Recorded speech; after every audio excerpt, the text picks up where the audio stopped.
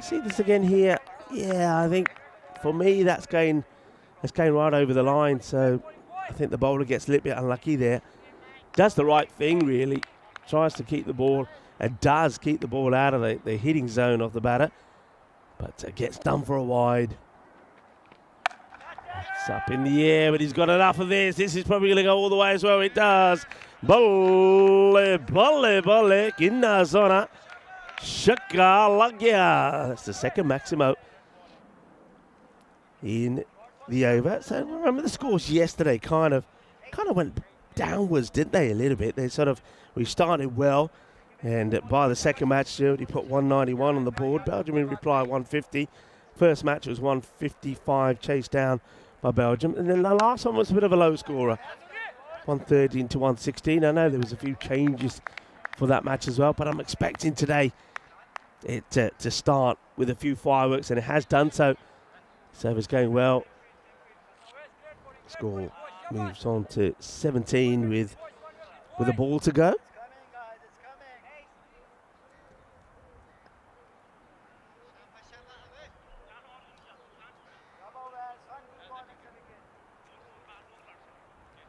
Change in the field to the left hand to get the extra body out on the offside. And that's exactly the line that away goes. Good delivery.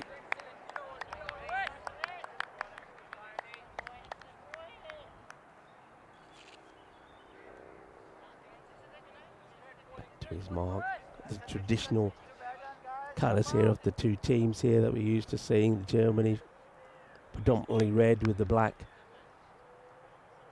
A few bits of black, yellow numbers on their back, getting those national team colours. Bit of an inside edge, a little bit of good fortune here. And just take the single, doesn't race to the boundary. So end of the over. Score 17. 17 without loss. First over comes to an end, so nicely bowled. Kept it nice and tidy. Two umpires change over. And the next bowler marking up his run. Getting Hamid Wardak, just getting the field now set up. And remember, big match. They're in Bulgaria today. It's the final day, final match. Gibraltar taking on Bulgaria. Gibraltar finishing top of the pack. Just the one loss to them were Bulgaria. They did lose that the last match in sort of the round robin of matches to Turkey, but they still finished second. And of course, Shubi will be talking you through that. High in the air. Now this is catchable, I think. If the fielder can get there, it'd be a great catch. And it is a great catch. Absolutely brilliant catch there from Suleiman Momand. Ginnasona catch. That went a long way up from Munib. And it stayed up there in the clouds for an age. It's probably come down with a bit of wet stuff on it. But it's such a good catch, this is. This would give a lot of smiles to the coaches, because that's the sort of things that you practice and practice and practice. And even when you get an opportunity like that in the match, 9 out of 10 times they still go down despite all that practicing. But not on this occasion. Suleiman Momand holds on to a superb catch. That's a brilliant catch, it really is. So, gets Munib.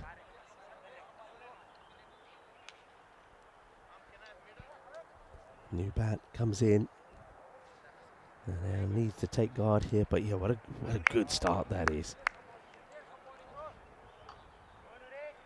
Good start for the bowler. Gets the ball in the right areas. And this is Nuruddin Mujadadi, who was in good form yesterday. He was probably close to the pick of the bowlers for Germany, and maybe for the whole the day, actually. And the second ball, though, is a little bit too short. It's right in the hitting zone of the batter. Gets this pretty good, and of course we know about this guy, Burhan Niaz. Very similar two batters now you got out there. Both will be looking to attack the ball no matter where it is. And changing the field straight away. They bring one across from the offside to put there in that square leg position. He steps across, still goes that way, and this time gets it past the fielder who's just been put there, who sort of leapfrogs to try and get there, but he cannot do so. Just look how quickly Niaz gets into position. Look, he hops across early. There he goes. Hops back and across, and despite the kind of a kangaroo leap from the fielder, he couldn't make the stop. Getting past the dive. Field stays to say they just moved that fielder now to the other side of the umpire. And good comeback delivery from Mujadari. Bowls this one quicker, sharper and wider outside of the off stump. And Mujadari took 3 for 28 in that second match. Kept it nice and tight. And he finished with 2 for 13 in the third match as well. So he's been in good form. And then he comes again. And slightly slower, but well hit through the gap. And they got that offside quite well stacked up. Plenty of bodies inside the circle, but that's just beautifully played, actually. Just noticing here that it's been a while since I've been at this ground, the Crefeld ground. But the ball just holding up a little there, so it doesn't seem to be coming through the way a quick bowler would like to. And I think that maybe the slower balls do just tend to hold up a little bit. So cracking shot, though, from Niaz, showing that he is in good form. Scored 42, and he was a good partner there for Aziz Mohammed when he made his century. And Burhan Niaz was also the batter who batted all the way through, basically. 71 not out of 30 in that low-scoring third match, which they held on to win with 2 balls to go. Only batter who made any runs in that one. He's hit this hard, and it's going to get past the outstretched hand of Sulaiman Maman. It's a difficult one, this, because he's hit it hard into the ground. And even though Maman's trying to stop this, just watch it bounce there, just gets away from him. But that was hit with a lot of force. It's the end of a crazy over, really. Started with a wicket for Mujadari. But then after that, there was 4 boundaries in there as well, all in force. And the 1 dot takes the score 33 for 1. And that over would go for 16. This is the way things are looking at the moment. So you can see this is the big one for Germany. Germany would probably want to level things up here with 3 to play. If they go down in this one, then basically you've got to win the next 3. That's a good full delivery. And once again, that little bobble outside the offside as Zafar comes on to bowl his second. And first over went for 17. But yeah, just that little bit of that Tortuga bounce just inside that 30-yard circle. But nicely done there by the captain. Hamid Wardak makes a good stop. Slow, but down the leg side. Not a good delivery. Bit of a gundy ball, actually. And the thing about this ball was that it's easily picked. You could see that he wasn't able to disguise the fact that it was going to be a slow ball. Slow and short. And it's down the leg side. And Aziz Mohammed picks it, sees it, and puts it away for 4. 4 carreras más. Muy buenos días, mi familia, ¿cómo estás todos? I hope you're all well. And yeah, had a nice journey actually from Belgium to here. Edge, a little bit of suerte. Mal suerte por el lancer. Away Zafar, pero buenos suerte por Aziz Mohammed. Swings hard, comes dancing down the track, catches a thick outside edge, and it flies away and almost lands next to a ball that's already there by our camera number 4. A little bit of luck. Yeah, my journey yesterday started pretty early in the morning. Got a ride up to Brussels. Took about 45 minutes. Got on the train. A nice train as well. A really nice smooth ride. And the ground, and this one is going to be another teaser, but just out of the hands this time of Momand. He just couldn't get it in his reach. And it's similar, very similar to an outstanding catch he took to remove Munib. But this one he just couldn't get it. He just dropped in front of him. Then he was unlucky, actually. The ball ricochets off his left hand before he could get the right hand into play and whip it back. Well, that's prompted a field change. He will now go back on the boundary. Full toss, miscue, catching chance, taken. Now we'll have to look at the height here. Aziz doesn't seem to be wanting to go anywhere. He feels this is a bit high. We're going to have to look at this side on. It was high. It's a slower ball from a ways. But how high is it? Will they call this a no-eat? It's going to be an interesting call. If I'm looking at it there when it makes impact, I think if he's standing up in his crease, I think that's just below the waist. I think he's gone here. And haven't seen a decision from the umpire, but I can see the batter is starting to walk. I think, yeah, there it comes. He will be gone. It's a slow full toss. And Aziz Mohammed will be very disappointed to get out to that delivery. Full toss, and he just doesn't get as much as he would have liked out of it. So well done to Zafar. Picks up the wicket, and it's a big wicket. Big wicket of the man who was in good form yesterday. Scored the century, scored also a 40 in the second match. But it's the slower ball that gets him. Harbzai doesn't make any mistakes picking up the catch. So he goes. The next one goes to the boundary. It's hands up. Oh, there's Richards. Oh, there we go. See our Latvians. They're learning the game pretty quickly, which is part of our Two Circles crew.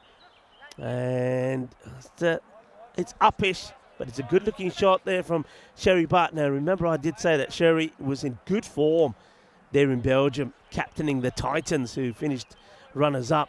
But can he find that form here at the international level? That is the end of the third over, and it's pretty decent at the moment, 49 for 2, and it's great to be joined by a good friend and also commentary partner, Tina Goff, in the igloo. Tina, good morning, or as I say here, guten Morgen. They do indeed. Thank you very much, Rico. It's great to have you back. I was getting a bit lonely yesterday. It was only a short day, but it's good to be alongside you again. An interesting start as well for both sides, really. Of course, that was a big wicket, wasn't it?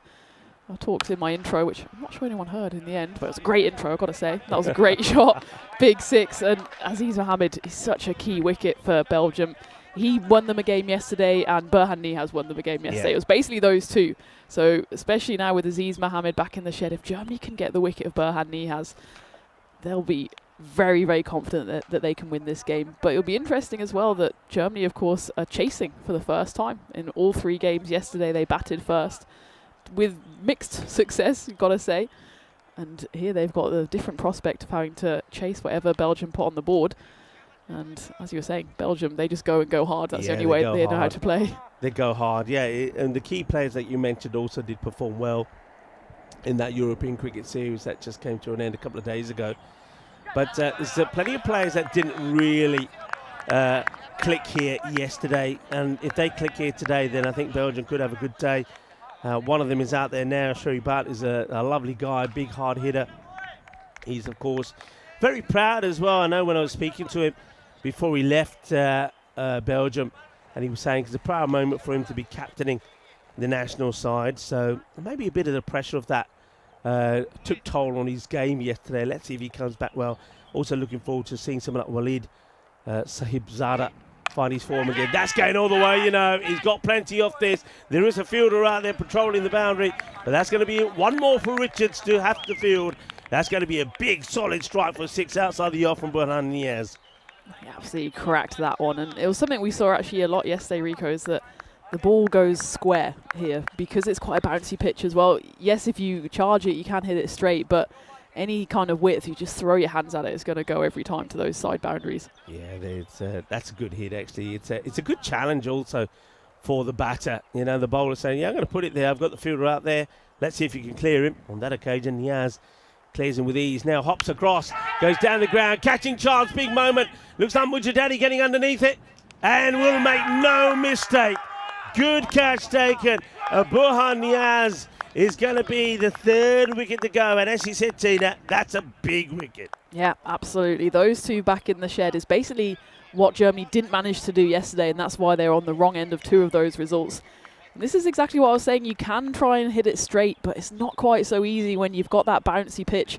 It means often you hit it more high than long. That's exactly what Niaz did on that occasion. Stayed in the air for a long, long time, and in the end it was a good catch by Mujadadi, who settled underneath it, slapped into his hands. You could hear that from here. It was a good grab and a big, big wicket for Germany. Yeah, it is a big, big wicket. So Niaz will go. You can see maybe some concern there from the Belgian camp. Just saw a shot there of Aziz Mohammed, who went out into a slow full toss. He'd be disappointed to have been giving his wicket away in that manner. And I think Burhan Niaz will be disappointed. He's given his way that way as well. Umid Rahimi joins Sherry Butt out there in the middle. Oh, and he's going to probably get lucky here with a Baximo. He will, you know. He swings at this hard. It's the only way he plays Umid Rahimi. Swings hard and he's going to get 6. The Baximo, he did score some runs in one of the matches yesterday. I do seem to remember, yeah, 23 off 16 in match number 2.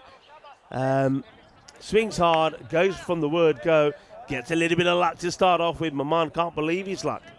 Yeah, it's one of those where if you swing hard enough, you're going to clear the rope. And Rahimi, he had a few cameos yesterday, and there was one cameo in particular. He scored a quick fire 20 odd off just 5 or 6 balls. He started off perfectly here, if a little unconventionally. Oh, there he goes for another big shot here. Just takes his eye right off this delivery. That will be the end of the over. And pretty even Stevens here at the moment, I feel. I think Belgium will be happy with the rate they're going at. They've got 67 on the board at the end of the 4th over. But Germany, they'll be pretty content as well. They have picked up 3 valuable wickets along the way. And 3 batters that did perform yesterday are back in the shed. So this time round, if Belgium are to get to a good, powerful score here, they're going to have to rely on players that didn't click yesterday with the bat. Yeah, no, as you were saying, Rico, we know that they can hit the likes of Burton Rahimi. It's just whether they can step up now. They weren't really needed yesterday, such was the hitting of Aziz Mohammed and Burhan Niaz. But with both of those now back in the shed, it's down to the middle order here, which showed some vulnerabilities yesterday. Oh, that's a classy shot. Oh, that's a beautiful shot from Sherry Butt. That oozes class, doesn't it? A little bit of width, but Sherry Butt, look at his body, his posture. Keeps the body nice and straight, and he puts that away in the gap for 4 runs. Lovely shot from Sherry. Maybe it's going to be Sherry's day today. Oh, he didn't have the best of days yesterday, as you were saying. Maybe just a bit of the pressure. He's captaining a side which has kind of been put together with a few experienced players, a few young-uns, and maybe his head was so full of trying to make sure the team was functioning that he didn't quite get his batting on form, and there was a few kind of misfields as well from him. Wasn't the best day, but the beauty of European cricket is that the next game's always around the corner, and he's got the opportunity here. Full toss, crunched. Absolutely crunched. Doesn't make the same mistake as Aziz. Full toss outside the off. One thing about Sherry is, Tina, and I know you didn't see much of that yesterday, but there in Belgium, when he scored more or less every time he went out to bat. But he can play all round the park. He's not a slogger, and that's a good example of it, whereas some batters would have still looked to hit that on the onside. He punches it through the offside. So he's a dangerous guy if he gets going, and you don't want to be feeding him with bad deliveries.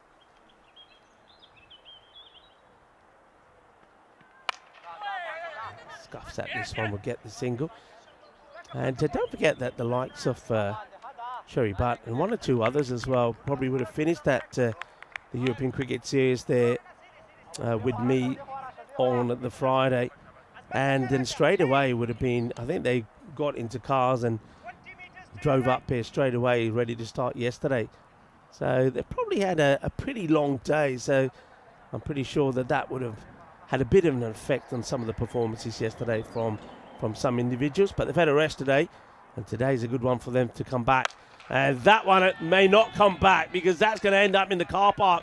It goes over the trees, over the bushes, and into the car park behind. And that brings back some memories than the last time that I was here, Tina, when a few flew over there and let's just say they crushed a few windscreens. So if you are parking your car in the car park, make sure it's at the bottom end. Yeah, absolutely as well. What's the story here? Now, tell us what happened here. Yeah, poor Sebastian Lucke. He was on the sidelines for the first 2 games, came in for the third game. I know he was on the phone to his dad saying, I'll let my dad know that I'm playing the final game. And then he was in the field at long off, and a ball went smashed straight past him. It was gone. He dived for it, as any teenager would do. And apparently, as he just flies through to the keeper, his finger jammed into the ground, and he broke his knuckle. His knuckle? Yeah, which is because we thought I think he dislocated his finger, but again, as any teenager would, he just pops it back in and says, I'm fine. So when we saw him rock up this morning in this full cast, we thought, that's a bit excessive for a dislocated finger. Yeah. But turns out, well, the Germans don't take any chances, especially when it's down to a broken knuckle. So that's why, fortunately, it's the end of Sebastian Lucke's weekend. But it's great to see him still here on the sideline supporting his team.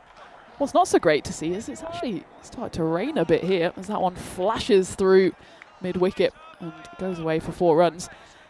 Yeah, there's a few raindrops about. It's certainly nothing to be worried about, but as you were saying this morning, Rico, it was just a little misty and gloomy, and it seems like the rain has come out here, as that one, at the moment, it's raining boundaries as well. Well, I tell you what, I don't normally bring rain. I normally bring sunshine, as we take the opportunity to say hello to our audiences around the world from the Igloo. But I have to be honest with you, not that I want rain, but for it to be just a little bit cooler, it's nice. I've, of course, travelled to Bulgaria from Spain, where it was so hot. I mean, people in Spain and Portugal and those parts of the Med at the moment are absolutely sizzling. Went to Bulgaria, it was hot. Went to Belgium, it was hot. So to have a bit of a respite from the heat, just for a moment, I don't mind it at all. I have to say, this could be a wicket. It's a big let-off. Huge let-off here, Tina. That's a catching chance there for Ace Bruce. But Ace, well, we thought he was going to pull out the ace, but he doesn't. He pulls out a bit of a and that, well, is it 4 or 6? That's the other thing we've got to look at. I think it may be 6 runs there. Yeah, I think it is. It's one of those ones where he's so concerned about trying to keep his feet inside the rope that he forgets that you should actually be trying to catch the ball as well. And yeah, I think your instinct is right, Rico. I'd probably call that a 6. So it's double whammy there for Belgium. They get the 6. Probably should have been a wicket. At least should have stopped the ball, should Ace. Mixed day for him yesterday as well. He got hit for a few runs, did come back strong with a wicket as well. Be interesting to see if and when he bowls. Yeah, that's an opportunity, and that's also an opportunity to remove Sherry Butt, who is just saying that if he comes into his own, he could certainly cause some issues. It's a good player, big player, and looking to perform here today, and gets given a life there by Ace. And now he's going to shred this one. Oh, it's another one that goes through the ace. Oh, no. Well, maybe the ace is missing from that deck, because it's another one that gets through, and I think Ace Bruce would probably feel he needs to stop this one. It's sliced away. There would have been a bit of spin on this, and I think that's what does him.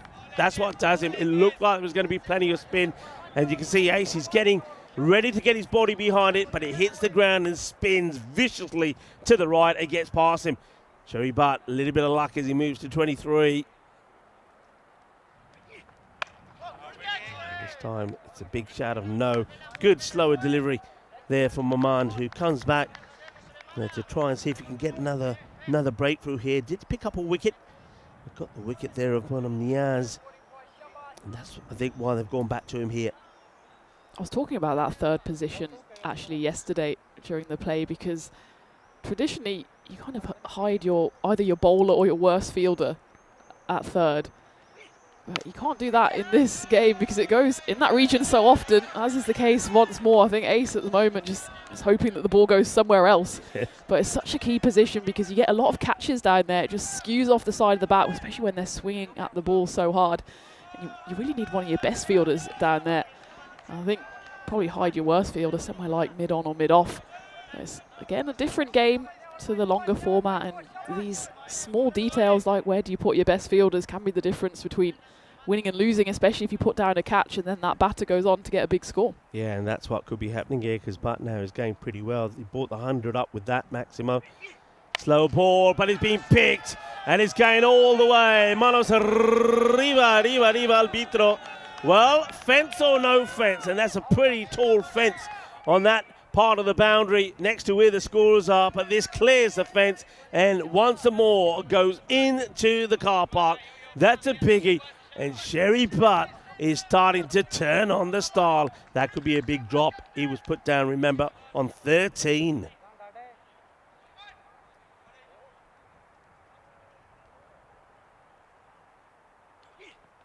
All right, now chance. Keeper should have this. Big moment, big opportunity. And, well, I say the keeper should take it. And how about Sulman Momand? He says, I don't care. I don't care. You can scream and shout as much as you want. It's my wicket. I don't want this to go down. I'm taking the catch. Well, he kind of makes the wicketkeeper look a little bit silly here. Abdullah Sahil, have a look at this. And he says, I don't know what you're doing down there, but it's my catch. And that's the way to do it. But I tell you what, if he puts that down, I think everybody would have been out for him. But he holds on to it and he sends back Sherry Butt, the captain of Belgium, for 35 off just 10 deliveries. It's worth taking another look at that because it's one of those ones where everyone else sees disaster possibly unfolding. But Maman says, what are you doing? She just picks the ball, turns around, doesn't even look at the wicketkeeper, Abdul Haq Sahil, who ends up on his knees in no man's land. But the wicket is taken. That's the main thing for Germany, and it's another big wicket as well as the captain departs. So that's the top 4 all back in the dugout for Belgium. They are going at a rate of knots, though, 108 for 4 at the end of the 6th. Apart from Mohamed Manib, who's having a bit of a miserable time of it so far. The top 4 all contributed with the bat. And for Germany now, it's just about trying to slow this momentum, because even when the wickets have fallen, Belgium have continued hitting it hard. And just like that, as this one gets worked away, and Rahimi, we know that it doesn't matter what the situation is, whether he's batting out there with the number 3 or the number 8 batter, he'll play the same way. Just going to try and muscle. One place you don't bowl to him is on the pads, and he's joined out there by Mohamed Malakal. Now, this guy didn't have too many opportunities to bat there in Belgium, but let me just tell you, he's a classy little player. And if you don't want to be bowling to the pads of Rahimi, you definitely don't want to go anywhere near the pads to this young guy. He's a classy guy when he gets going. Let's see if he performs here today. It's not a good delivery. I don't know if there's anything on this. It could be a minimo, and it will be a minimo. That's a bad delivery from the captain. Hamid Urak fires it down the leg side, and it misses everybody. You've got to feel for the keeper there. It's a tough one. Goes all the way to the boundary. The runs keep on piling on. Oh, he tried to get that one through a bit quicker. It's a strange one because I've known Hamid my whole German cricketing career as a seam bowler. And he's bowling spin here. Almost gets one to go through there. And he brought himself on yesterday at quite a pivotal moment in that final game when Germany were only defending 113. And I thought, well, first I thought, why hasn't he been bowling earlier? Then he started bowling spin. So I don't know when this change has happened. I mean, I'm all for left-arm seamers going to left-arm spin from personal experience, but I'm not quite sure what he's trying to do here because he is darting it through quite quickly as well. If you want to take the pace off, then take the pace off. Here, he's kind of doing a bit of neither here nor there. Yeah, now, I know that the German national team here, they're missing some key players. We know that because we know that the national team actually involved in playing a tournament there in Africa. Is it in Malawi that they are? Yep. And I believe they got a big match today. Are they playing in the 3rd and 4th qualifier? I think speaking to the umpires, that might be the case. So if they are, good luck to them. I think they're probably playing a little bit later on.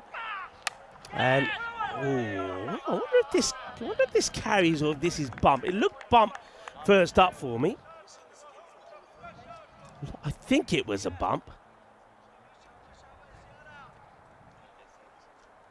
Yeah, I think it's a bump. I think the umpire says, yeah, that was a bump. It's just up in the air. Whoa, this is a proper Tortuga. Well, Tina, I hope you're ready for a little bit of the old Tortuga because this is just unstoppable. Let's have a look at this again. And it will hit the strike. And then after the strike, we sort of go, it's Tortuga. No way can you stop that. Away Zuffer says, what am I supposed to do about that? You wouldn't expect that on this field, would you? No, it's played quite true yesterday, but there's just been one or two. We had a few mini Tortugas yesterday, not quite as large as that one. Away Zuffer, he needed a step ladder to get up to that one. Unfortunately, it wasn't the best ball, in all honesty, from Hamid. Should have been put away. In the end, it was put away in the strangest of circumstances. And that one will be put away as well. Well, that had the scorers trembling in the box. Incoming, boys. As Mohamed Malakel, well, I talked about this guy. Watch out for him. He's a good, clean, sweet hitter of the ball. And that one clobbers into the side of the scorer's hut. Well, I think Soraya's probably in there. Who else is in there with Manav's Soraya? in there. Yeah, Manav's in there. Well, I tell you what. Well, I hope Manav was ready to save the damsel in distress there with that one coming in. This is what we're looking at happening today's schedule there, of course, in Belgium, where we have, of course, four women's teams battling it out. We know that the French Eiffels have already booked their place in the final, but any one of the other three could join them there, because there was only, I think, 1 point separating those three teams. So it's going to be a good finish there in Belgium. Belgium themselves here, the Belgian men, they're doing well. They've ended that 7th over, 128 on the board. So they should, I think from here in, you've got two batters that are seeing the ball pretty well. You've still got other batting to come in. They should be looking, I think, here at trying to get somewhere near that 160, 165 score. Predicting computer says 171. That'll be if they get to 170, that'll be a really good challenge and test for this German side.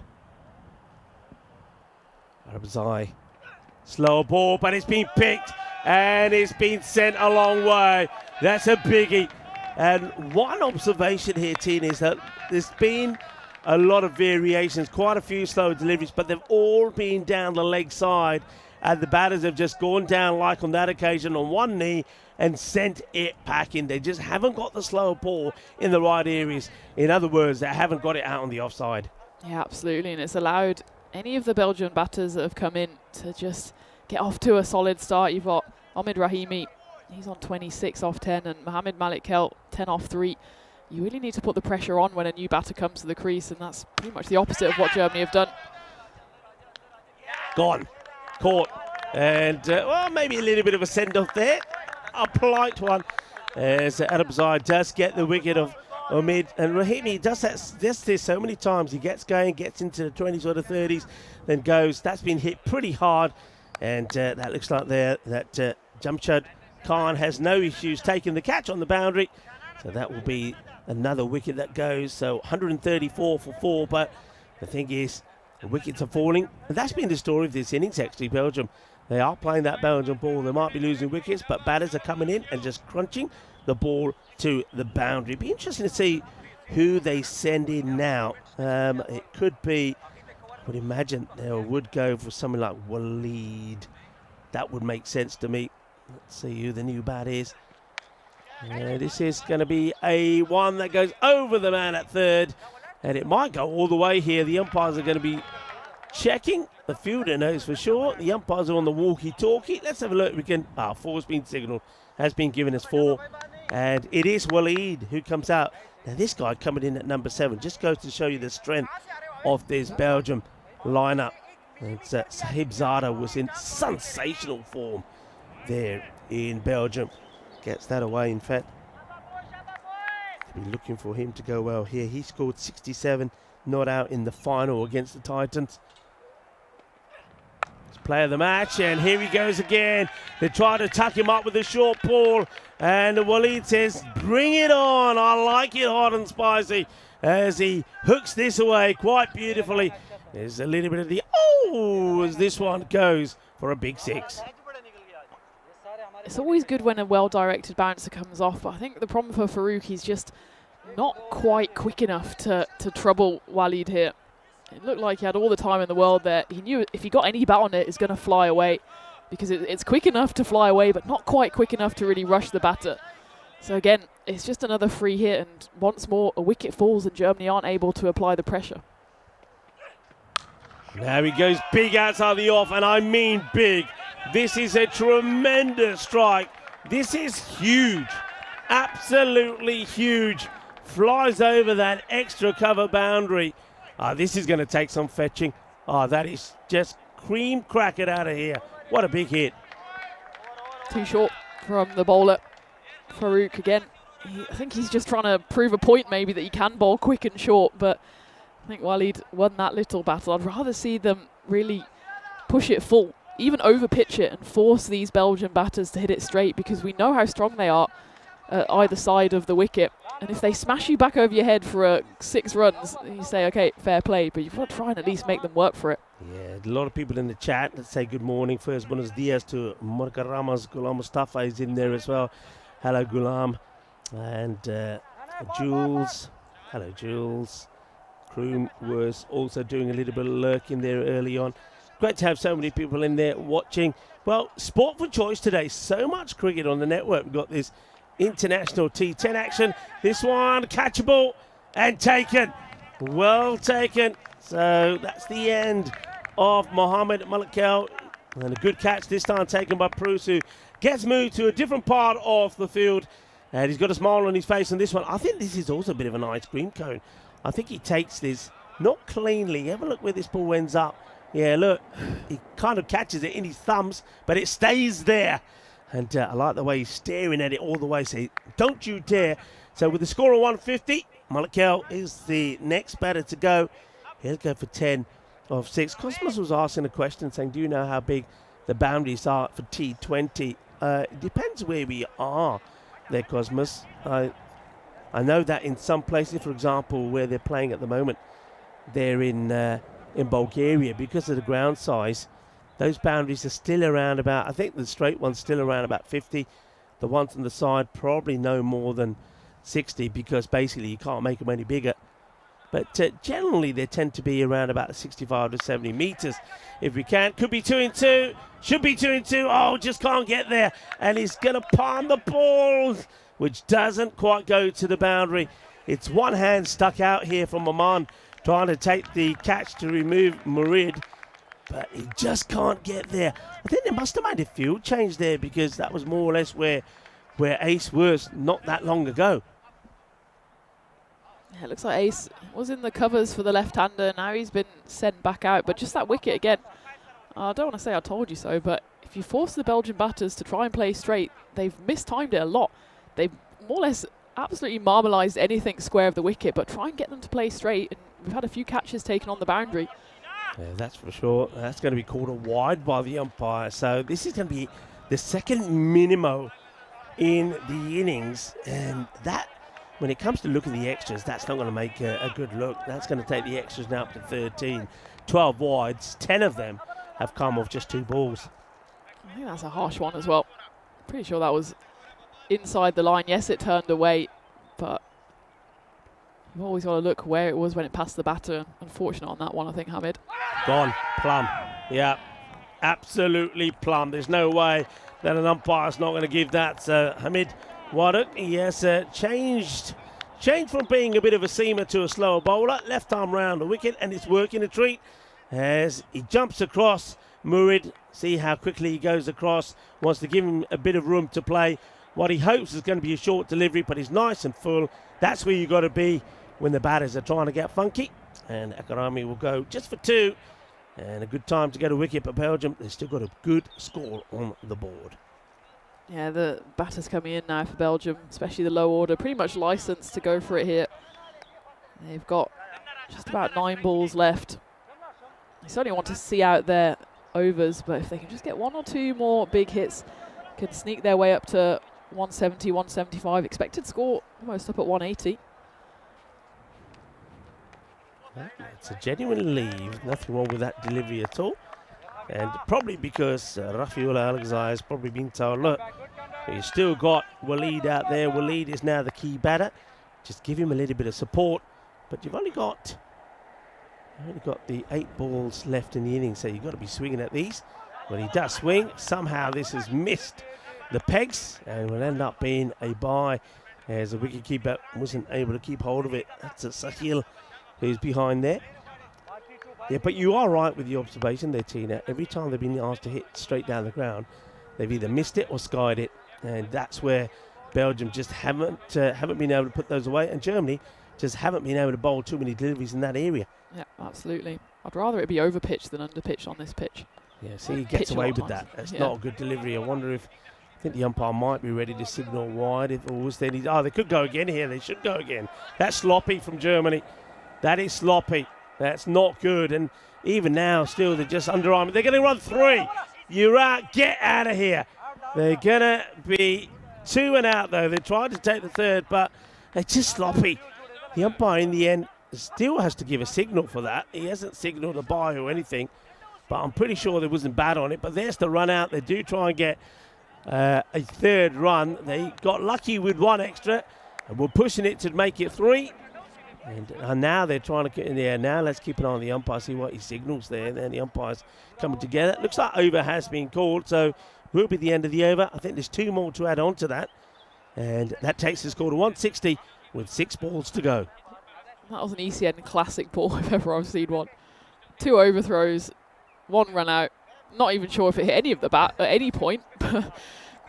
Certainly a couple of extra runs for Belgium. They won't mind the wicket, in all honesty, given it was the final ball of the 9th. So they've got just the 6 balls left now as the scorers just catch up. But by our calculations, it was certainly 2 byes. And they got the run out on the 3rd, did Germany. It's already looking like a competitive score. Remember, Germany haven't had to chase at all so far in the 3 games they've played, so it'll be a stern test for them. Yeah, we saw that. What did we see yesterday? We saw 156 chase, didn't we, in the very first match? So that tells us that. And that probably tells Belgium as well that they, if they can get closer to that 170 with a big over here, that's what they want. Go for it, but as you said, Tina, down the ground, should be caught. And Momand, who's got safe hands, puts it down. Oh dear, that's a big let off, and they should be taking another here, but you can see that Waleed is saying, no, I'm staying on strike to Alex Zai. That's a big moment now. That's 2 extra runs, and that takes the score, I believe, now to 162. Just remember this going down with 5 balls to go. Yeah, he just took his eye off the ball. I mean, you can see a wring of the hands, a shake of the head there from the youngster. It could be a costly drop. Oh, the umpire's taken a while to call this one. Mujadadi doesn't like it. You're right, there's been some tight calls. We'll have a chance to see it again. Let's have a look here. And Mujadadi asking the question. I think the umpire's probably saying to Mujadadi, well, the line doesn't move, unfortunately, even though he did move a long way across. And I think that was the question from Mujadadi. Of course, in our playing conditions, the wide line stays where it is.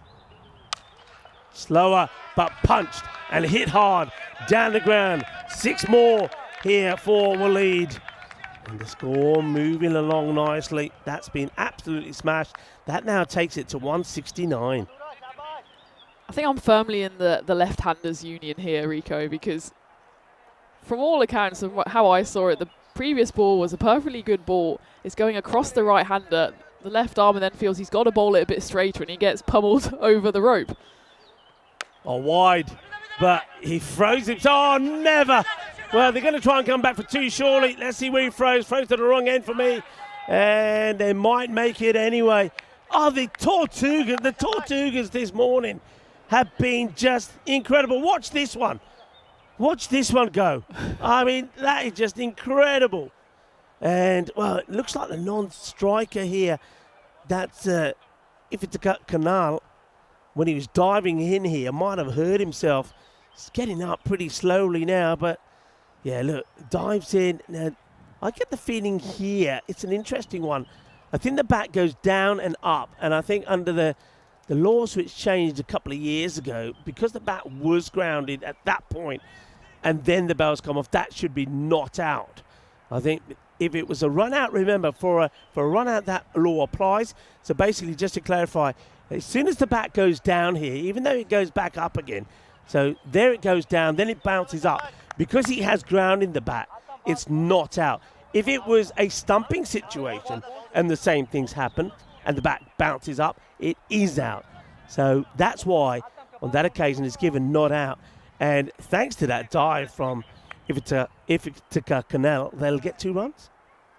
Good laws knowledge there. I mean, we had a couple of those back foot no balls yesterday. I know there was a bit of controversy in the test match last week with Joe Root's dismissal on the back foot no ball. We had a couple yesterday.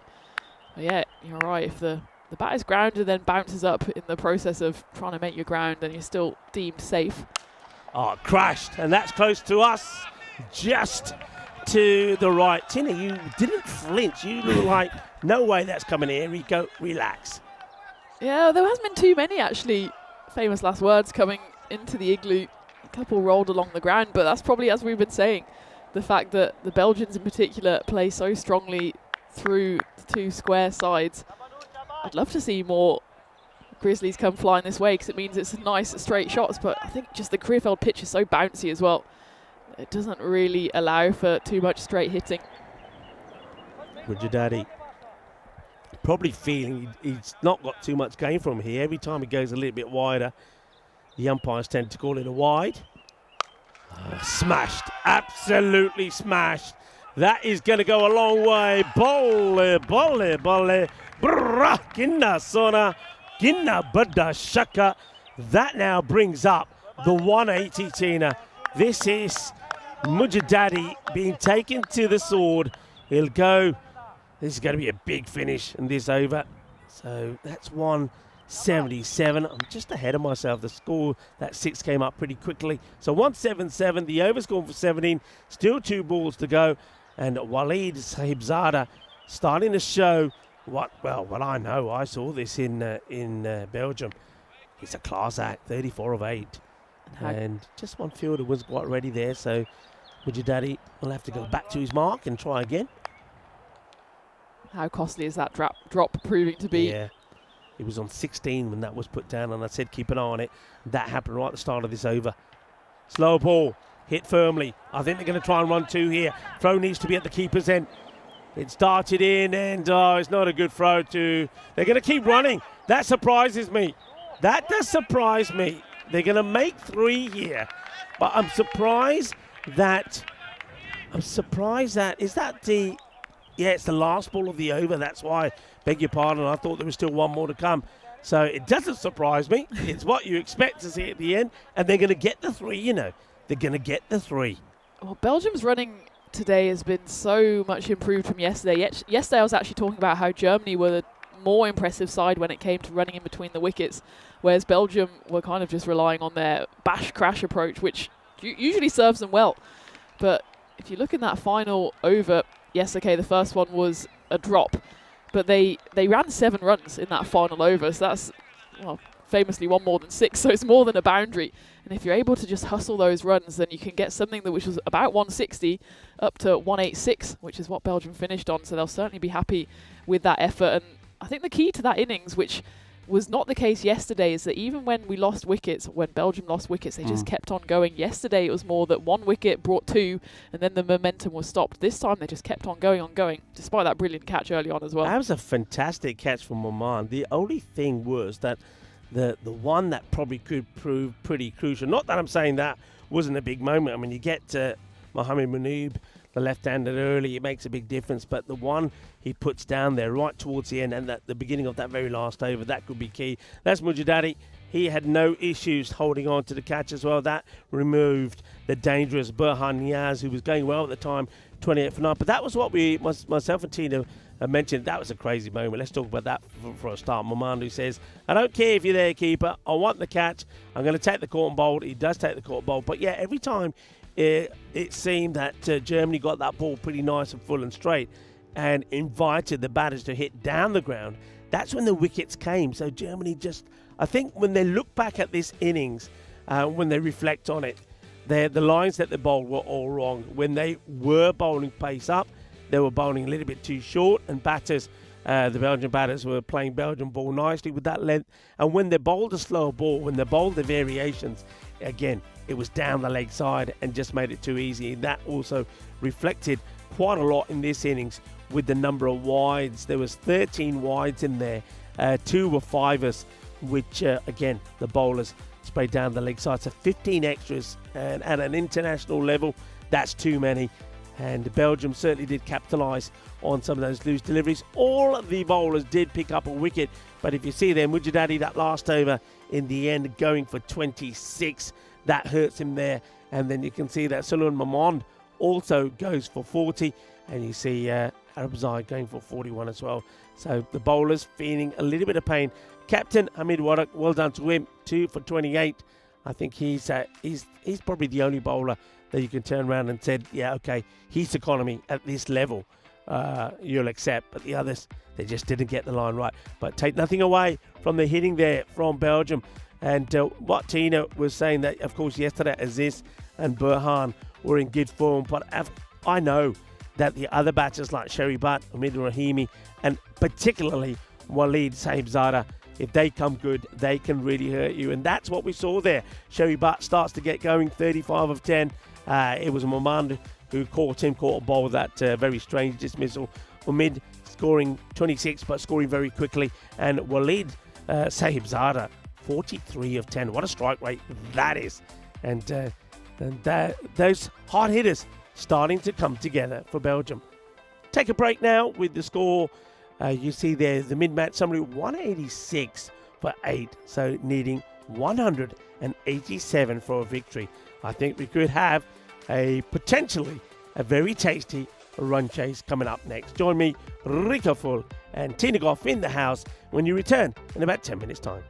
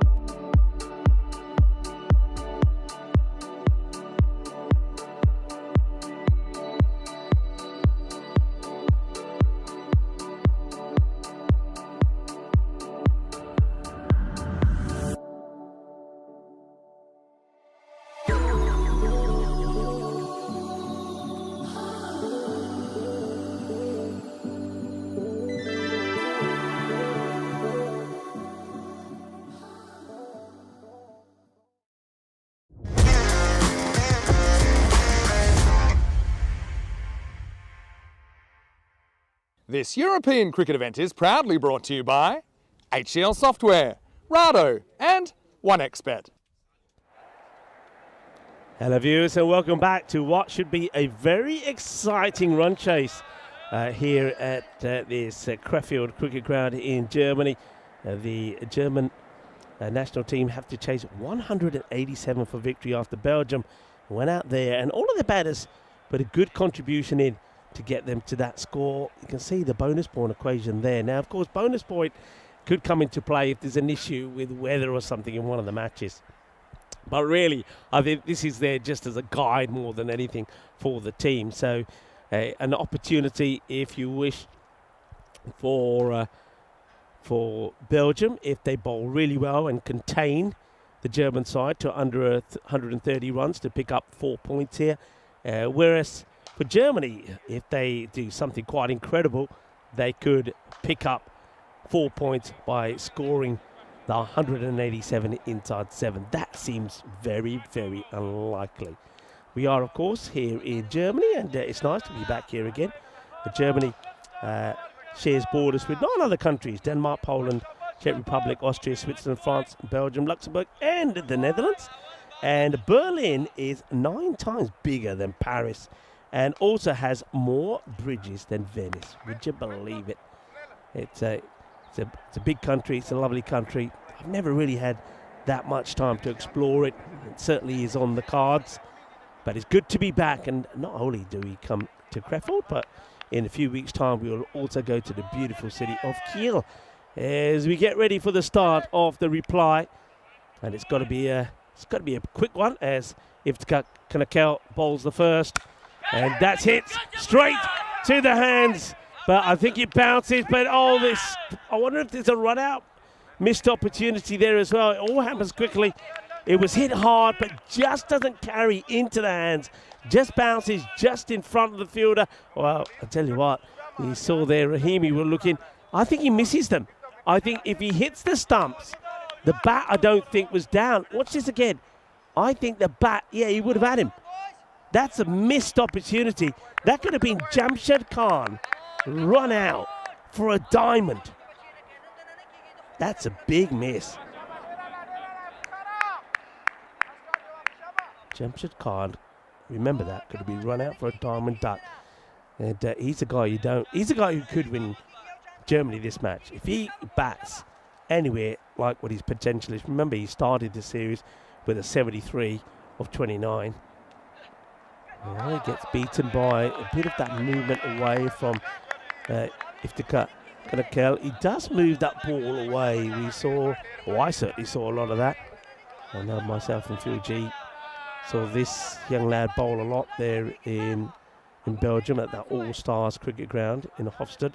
And he does get the ball to move away and gets it to move late as well. And he comes once again. High in the air. I think this one has probably got what it takes to get over the fielder. It does. It's only by a couple of meters high, but he gets 52 meters on it, does Jamshed, and that's enough to get him the boundary. 6 runs, the first boundary of the innings. And of course, there needs to be plenty. Hello to Stephen. Hello to Arif Rahman, Hassan Malik. And Habibullah Dewan is in there as well. Nice to have you all in the chat. And Krub is saying, yeah, 3 streams today. That's going to be hit well, up and over. We'll go all the way. Bolle. Ginna Sona. Shaka Lagya. Yeah, plenty happening. Now they're in Bulgaria at the moment in that T20 International. Gibraltar, they're getting to a score, aren't they? But it looks like it's going to be, compared to the big scores we've seen there in Bulgaria. They're at the moment 157 for 8 with 3 overs to go. Prakash Mishra there, Mr. Robocop, in the wickets.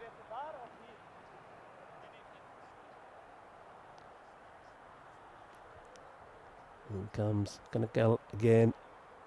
Slow down the leg side and also through the keeper. Going, gone. Well, that's one of the minimos, one of 2 that were given to Belgium, giving back. That's a poor delivery, really, that from Iftikhar. He bowls it kind of half-heartedly. It's down the leg side, though I still do feel that Waleed Saibzada should have stopped that one. So this over is the perfect start at the moment. Perfect start. And don't forget, Waleed had the opportunity to run out Jamshid on 0. Crunched, gone, all the way. Lovely shot from Jamshid Khan off the back foot. 6 more. 24 off the over. And it's not done yet. Yeah, let's turn our attention also to what's happening in Belgium. And of course, in Hofstad, that All-Stars Arena, we're seeing match number 13 there between the women. And the run chase is on, but it doesn't look like that the Belgium Jin Kings. Right, that is gone. That is a monster strike. That's going to go over the camera tower for another big 6. That's 30. 30 is gone supersonic. 30 off the over. That is gone big, and I think that probably is the over, isn't it? The umpires are just checking. They haven't called over yet. I'm sure that's the over. Oh, that was absolutely blasted. And looks like, well, it hasn't been called yet. So I know there was that 5 wide, but I'm sure that I've got this as over. I'm a bit confused. Well, that one is over the top of the fielders and will also go to the boundary. That's signalled as 4. So, well, something's gone astray somewhere, because there was a single, a dot, 2 6s, 5 wides, and then 2 6s. And now that one, I'm a bit confused there. I reckon that was 1 ball too many. It's a good time to welcome Tina Goff back. Well, Tina, I think that last one may not count. Yeah, doing the mental maths, I think it was 4 6s, a dot and a 1, plus the 5 wides. So I'm with you there, Rico. Either way, though, it's an excellent first over for Germany. Exactly what the doctor ordered as well. The first chase that they're actually putting in this series so far. Just a few discussions happening between the umpires, just to clarify, I think, with the scorers.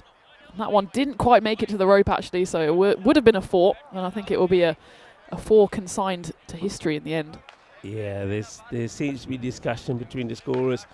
Nothing was being said actually to the umpires as Iftikhar was running in to bowl it. I mean, if I'm the bowler and I've already gone for 30, I'm counting and I'm saying, right, that's it, it's done. I'm the first to say to the umpires, nah, I've bowled me 6, which includes bowling the extra ball for the wide. But I suppose the umpire said, no, you got 1 to bowl, and they bowled it. But well, either way, it's the perfect start. Remember, they needed to go at around about just 18 and a half. And with 30 coming off the first, that puts them in a really good, strong position. And is one of the key bowlers as well, if the can count, that goes for plenty. So, see there, the score staying on the 30, which we believe is correct. And you probably feel that the next bowler, they'll probably still stick with a bit of pace. Probably will be a guy who bowled very well there in that European Cricket Series not too long ago. Got the ball in the right areas. It was pretty effective. And let's see if that is the move here. I'm still waiting to see. It looks like it could be Rafiullah. No, not Rafiullah. They are going to go to Shazai Hiran. Tall guy, bowls with a bit of pace. I love your Berlin stat, Rico. And yeah, there's always these stats, isn't there, about more X than Venice. I'm starting to think Venice doesn't have many canals or bridges in the first place. It's quite a small city, isn't it? You know, the thing that gets me about these stats, because of course I went to Prague, and Prague, there's a lot of stats about Prague and its castles. It has loads of castles. And I just went to Belgium. Now, Belgium, per square mile, has more castles than any other country in the world. Oh, wow. Over 2,000. But then I'm looking here in Germany. There's over 20,000 castles in Germany. Yeah, it's just a big country. It's a big. So in terms of number, I think that's definitely more than anywhere in Europe. But in Belgium, it's per square mile. They have more. But yeah, it's just crazy. And of course, the one fact I always remember about Germany is that the Christmas tree originated in Germany, and so did some of those decorations, like the Bourbons as well. And of course, alongside that is like the Christmas markets, which I know if you're fortunate enough to be in Germany for that, they're absolutely marvellous. You get the nice mulled wine and a very festive time to be here. I think Christmas time, you really feel like it's Christmas. Yeah, absolutely. And Germany still does a bit more of a traditional Christmas, I'd say, compared to some other countries. I'm thinking UK. The Christmas can get a bit tacky, whereas Germany, they still like doing the traditional ones. You still have a few places that have proper candles on Christmas trees, which feels like a bit of a fire risk, but you know that in England you can get those electric lights which look like candles. In Germany you still have quite a lot of proper fir Christmas trees which have naked flames next to them, which you can see why people are not doing that anymore. But you can. I don't. Well, put it this way: if I had that, I think I'd be sat there all the time, and I'll only leave that tree until all those candles have been blown out. Right, we will continue, and it's going to be a Yorker delivery, which I think has been fired into the. Oh, where's this one going to end up? It will get stopped. It'll just be a single. Going down the leg side for me when I looked at this full on, but a good start. This is the dot ball to start with. So look at this. So, yeah, missing leg by a long way. Yeah, I don't mind the length. We haven't actually seen too many proper Yorkers so far in this series. Now, I think it's quite a good length to bowl here. If that was just a bit straighter, it would have been bang to rights there, the German wicket keeper.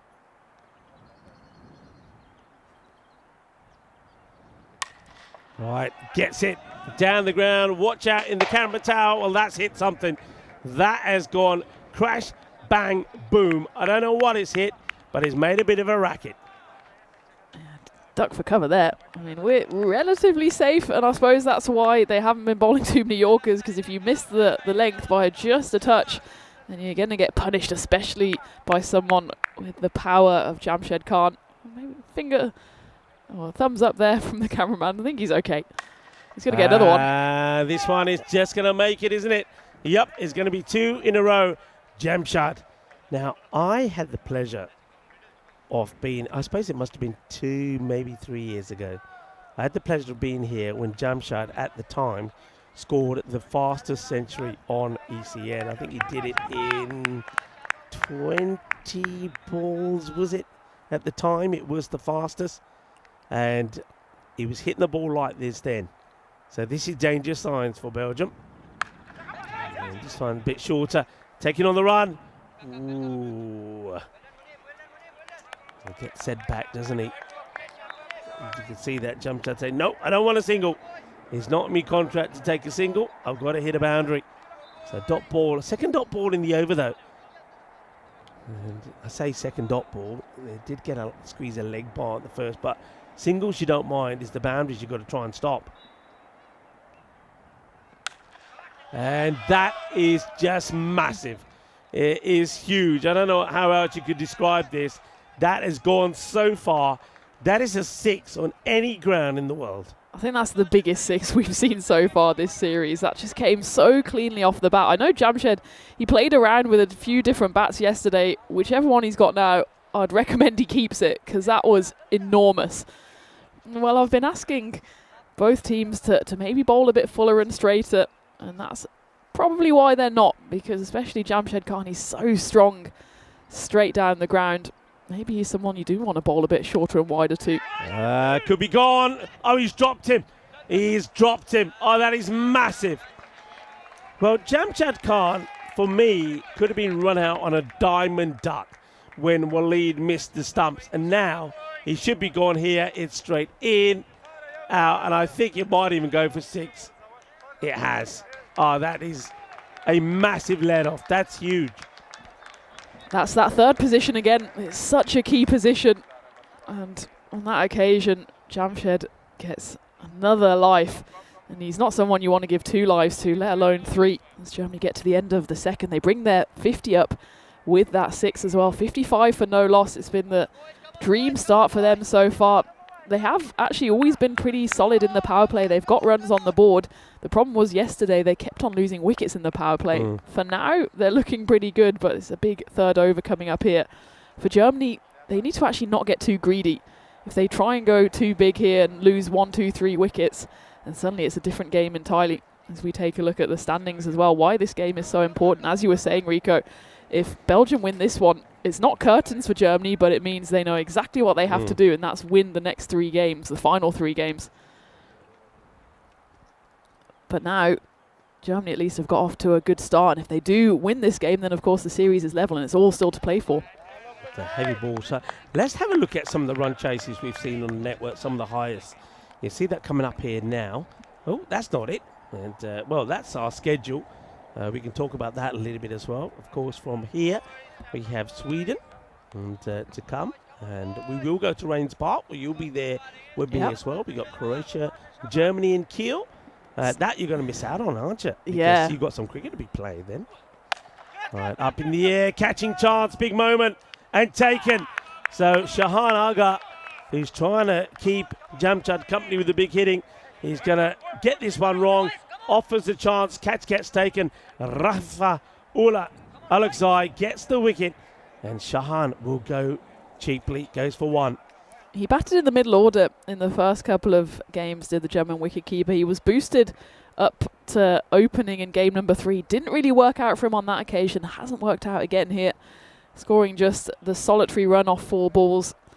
I suppose the good news for Germany is Jamshed Khan is still going well at the other end. But yeah, this is what we were talking about earlier about the highest chases. So we can see here, this is a 187 chase. So it will be right up there. It will go into our top 5. So it will go into, in fact, go into the top 2. Yeah, 187. It will be there in the second. It will take over from Ripple Warriors, of course, Central Commanders, and that one there against the Southern Spitfires. That was quite crazy there in Jersey. That's when we were saying that was one that was on our list.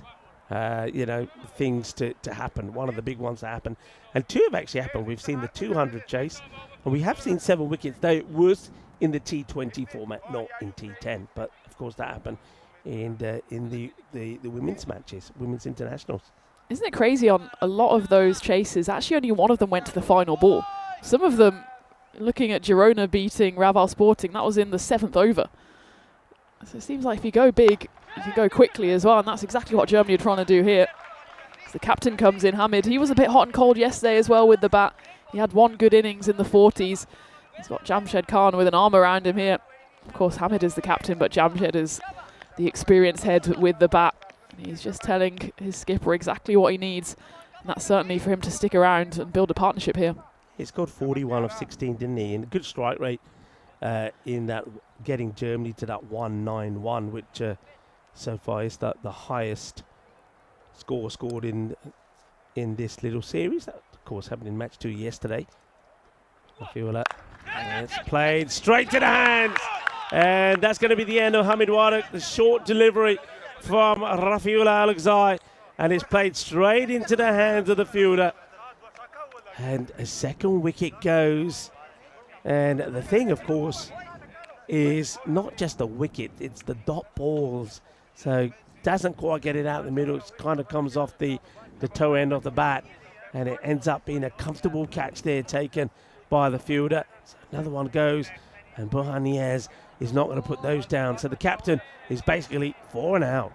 How quickly these things can change at the start of the over. I was saying Germany looking good, 55 for no loss, but they have this nasty habit of dropping wickets in the power play. That's exactly what they've done again, and suddenly what looked like a perfect power play for them, 55 for no loss.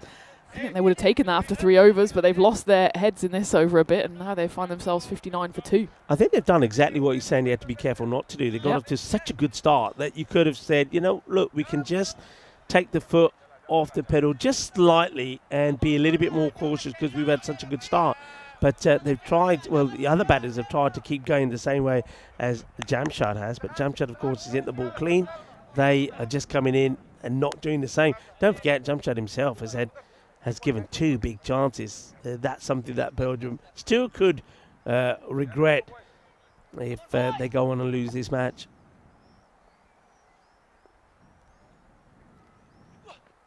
That's another good heavy delivery. Another dot ball. So this over so far has only gone for the 4. and there's been 2 wickets that have fallen in it. So it's already kind of a match-winning over, isn't this, from Alexei? He's bowling a brilliant length as well, just pretty much on a length, but because of the bouncy pitch here, it just goes past the bat, probably about waist high, so the German batters don't know whether they're coming or going. That's played nicely, rather than just swinging and hoping. You see that Alexei just guides his away beautifully. It'll be the second boundary in the over, but still a pretty decent over. After the first 2 overs, one went supersonic, 30 came off the first one, 25 came off the second, but only the 8 of this, and more importantly, those 2 wickets. So in the end, it's probably a power play that Belgium will be the happier with. Germany, yes, they're still on the run rate. And yes, they still have Jamshed Khan in. Those are the 2 shining lights for them, but they can't afford to keep losing wickets at the rate they did in that over. The win predictor reflects that as well. Belgium up in the 70%.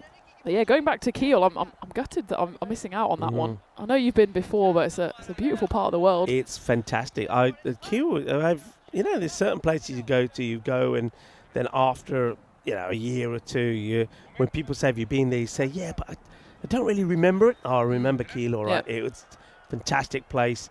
It's got a beautiful sort of harbour there where all the yachts and that come in, and lovely area to walk around there, places to eat. Yeah, we had a fantastic time there. And I remember the ground as well, because I think it was the first ground that I've been to where you have got the horse stables to one side, and strangely, ironically enough, of course, there was a team called the Stallions that were playing as well. So and I think it's the first place that we had a very first viral catch there on the boundary as well. So yeah, plenty of fond memories there of Kiel. It's only an hour away from Hamburg as well, so of course for me it would have been pretty much my home fixture. But Farouk, who's out there batting as well, I think he played for the Stallions, or still does play for the Stallions. That one curving in, just inside the line. Obviously Hamburg, my hometown, and that actually does have more bridges than Venice as well. I think Hamburg actually has the highest amount of bridges in the world, at least in the kind of recorded Western world. It has more bridges than Amsterdam, London and Venice put together. So take that, Venice, with your water.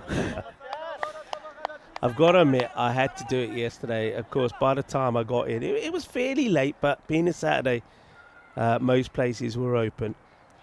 And that's up in the air, catching chance if somebody can get there. And it's a great effort, diving forward. No, I think he's claiming it. No. He's claiming it. He's saying it pops. No, he's claiming this. He says he caught it there. Let's see. It didn't go straight into the arms, but now this is going to be interesting. It's sort of in, and where's that ball going? That's exactly what I saw. That's bounce, yeah. You can't be claiming that. How do you claim that? I mean, it bounces, then it ends up into his arm. There's no... Well, I suppose the only thing you can say here that the fielder doesn't really... He has no idea. He's saying, yeah, I have it, that's out. It's not out, folks. It's not out. And I'm surprised that the fielders next to him are also claiming it. That is not out. It bounces before, so clearly and very well captured there by 2 circles. I'm not really sure why he feels that he's got full control of that. I thought he was trying to gaslight us there, because I saw it from here, Rico, and I was like, I saw that bounce. He looked with such conviction, while the Oscar goes to. There's Burhan Niaz out there on the deep. And, well, we'll put it down to maybe him not knowing that it bounced, but maybe he also forgot that the cameras are here. Okay. And it's still, this isn't, though, another good over for Belgium. So after Germany got off to an absolute flyer and were well ahead of the rate, the next 2 overs, firstly, one from Rafael Alexei, which went for 8, and he picked up 2 wickets. Now this one's gone only for 1, and this is the 5th delivery. So Malik Kell, well, that one will go to the boundary, though, as he tries to test Jamshad with a short, and that's going to be 50 to Jamshad Khan. Well batted, and as you would expect, a 50 from Jamshad comes up pretty quickly. He gets warm applause from his teammates, but Jamshad knows that he's got a lot more work to do here if they are to go on and win this match. That is the end of the over. 71 for 2 after 4. Well, Germany, you feel their whole run chase here is in the palm of Jamshed Khan's hand. He's going at quite a rate, 55 off just 15 deliveries. Well, when the skipper came out, Hamid Wardak, Jamshed put an arm around him and probably said something along the lines of, I just need someone to stay with me. Yeah. Hamid wasn't able to do it. Farouk, well, he's stuck around for 3 balls. He's hit 1 to the boundary. Really, all he needs to do is get bat on ball, get Jamshed to the other end and hope he can perform a miracle here. We'll get the single. Well, that's the start of the plan anyway. But going back to what I was saying, so I got in yesterday and the first thing that was on my mind, and it was, right, I'm in Germany and I want the sausages with the mash and with the cabbage, and that's exactly what I ordered, and it was lovely. It was worth waiting for. I thought you were going to say the beer. No, which would have been a fair the beer, point as well. I'm on some antibiotics at the moment because of me croaky throat and chest, so I'm going to stay off the beer for a bit. But of course, got plenty of time to sample that a bit later. But food first, and I wasn't disappointed. Tonight it's going to be dumplings. Oh yeah. Sausages and dumplings are 2 things which I can't get enough of when I'm here in Germany.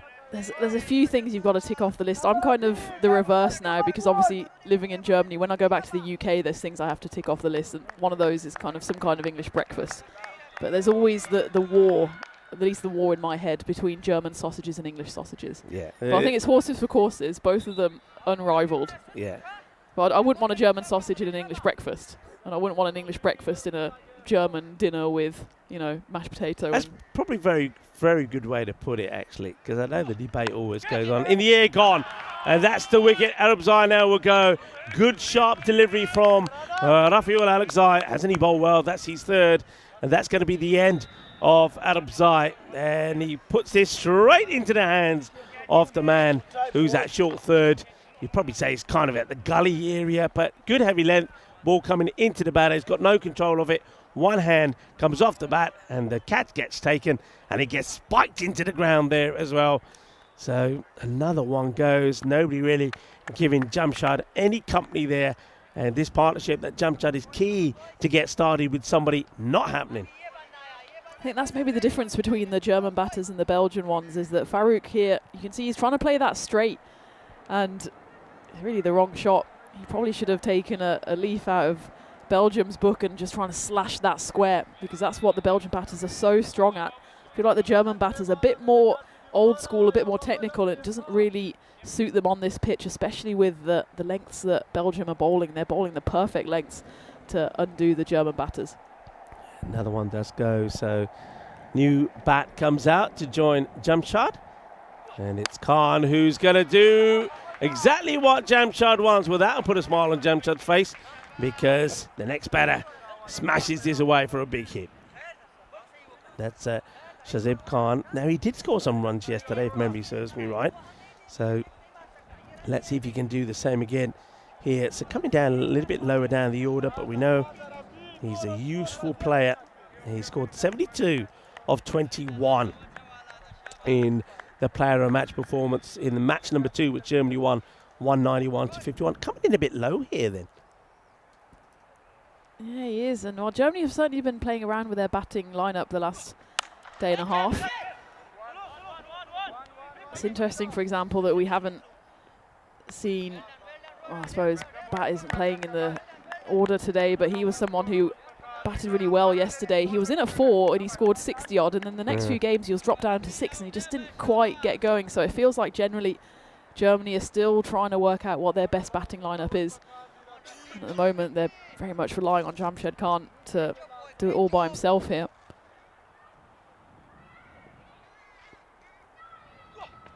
Okay, miscue, but with nobody back there in the boundary. I think even if there was, there's no chance on that. Jamshed, when he swings hard. It's going to be a Baximo right at the end of the over. But still, it's an over, which is a big win for Belgium, with Germany needing to go at magical overs from here on in. That one goes for 15. We do now take a look at the calendar. We've been mentioning Kiel and August in particular. I mean, July has already been manic. The 3 consecutive or concurrent fixtures that we have at the moment. Then, of course, we go to Stockholm and Wimbledon and Croatia and Kiel. And that's all just in July, August. And, of course, September, we've got the big events coming up from Khartoum as well. with the Meltle Shield, the Western Shield and the ECC. Speaking of Wimbledon, I seem to remember seeing a bit on your social media. Yeah. You spent a bit of time there. Tell us all, how was your experience at Wimbledon? Your first time? My first time. So I actually did the Australian Open earlier this year. I was saying yesterday how the weather at Wimbledon was baking hot. And that's what I was expecting from the Australian summer. In Australia, I saw one set and it absolutely tipped it down the rest of the day. But Wimbledon, we were talking earlier that the heat in the UK somehow hits different. And it was probably about 32 degrees. Luckily, we had seats in the shade, because if we were in the sun, I think we would have melted into the seat at some point. But it's a brilliant experience. It's definitely one for the bucket list. A bit of an inside edge to the fielder. They will get a single, which Jamshad, I think you've got to take them here now, even though, I mean, he's got Shazib Khan out there with him. I think he should feel that Shazib is going to be able to get some away. But this is Mohammed Malkel now with the ball, bowling his second. His first over only went for 8, so he kind of slowed things down with that good over, followed it up with Rafiulis, who went for just the 8 as well. That one's going to be a wide. So did you have the strawberries cream and the Pims? You did the whole hog? I did the Pims. Yeah. We had 2 rounds and that was enough, because they were about £13, I think, for a cup. A generous cup, but no more. And then we drew the line at strawberries, because the strawberries, I think Wimbledon had prided itself on keeping the strawberries the same cost for decades. They did go up this year to, I think, £2.80, which you think that's not a bad deal, but you literally get about 6 strawberries and some cream. So I did pass on the strawberries. You are allowed to bring food in, so we had our own little picnic, and it was a lovely day. It's going to be just wide afield from the fielder, chasing it hard was Murad Ikrami, but he can't get to it, so that's going to be a boundary to Shazib Khan. But of course, at this point, even 4s are a win for Belgium, as long as that ball is not sailing consistently over the boundary ropes for 6. Yeah, I went probably talking about, I would say now about 20 years ago. Yeah. Had a great time, and you're right, it is pricey. But the atmosphere is fantastic, and I love the fact that that all the players, that's going to be crunched for a biggie. That's going to be probably over our scorers. 6 runs, nicely hit. So Shazib Khan certainly keeping his team in it. They're not out of it just yet with around 20 and over required. So Malakel just got to get the ball a little bit fuller. Yeah, I mean, the players are great, because I love the fact that you're actually very close to the action. And once the matches, before they start, before they're over, you can go up there, you can get autographs, and there doesn't seem to be any issues in doing that. So that was great. And of course, it's always nice in between matches where you can just gather around many areas around Wimbledon to just sit and have a drink and a picnic or whatever. So yeah, it was a lovely experience. Yeah, it's absolutely one for the bucket list if you haven't done it. It's a question I got posed recently as well. I'll pose it to you. What's on your sporting bucket list? Maybe non-cricket. Non-cricket, okay. One thing is, I think I mentioned this recently. I think when we were in Czechia, because we were talking about the ice hockey, which I believe is a thing here as well, isn't it? Isn't there a big ice hockey? I'd love to go to see a really big sort of ice hockey match, because I think the atmosphere will just be brilliant. It's exciting, fast, quick game. So that definitely, sporting-wise, that's definitely on there. Yeah, I think that's a good one. I've never seen not that I can remember, an ice hockey match in person. Can you actually see the puck? It goes so quickly.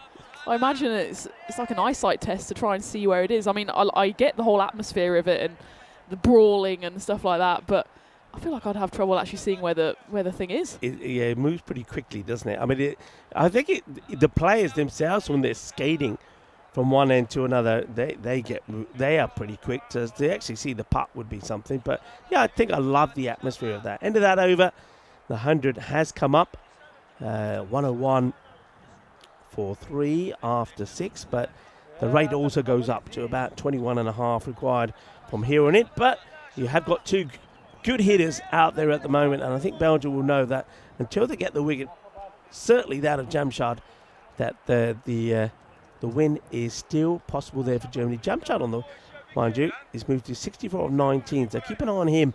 He could be on for a big score here. Yeah, if they can get Jamshed on strike as much as possible, this game isn't beyond Germany. It requires him to basically play a faultless innings from here on out, though.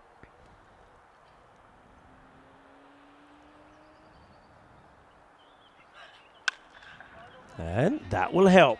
Muscled over the boundary. Bohan Niaz comes on to have a bowl. And his first one from Jamshed gets sent for 6. So that takes him to 70. So I didn't do hockey when I was in New York at the end of last year, but I did basketball and baseball. Yeah. And I've got to say, the Americans know how to put on a show. Catching chance. Fielder gets underneath it and drops it. I can't believe he's dropped that. That's Mohamed Munib. And, oh dear, look at the reaction from Niaz. He cannot believe it. Well, Niaz was claiming one that wasn't out. And the fielder here, there's no way you could claim it. It was sitting on the floor before. And now they're going for the run out here. Let's take a look at this. And he looks in trouble. He looks in trouble. And gone. Well, drops the catch, but it looks like they're going to get the run out. That's a, look at Jamshed. Jamshed knows he's in trouble. He knows he's in trouble. So there you go. There is a run out there. It's not Jamshed that's going to go. So they've obviously gone for one. My feeling here is that the batter wanted to, then get sent back. And being sent back, he's not made it. So catch gets dropped, but they do get the wicket. And unfortunately, it's going to be Khan that's going to have to leave. It's actually unfortunate there for Shahzaib Khan, because I think he was doing the right thing. He recognised that he needed to get Jamshed Khan back on strike, so he went for the 2. But Jamshed, I think, was still in the back of his mind, breathing a sigh of relief that the catch was dropped. This one, though, won't be dropped. So the new batter comes in and immediately departs, and Germany, just a few brainless moments here. I mean, instead of a couple of runs, yes, of course, there was the drop, but they could have got Jamshed Khan back on strike. Instead, it's 2 wickets in 2 balls as that one comes right off the toe of the bat. This time, a relatively straightforward catch. Yeah, well, Munib kind of makes amends. At least he gets the throw in straight away to carry out the run out. And now we see another wicket here. New batter comes in, goes for the big shot straight away, doesn't get it right. I think that's Abdul Haq Sahil who comes and goes. Well, hat-tricks it up there, but it won't be. It could be a team hat-trick. It won't actually be a hat-trick. We saw a team hat-trick there in Belgium as well. So, yeah, we haven't had a hat-trick just yet. We did see a 5-wicket haul, though. But this would be a team hat-trick as the new bat that's come out here is probably going to be just too wide, says the umpire. It's a dot ball. Well, yesterday we had, I think on 6 occasions, we had 2 wickets in 2 balls. So we had 6 attempts at a hat-trick, and no one managed to get over the line. That would have been the team hat-trick. Instead, it's the Danny Hudacek hat-trick with the wicket, the wide. We did have one of those yesterday as well. Azmat was the batter who went out first ball, by the way. And Sahil is the man who's replaced him. All right, he could be gone here. Wicket keeper, straightforward catch. And they're imploding here quite emphatically. It's another wicket that will go in this over. So Burhan Niaz, remember, he should have had a wicket to himself anyway when that first run out happened. But that's the 3rd wicket to fall in the over. 2 to him and 1 the run out, which Munib, who dropped the catch, he dropped the prize catch, didn't he? Put down Jamshed, but got the throw in, which resulted in the run out of Shahzaib Khan. And since that, they are just falling like flies. Well, Asma Ali, who came and went on that first occasion, he's actually been much higher up the order. He opened the first 2 games for Germany yesterday to not much success, so he's been dropped down the order, comes in at number 6. And again, goes for a golden duck. That's his 2nd in just the 4 games so far. It's not been a great series for him, but Abdul Haq Sahil repeated the trick. It's been excellent bowling in the last couple of deliveries, though. Burhan Niaz, of course, only picked up that run out, so it didn't go to his name, but The over goes for just the 7 runs, 3 wickets coming off it. 2, of course, go to Burhan Niaz.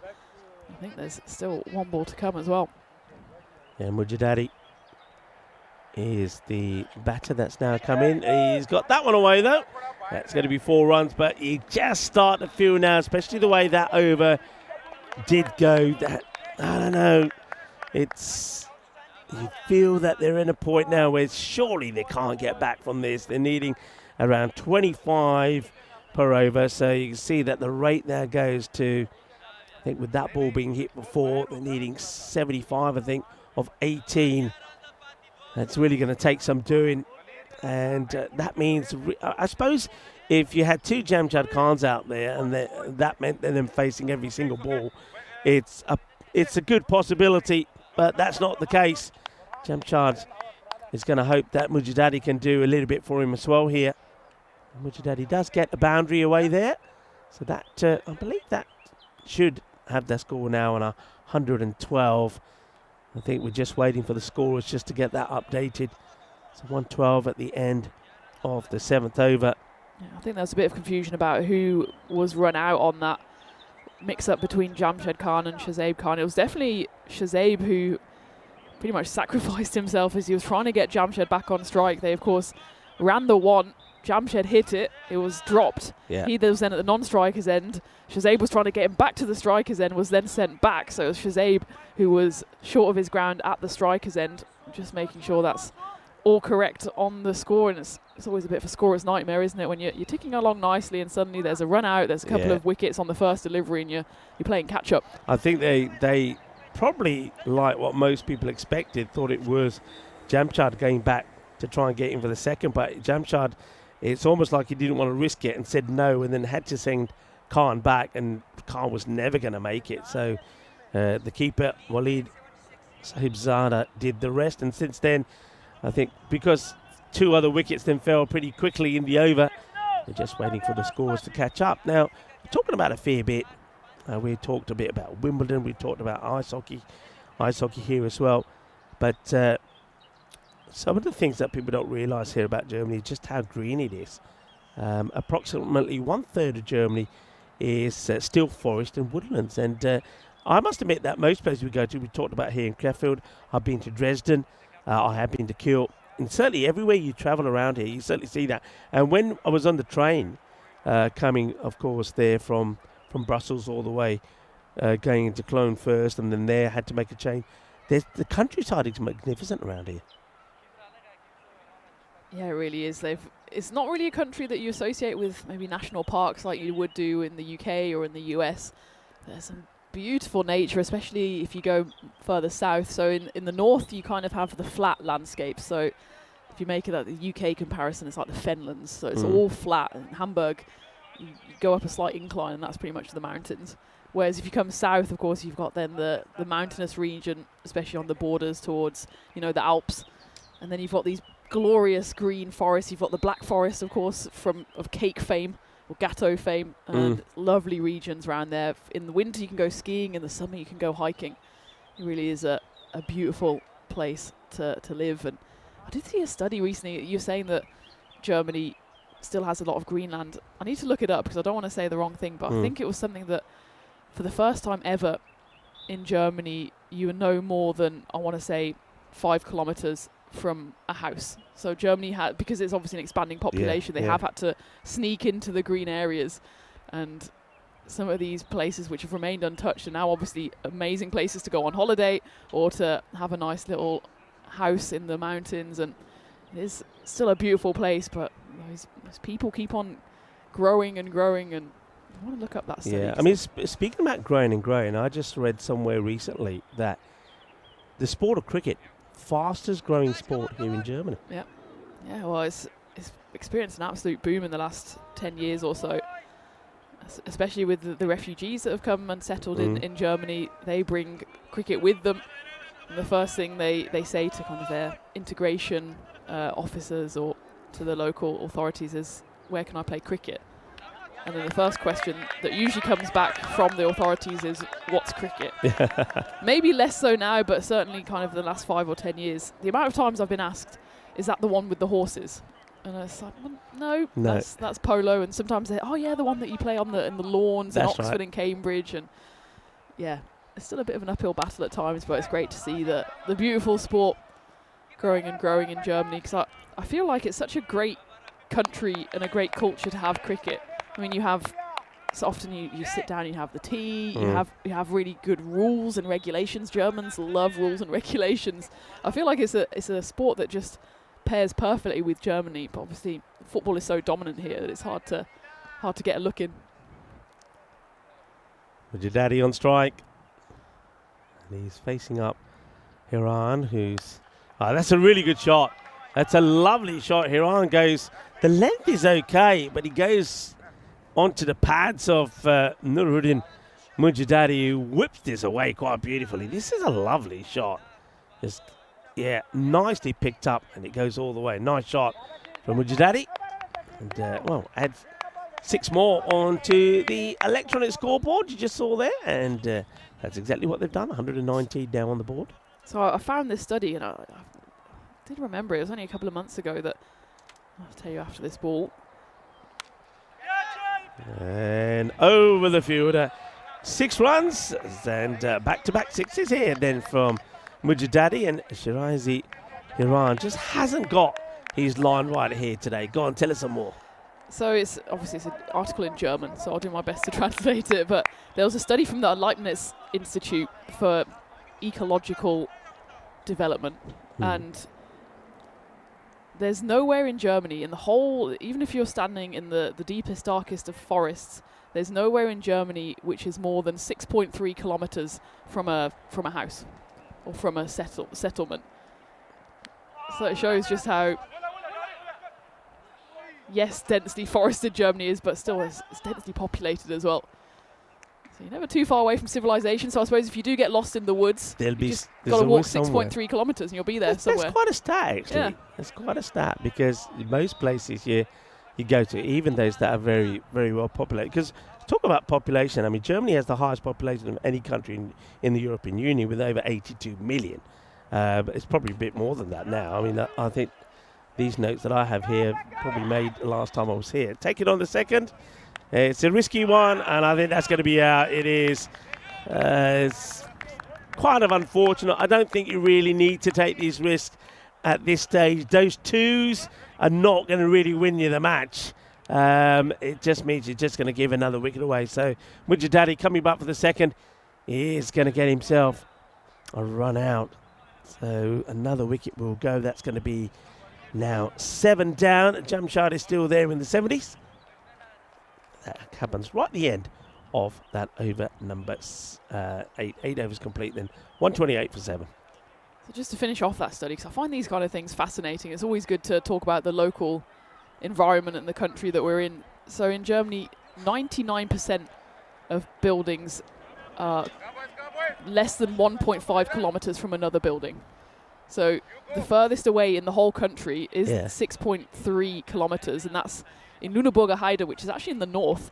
It's a parade ground, so like a former army, or I suppose still current army kind of practice ground, and that's the furthest away from any neighbouring building. Was that 6.3 kilometres. That's probably because they're doing shooting and stuff there, so you probably don't want to be that close. Don't want to be that close. But otherwise, 99% of the buildings in Germany are within 1.5 kilometres of another building. So you do think, oh, it's beautiful black forest. You don't see people for miles. But you see people every 6.3 kilometres on average. I think that's going to be a wide to start here from Burhan Niaz. And Halid Porhome, who's joining into the chat. And Tayyab is there as well. Hello, everybody. Hope you enjoy not just the action here from Germany, but I think a lot of people have been flicking through different streams. We have cricket in Bulgaria and in Belgium. It's going to be another one that's going to go all the way behind as Ace Bruce gets 6 runs. It's another one of many that have gone in that behind the keeper, that third area with the ball just flown all the way over the fielders. Yeah, let's give you an update what's happening in some of the other matches then. So in Bulgaria, Gibraltar did get to a healthy 194 for 9 in the end. Good recovery from them. Gibraltar 194 for 9, and Bulgaria at the moment, after coming up to the end of the power play, they're in the 20s with that loss. Oh, that could be out, you know. This is going to be a cheeky little backflip from the keeper, Waleed, which could be the end of Jamshad. Let's have a look at this. Are we going to see a very cheeky little run out? So here's the throw from the fielder from Muneeb. So have a look at this. Just flicks it back and... Yeah, he's out. Where's the bails? Bales are up in the air. They're there. up. Yeah, he's gone. He's gone. He's out. I mean, that's... Oh, it's filthy running from Jamshad. He's going to get a call here, which he's not expecting. He's going to be told. He's going to get his marching orders. Oh, look at him. He can't believe it. There's laughter from Belgium because it is kind of comical. And look at the wicketkeeper there, Waleed. Of course, these guys, they know each other pretty well. Well, Waleed Saibzada has just pulled off. Well, I'm going to say it's remarkable in his work, but it's not very good from Jamshad. I mean, Jamshad should be running with the bat down, so Waleed just flicks it back onto the stumps. And Jamshad, he's strolling in, feeling he's got all the time in the world when he hasn't. And then he's going to get a little, you got to go, buddy, you got to go. And that's disaster for Germany. Yeah, absolutely. And for someone so experienced, it's just a rookie error, isn't it, from Jamshad? He didn't slide his bat in at all. He kind of just jogged home. He does raise the bat belatedly there because it's been an excellent shift from him. Pretty much the only one that's put up any kind of resistance for Germany, but it comes to a bit of a tame end there. You've got to say, well done though to Waleed behind the stumps. The throw came in, it was quick, but it wasn't exactly accurate. And all he could try and do was try and flick it onto the stumps as quickly as possible. That's exactly what he did, and it was very much a frame-by-frame situation. A half second later, and Jamshad would have been in. Probably wouldn't have changed the game, given Germany need 53 off 10, but certainly sealed the game for Belgium here.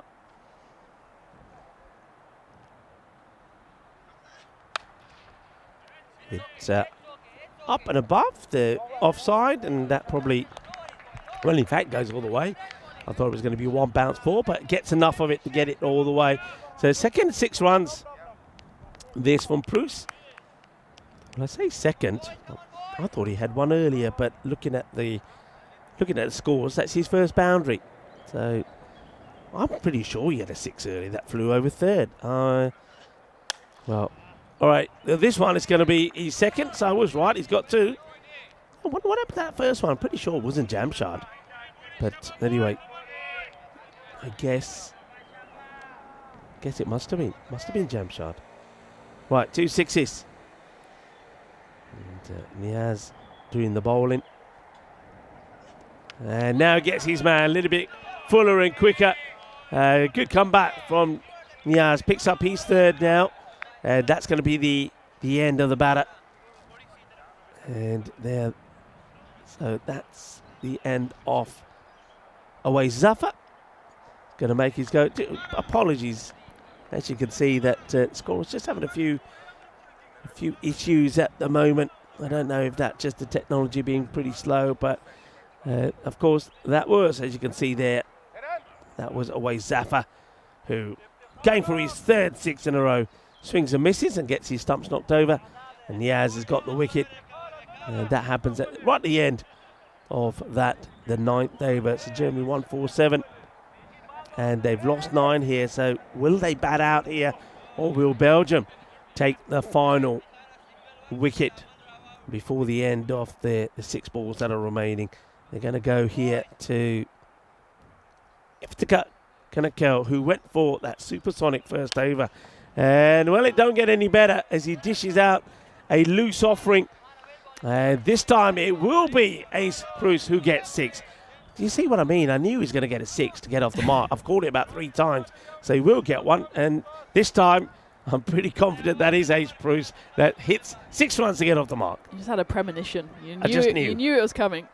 He was just keeping us waiting. Better late than never from Ace.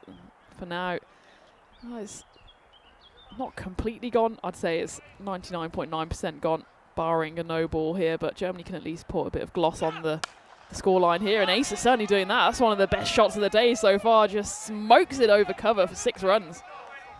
Yeah, what a good shot this is. So, all right. Just don't get anything wrong here, I suppose, is what the message is from Kanakau. Well, he's having a bit of a mare. His first over went for 30. And his next 2 balls in the second have gone for 2 big sixes. So this is where I think the captain, Sherry Butt, has probably said, well, we've got the game more or less won. If the Kanakau could do with a bit of a confidence boost, I'll give him the last over. Now, he could be somebody else that goes for 50. Could be 50 coming off his spell. He's gone for 42. And now, I think he's going to get a wicket here. It comes off something. Oh, well, it's a little bit of an unnecessary celebration here from Iftikhar Kanakau. He does get a wicket with a ball that he banks in short down the leg side. It's not a good ball at all. But the man who's been hit for 42 of 8 deliveries before this one, let's just say he gets a little bit carried away with his celebration. Yeah, I think if that was me, I'd just say, yeah, okay, I've got a wicket, but I haven't bowled really well in the match. But you never know. He's got 3 more balls to come, 3 more to come in the innings, and he could pick up a few more wickets. But I suppose the way it is now, Tina, is Germany, home side, are going to have to win 3 on the spin. Yep, they know exactly what the equation is. As, of course, to Belgium, they just need 1 more win to seal the deal and seal the series. Unfortunately for Germany, they just lost wickets at regular intervals, which, of course, Belgium did as well, but the difference was Belgium just kept on firing. Fortunately for Germany, they had 2 golden ducks in there, added to the 4 that they had in that first game. And although there was a few fits and starts, it was only really Jamshed Khan that troubled the scorers. He, of course, finished on 78 off 26. We'll just double-check that because still has him down as a run out. I'm pretty sure he was there for a while longer. But unfortunately then, no one was really able to support him. The next highest score was 19. That was Shazaib Khan, who was involved in that run out. So between those two, there was not much else happening for Germany, and they do it in the end fall short. And of course they get bowled out as well, which is going to be a big confidence booster for Belgium. Yeah, so got to win, like we say, 3 in a row. That was the 11th wicket that would go down. So it's a good win for Belgium, but they needed that big score on the board, didn't they? And that's why I think that that last over, Mujadadi, and that went for, I think in the end it went for about 26, was pretty key to get them to that big score. And Germany, they made a good start. In fact, they had a perfect start. 30 of the first, 25 of the second. They were 55 of just 2 overs, but then they lost 2 wickets in that 1 over from Rafiullah, and that would change everything. And Rafiullah there, I know there's been some good big scores in the match, but Rafiullah's spell of bowling probably could be enough to get him the player of the match performance. You know, he takes 3 for 23, and he needed to take those wickets in that 3rd over. Otherwise, they could have really been in some trouble. This was another wicket. It's not the best of shots there from Farooq Adabzai. Gets tucked up by a ball outside the off. One hand comes on the bat, guides it into the hands of the fielder. Muneeb gets ever so lucky here. Now, this is the one that caused all the mess up. So it was given out as Jamshad, but of course it wasn't Jamshad that was going for the second run. He turned it down, and it was Khan who would be run out. So Muneeb drops Jamshad, but does get Khan run out, and then of course 2 more wickets would fall in that over. It just all went a bit pear-shaped. This was another big throw that comes in, and this was an interesting one. This was another one that would go. No real need to go for that run out at the time. That would be another one that bites the dust. Then we even saw, so this is a throw again from Muneeb, and this time it was Jamshad. Poor running from him. So Muneeb, he puts the catch down, but he does get himself quite a few fantasy points because of his good throwing arm. And then it was there right at the end after a couple of big sixes there actually from the batter at the time, who was always Zafar. 2 big sixes, went for the 3rd, then got out. Ace did get a couple of sixes as well before he was bowled by Kanakau, and then the last wicket there would fall. The ball going down the leg side of Waleed takes a nice smart catch. So Belgium get the victory. They go 3-1 up with 3 to play, and obviously that means that Germany, if they want to be victorious here, they've got to win all 3, whereas Belgium, they just need to pick up 1 win. Yeah, you'd say Germany are really up against it here. Of course, they are the hosts. They certainly don't want to let Belgium get away from here with the trophy, but all signs are pointing in that direction at the moment, especially given that we were saying before the start of play today that Belgium were relying on just one or two batters to do the business, but more of them have stepped up in that game. You were saying the likes of Sherry, the likes of Walid, the wicketkeeper, they were in such blistering form in the ECS. It was only a matter of time before they hit their stride here. They've done that as well, so Belgium's batting lineup is suddenly looking ominous. For Germany, though, well, it's the first time they've had to chase a score. They didn't do too terribly. They got into the 150s, but it was really in that first half that they almost gave the game away. If they had restricted Belgium to 150, 160, which is probably what they should have done, they would have been in a stronger position. As it was, Belgium got up to 186. It was always going to be a tough task for the German side. Yeah, always going to be tough. They went about it the right way, though, but I do feel that maybe after that second over, and you said right at that time, actually, Tina, that they've had a good start here, but they don't want to get too carried away. They just need to pace themselves well. But I think they did get carried away. I think some of the other batters wanted to go the same way that Jamshad was going and gave their wickets away. And pretty soon the rate got to a point over 25 and over. It just knew it wasn't going to happen. So Jamshad is in the runs once again, but there'll be disappointment that none of the other batters really could get more than 20 runs after Jamshad.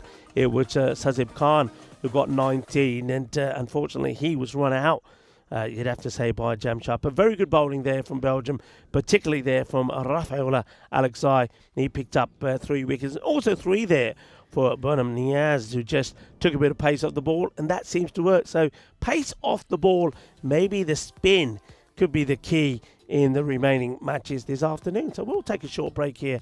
Now, remember, we will be back pretty soon in about 15 minutes to bring you the next match. Match number 5 coming up. And, of course, you can't afford to lose this one, Germany. Otherwise, Belgium will be crowned the winners of this ECI International Series between themselves and the home side Germany. So join myself, Rico Florentina. We'll be back in about 15. Hasta pronto, mi familia.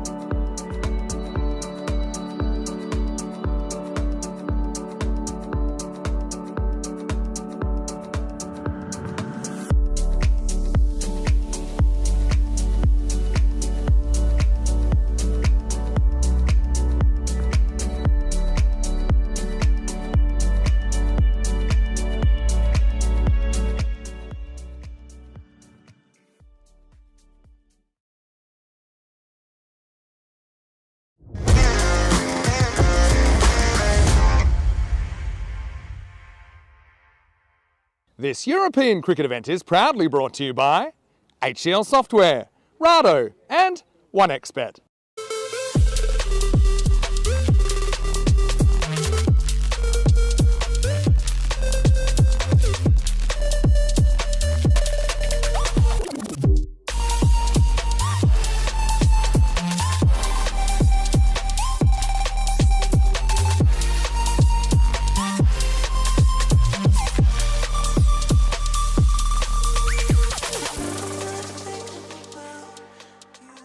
Game 5 here in Krefeld between Germany and Belgium, and it's all still to play for in this international series. Germany, they've been a bit hit and miss in the games so far. As for Belgium, well, they've had a few big strikes and a few big hitters, but they haven't always clicked as a team, so it's still going to be an intriguing prospect in the 3 games we have left today. Let's go straight out into the middle with Tyrone Peters for the coin toss. Germany to call. Heads. Heads is the call. Tails it is. Belgium, we're going to have a bet. Thanks, Tyrone. So there you have it. Belgium have won the toss and they have decided to bat.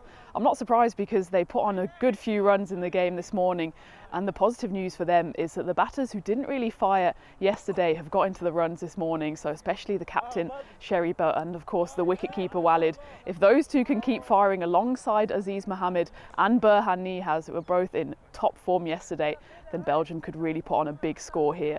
As for Germany, they've actually been relatively impressive with the ball. It's just been the case that the batters haven't quite fired at the right time. It'll be interesting to see if they are able to chase down the Belgium score. But of course, first, Belgium do have to get the runs on the board. It's going to be another interesting game between these two sides that are relatively closely matched, and I'm looking forward to it. I know Rico is as well. And Rico, the news from the middle is that Belgium have won the toss and they're going to have a bat.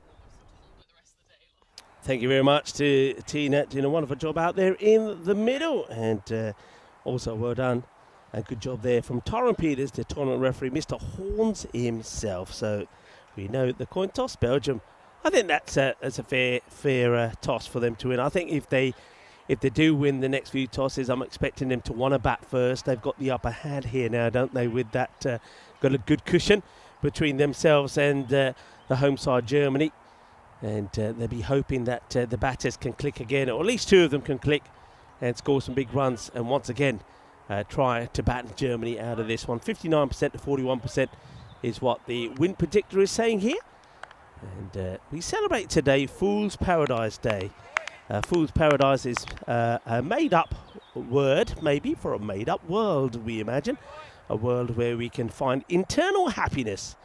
Whilst people might make fun of such thoughts as childish and naive, Fool's Paradise is a day to embrace such a paradise and to try and find happiness amidst all the tensions and pressures of the real world. Dot ball to start. So Fool's Paradise Day, also International Paul Day. So if your name is Paul, you should be celebrating. And Jeevan Butt didn't play in the last match, and he's a good player. He's top performer. Yesterday we saw him in the runs and in the wickets. And bowling here to Wahidullah. Jabrakil, who's at the top of the order. It's got Aziz Mohammed at the other end.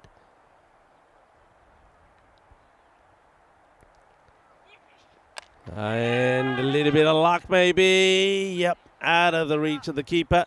And we'll go behind for just a single. We've seen a few of these today, haven't we? I think we've seen about 4 which have gone all the way over the boundary. But Jabrakil doesn't get the boundary, but he does at least get it over the wicketkeeper.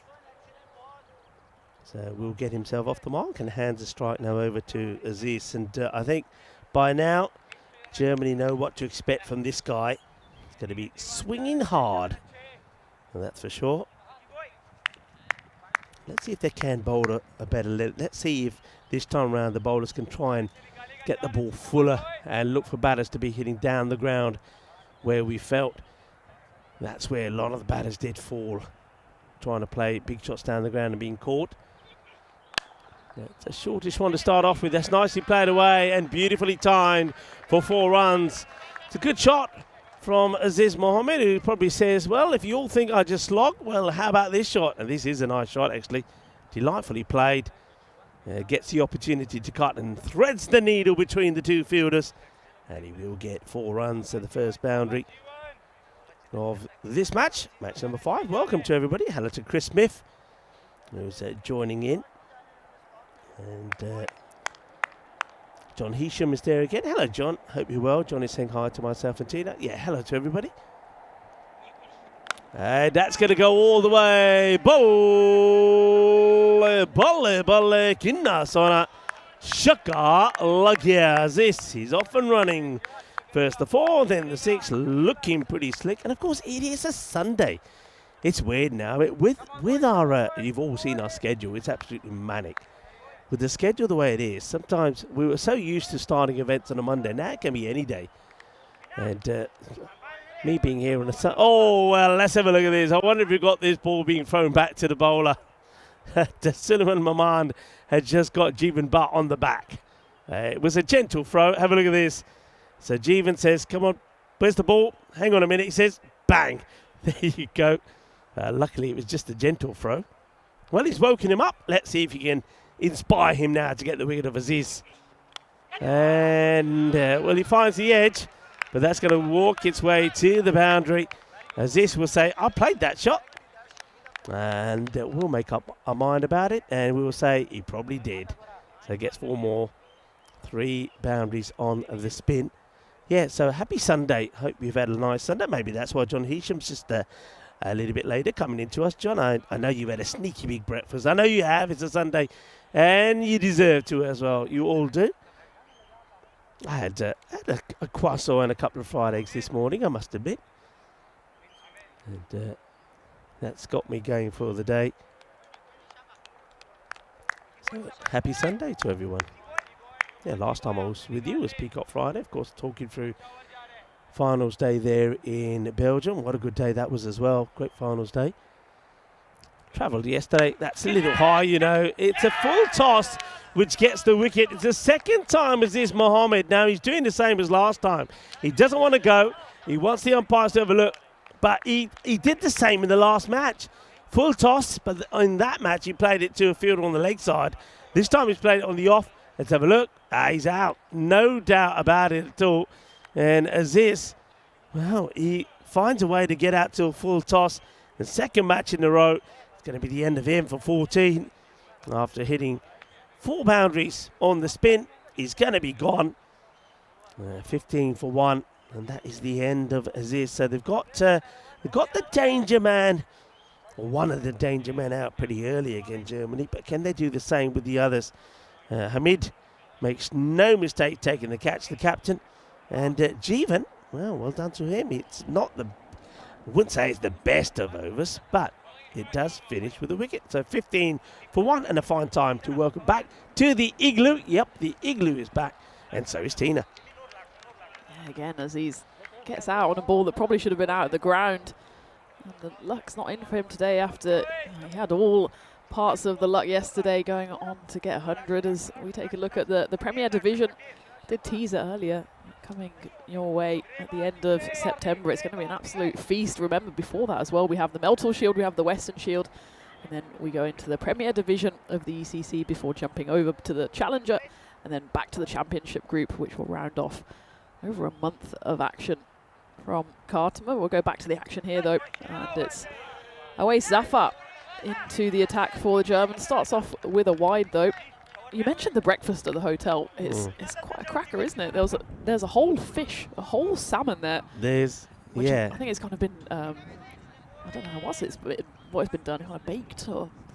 I think it was baked in. When I was there this morning, I saw that they're certainly very, very big on the fish in the morning for breakfast. But yeah, there was plenty of fish. There was a lot of other.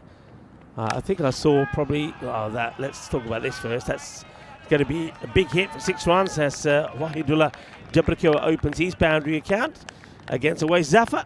Zafar after, I think, a harsh call again on the wide for me for Ways.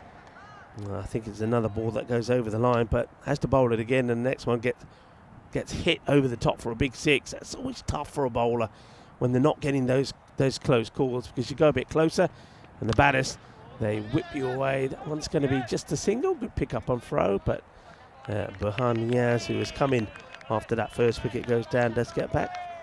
Yeah, so I'm not huge on a breakfast, but this morning I was a little bit peckish because I did eat me sausages quite early yesterday, my sausage mash and the cabbage. But yeah, a couple of fried eggs and a few croissants. But yeah, it was a big spread there. But they had all sorts of, like a lot of vegetables, like a potato and cheese gratin as well, which looked pretty tempting, but that just would have been too much for me in the morning. And that one is going to be okay, says the umpire. So this one looked actually wider than the one that was called earlier. But let's see, probably because the batter doesn't move at all. And right on the money. Good call from the umpire.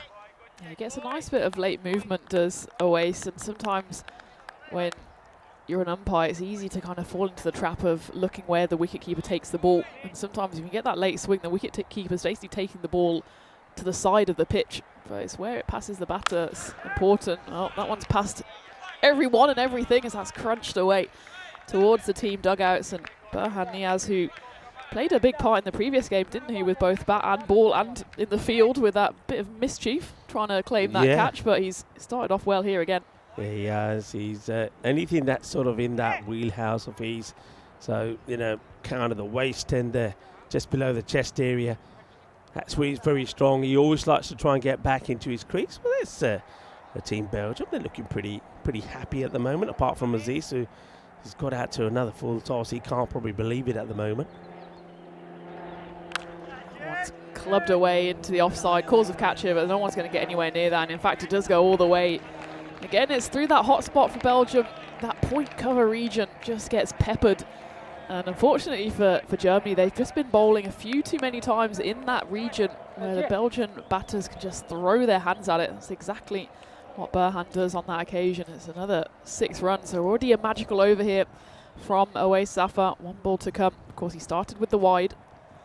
So it's already looking like quite a threatening power play for Belgium, despite, of course, losing Aziz Mohammed early in the piece.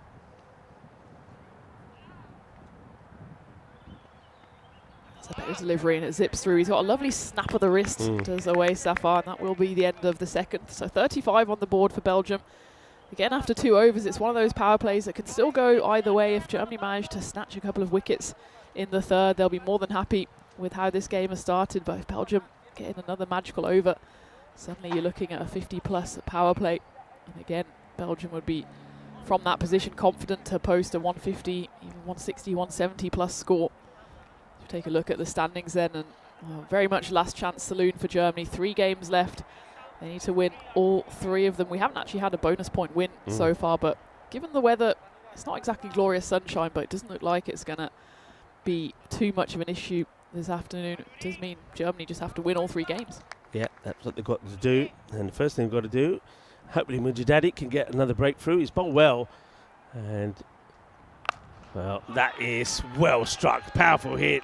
He gets tested upstairs straight away. And Jabrakil plays actually a pretty good shot. Oh, it's one of those where you don't know if he's got full control off it. Look here, he's kind of, yeah, you see, he's kind of taking his head away from it, but the head goes away, but the hit is pretty clinical. Oh, that's powered away by Jabrakil. Very similar to the way the first match went. Their runs, they're scoring quickly, but they have lost that early wicket. That one zips through. That was a strange shot, wasn't it, the previous one? I think he maybe thought about taking evasive action first, and he did that. He got his head out of the way, but then thought, oh, I probably should just swing at this as well and see what happens. And, well, he was duly rewarded for that one. A good comeback ball there from Mujadadi, who has certainly been one of the more impressive bowlers for Germany. That one is a bit in the slot, and it's squeezed away. A miss hit from Wahidullah goes to that favoured backward point region.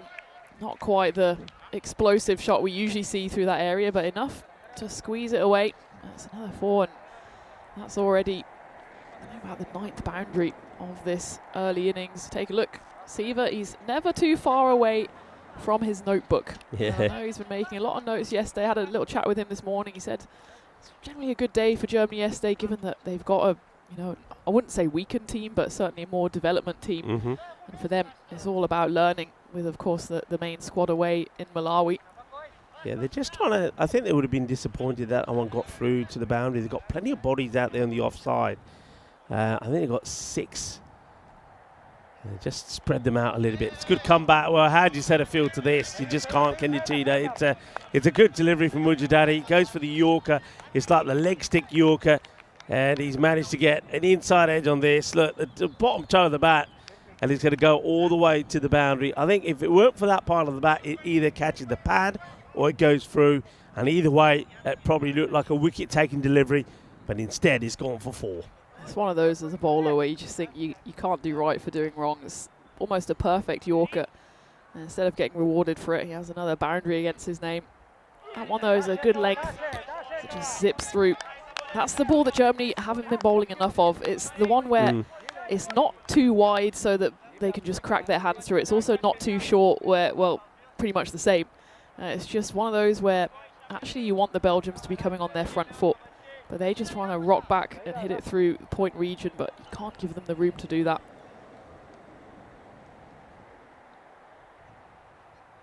Again, action replay. There's 2 dots to finish the over then. And it looked like the over might just get away from Mujadadi, but he reels it back in. 3 dots in the over. It's the end of the power play. And Belgium don't crack the 50 in the first 3. 49 for 1. The win predictor still has them firmly in front, but as always the case, the old adage, if you add a couple of wickets to the scoreline, certainly looks a bit more promising for Germany in what is a must-win match for them. Yeah, I want to say happy birthday to Harrison Ford, who's probably tuning in and watching the action, the American actor who was perhaps best known for playing that characteristic role in Star Wars and Indiana Jones. And those film franchises was born today. Harrison Ford, yeah, good actor, Harrison Ford. It was only a couple of days ago we were talking about Tom Hanks and talking about our favourite Tom Hanks movies because he was born a few days ago. But Harrison Ford, born today, 1942. Yeah, I must admit, I loved all the Indiana Jones movies from him. Loved the role that he played in Star Wars. And also another favourite film of mine of his would probably was The Fugitive. I like that. Yeah. And yeah, good actor, plays some good roles. It's the youngster Moman into the attack here, and well, he gets pummeled first ball, 6 runs. Burhan Niaz looking dangerous here, just in the slot there from Suleiman, who of course was involved in that exciting corn bowled in the previous game. This time though, given no chance as that one goes high and handsome. Yeah, Harrison Ford, he's turning 83. He doesn't look his age. I mean, I think the last Indiana Jones film was only a couple of years ago, and he was still doing his own stunts. He was looking a bit slower than he might have looked 40 years ago. But because it was delayed by about 6 months to a year, wasn't it? Because he actually broke his his wrist or his ankle in the process of filming one of the scenes. Yeah, Harrison Ford. I will say, and it's maybe a bit of a lesser known one. He's currently in it's not really a sitcom. It's a comedy drama on Apple TV. It's called Shrinking. I can absolutely recommend that. He plays a shrink.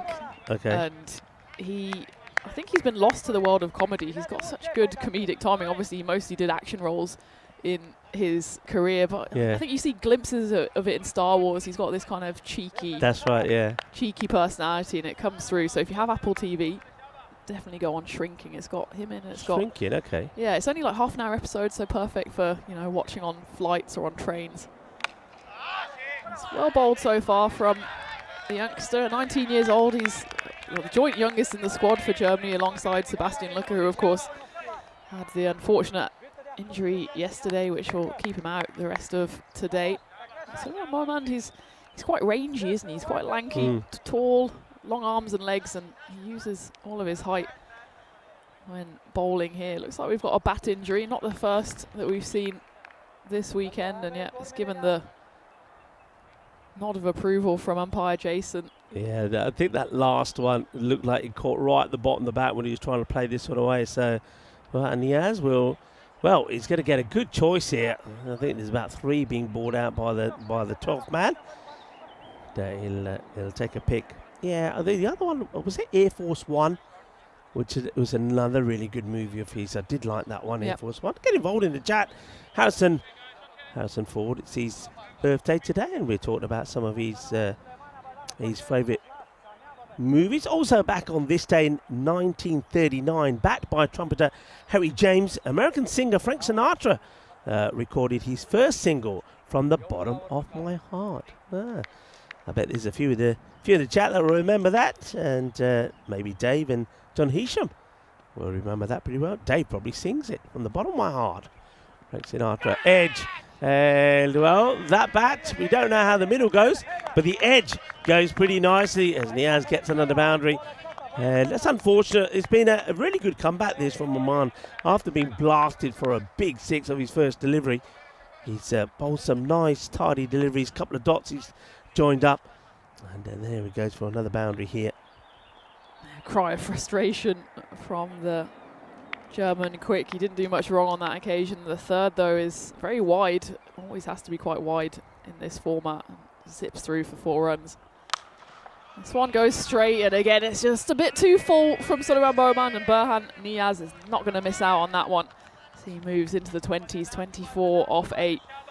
Belgium, well, almost entirely dealing in boundaries so far. They've run just a solitary run. Yeah. And they've had 1 wide, and the rest have all been in 4s and 6s. A few dots here and there as well, but that's really a hallmark of Belgian ball. They're not too interested in doing the cardio. Guru, who's one of the umpires here, I think he's spending most of his time trying to find some of these Grizzlies. I mean, that was a really good shot. It didn't seem to be rushed at all. Now, Maman's not slow, but he seemed to have so much time to play that shot. Burhan Niaz. So quickly moved on to 22 of just 8 deliveries.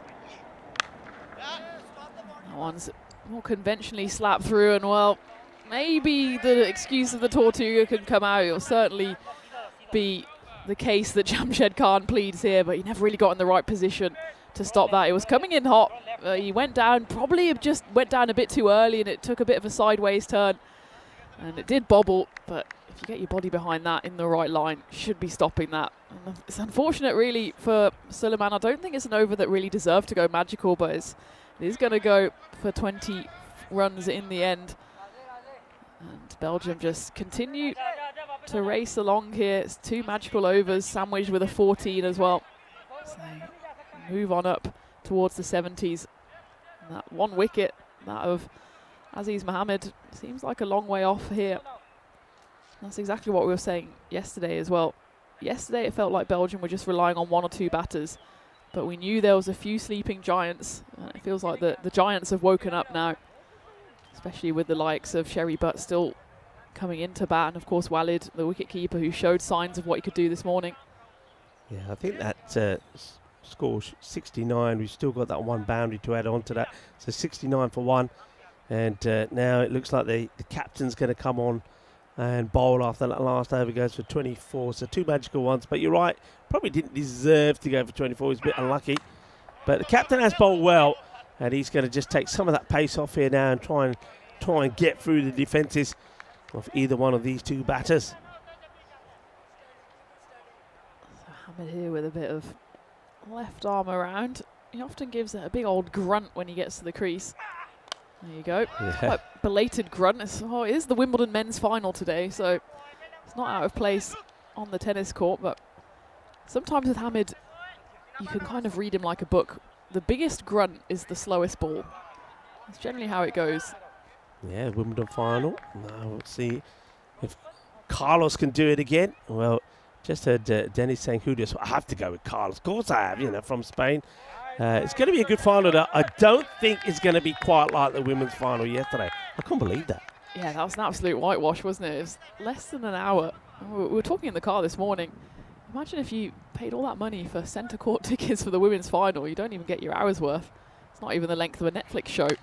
Oh, So wow. that one's pretty lengthy. That one's going to go away up and over. Not quite into the car park, but maybe just tickling those tyres.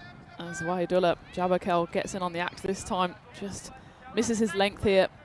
Does Hamid. And well, we talk about taking the pace off. I don't think Hamid's actually bowling that much slower than a lot of the seam bowlers. I think maybe that's just the latent seam bowler in him. Doesn't want to toss it up. You would be better served taking the pace off a bit here. And that one is darted in wider, and there's a half appeal. And the umpire, Jason, does send it upstairs. It was quick hands there by the wicketkeeper, He's walking. Shahanaga. He's walking, you know. He's walking. Looks like he got caught outside the crease, couldn't get back. And he's on his way here. Let's have a look at this. So he's outside of his crease here, and yeah, nothing gets back. So it's going to be the breakthrough they want. So Jabarakel's going to go for 29, gets himself off balance, and just can't get, well, he's so much off balance, he can't slide his foot back. So he's got to try and get the bat back in. And you can see the umpire, that's umpire Jason, saying, let's have a look. But he's already walked. He knows his fate, and now he gets the finger goes up from the umpire. He can carry on walking. So 77 for 2. And once again, is Hamid, the captain, Waddock, that gets the breakthrough. It's all to do with the wicket keeping there. Hamid, it was almost a wide. I think it was just about crept inside that wide line. It's worth taking another look at Shahanaga. Quick as a flash. Has to collect the ball from, it's pretty much a Yorker, in fact. So he has to scrape the ball off the turf, and the bails take a little while to come off the stumps there. They come off quickly enough to mark the end there of Waidullah Jabarakel. So that is both openers back in the shed, but it is also the start of Sherry Butt's innings here, who of course threatened to go big in the previous game. He got into a comfortable position, ended up on 35 off 10, but he's someone again who can go big for the Belgians. An excellent ball first up from Hamid, and all the captain there can do is just throw his bat down on it, dig it out, and in the end it's skipper to skipper, and Hamid probably wins that battle 1 for 8 of his over so far, and that is the end of the over end of the 5th as we join you in the commentary igloo. And well, it was getting pretty hot here yesterday, Rico. Today the weather's a bit more cloudy. I'm pretty glad of that. I wanted you back in the tent, but I was fearful yesterday that there wouldn't be enough air for the both of us.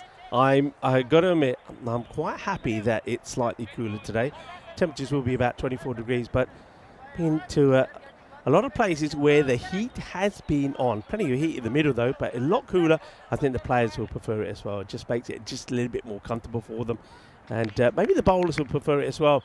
Maybe these conditions will get them to get this Grizzly to swing about a little, but at the moment, it's the batters doing the swinging. But that one, at least it goes to hand. And this time, Jamshad doesn't get the Tortuga, and it's been well fielded. So they go here to Mujadadi back straight away. And I think this is where the captain, Waddock, is thinking, doesn't really want to hold on to him. He wants to take these wickets, a couple of big wickets here pretty soon, because he knows that both these guys, Niaz and Butt, if they stay there, they can really put big runs on the board. So this is using the main strike bowler to try and get a breakthrough sooner than later.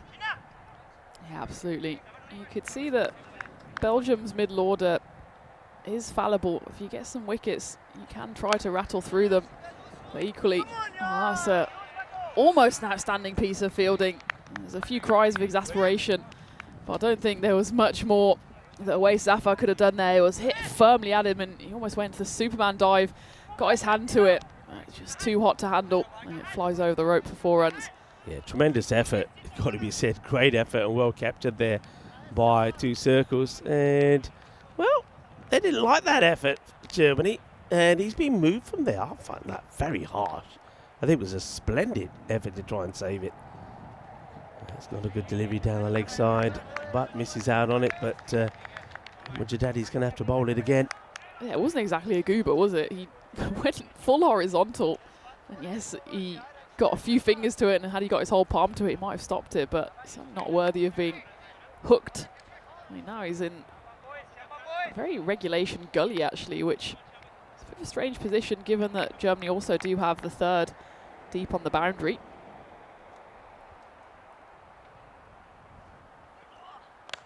Slower.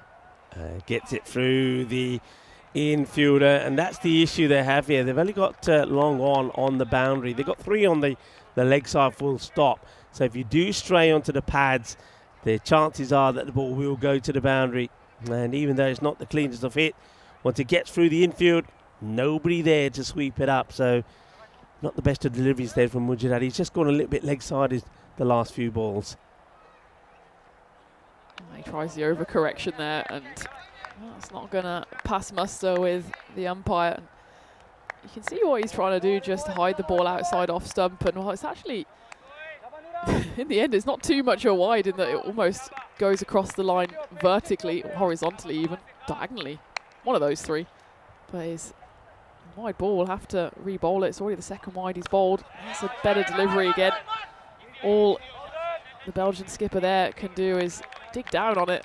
He's had a few good balls directed at him so far. It was the final ball of the previous over from Hamid Wardak was a very similar one that he just stabbed his bat down on. Did the same on that occasion, but still 2 balls to come with those 2 wides.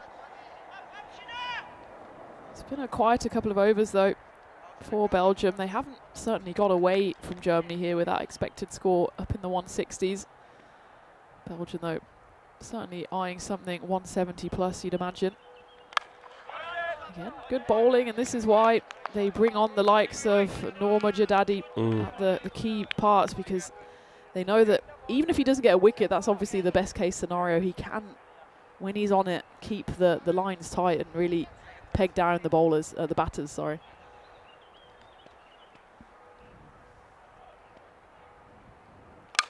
Oh, it's a proper bat bust. My word. Well, he just got that bat. He only just got it, and look what he's done to it. And now this is where his teammate said, "Oh, you haven't made a bad pun, did that?" Well, he said, "There you go. A little bit of glue will sort that out." Look at the umpire having a look at that. Jason saying, well, I never. This is just quite extraordinary. I think this has got to be the most dramatic bat break that I've seen, Tina. Oh, it's not often you see the bat break in that direction. It was hit in the middle pretty much, and then Widgedaddy's got to catch it. not already he goes for the catch. He's thinking, oh, this is going to be out. I don't think you get any points for catching the end of the Belgian bat. And that's pretty extraordinary. And while he's looking for one that has your handle attached to the wood, I think certainly a better one. Umpire Jason looked like he had a frying pan in his hand. Wow. It's one for the ECN museum. That is pucker. That's almost right up there as what we saw there at the Cardamom Oval from Max O'Dowd. And, well, look at this guy. And look at what your daddy's like thinking, I'll catch it. Hang on a minute. That's the bat. I'm supposed to be catching the ball, not the bat. Oh, wow. End of the over. And, well, a little bit of bat smashing action there at the end. It's not the first broken bat we've seen this week, and I don't think it'll be the last, especially when Belgian ball is in full flow here. They don't go at the ball softly. As Hamid, the German skipper, brings himself back on after a tight first over. That one, though, is slapped away. Should be stopped, and it will be Jamshed at this time, getting everything behind it. So Burhan Niaz, he's been kept quiet the last couple of overs, but he is still going along nicely. 36 off 15 for him. Captain Sherry hasn't seen too much of the ball, and he has faced a few excellent deliveries as well. But we know he can go big. He won't go big on this occasion, as it's a big swing and a miss. This time it's Burhan Niaz who watches from the non-striker's end as the Belgium skipper departs. It's a battle of the captains, and the German skipper Hamid Wardak comes out trumps on this occasion, dismantling the leg stump. And, well, there's a quick exchange of the bats between the two Belgians before the captain has to depart. Hopefully both of them stay in one piece. Certainly stumps here not staying in one piece. It goes through the defences of the skipper, and Belgium lose their third, 91 for 3. Yeah, well bowled again there from Wardak. He has been good, hasn't he, with the ball, and he's provided some interesting innings as well. He'll be hoping to do better this time, but this is a good little passage of play this for Germany. So after that 24 came off Maman's fourth over. Mid bowled a very good first over, only went for 8, picked up a wicket. That last one from Mujadadi for 13. Now they get the breakthrough. Battle of the two captains didn't last very long. Sherry Butt has gone. Umid Rahimi comes in at number 5. Big appeal. Hamid likes it. The umpire likes it. And it's a nod of the head there from Nikhil as the finger of doom gets raised. And that's another occasion now. I think it's the 7th over the weekend where we've had 2 wickets in 2 balls. This time it's Hamid Wardak, the German captain, who finds himself on a hat-trick. And it's the danger man that goes as well. Omid Rahimi, he often doesn't need that long to get firing. This time, though, misses everything but his back leg. The finger is raised. Belgium lose their 4th. Yeah, it's very much Rahimi style. It's all or nothing. And that means it puts a little bit of pressure on the batter that is now out there, because this is a hat-trick ball. Now, you've had plenty here. We had stat loads there in Belgium. I think I lost count the number of times that bowlers had 2 and 2. We never got that hat-trick. So could this be one we've waited a long time for? It's a Waleed Sahibzada on strike. Calls a catch it, but there's no one there. Apart from then Jamshed Khan, figure on the boundary.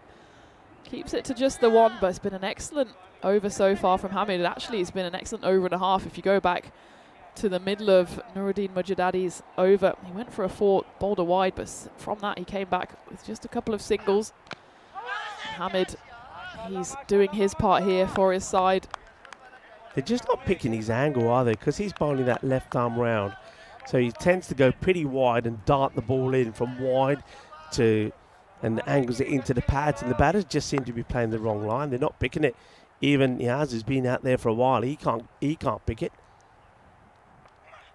Final ball of the over, and again it's crashed into his own pad by Burhan Niaz. He does burgle the strike as they scuttle through for 1. Waleed Sahibzada has joined him out there in the middle, so both of these very proficient power hitters, but they've been restrained there by Hamid, who finishes with excellent figures of 3 for 10, 3 for 11 off his 2 overs. As we take a look at, well, it's not just the upcoming events, it's the current events as well. Of course, over in Bulgaria, that game has just finished as Bulgaria chased down Gibraltar's total. Relative ease, they win by 8 wickets.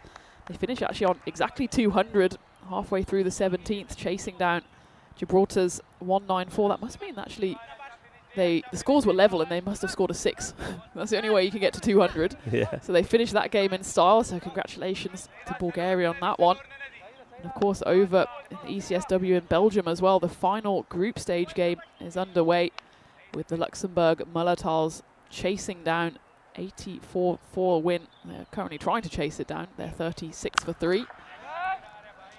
This one back to live here in Creerfeld is clubbed away by Burhan Niaz, who's doing a similar job to what he did in that game yesterday, where Belgium were only chasing 114 for the win.